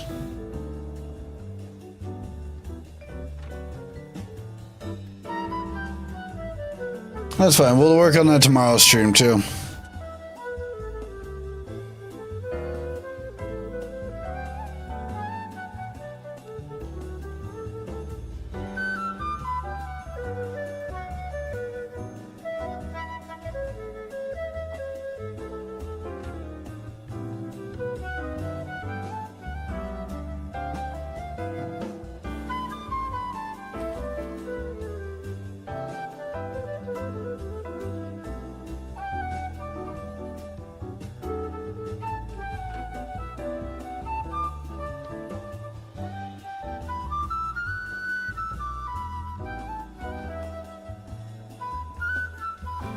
I guess I'll pull out $100.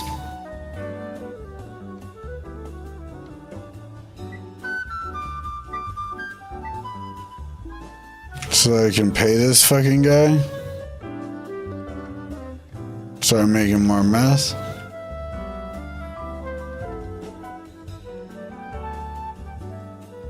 Because apparently I didn't leave enough in his shit yesterday. Yeah, get back to cooking, dude. I got a fuck ton of meth I gotta sell. You gotta make, motherfucker.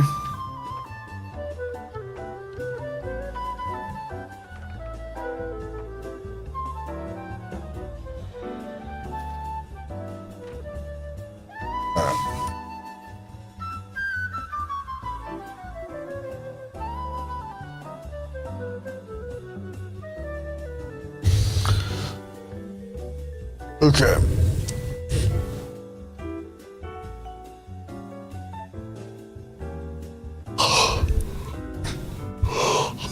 Okay, so tomorrow, I'll give you a little sneak peek at what's on the agenda tomorrow.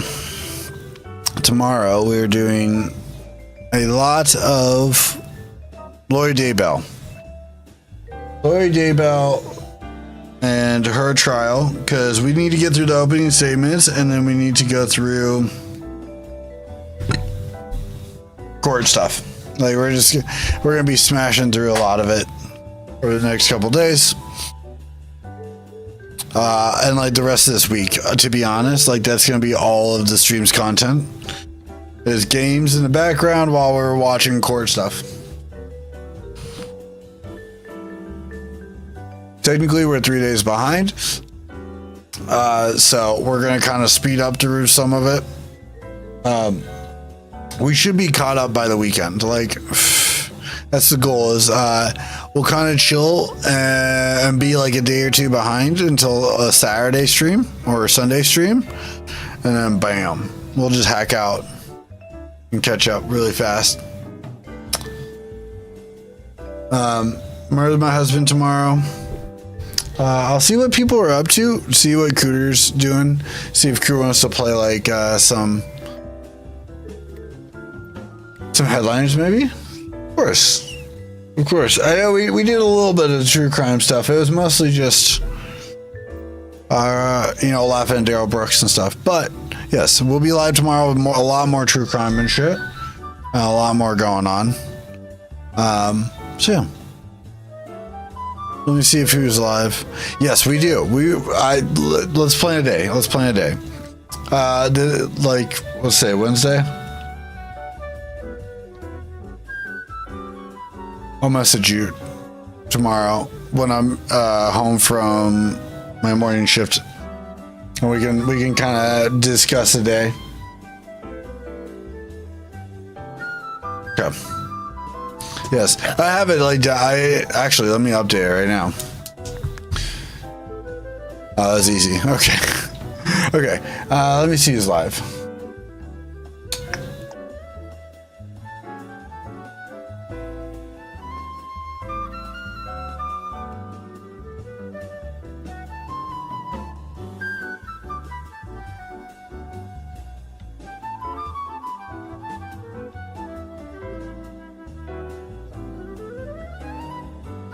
Oh, Brain's playing Potion Craft. You guys can go hang out over there. It's either that or Soy Leaf, because Soy Leaf is doing schedule one, but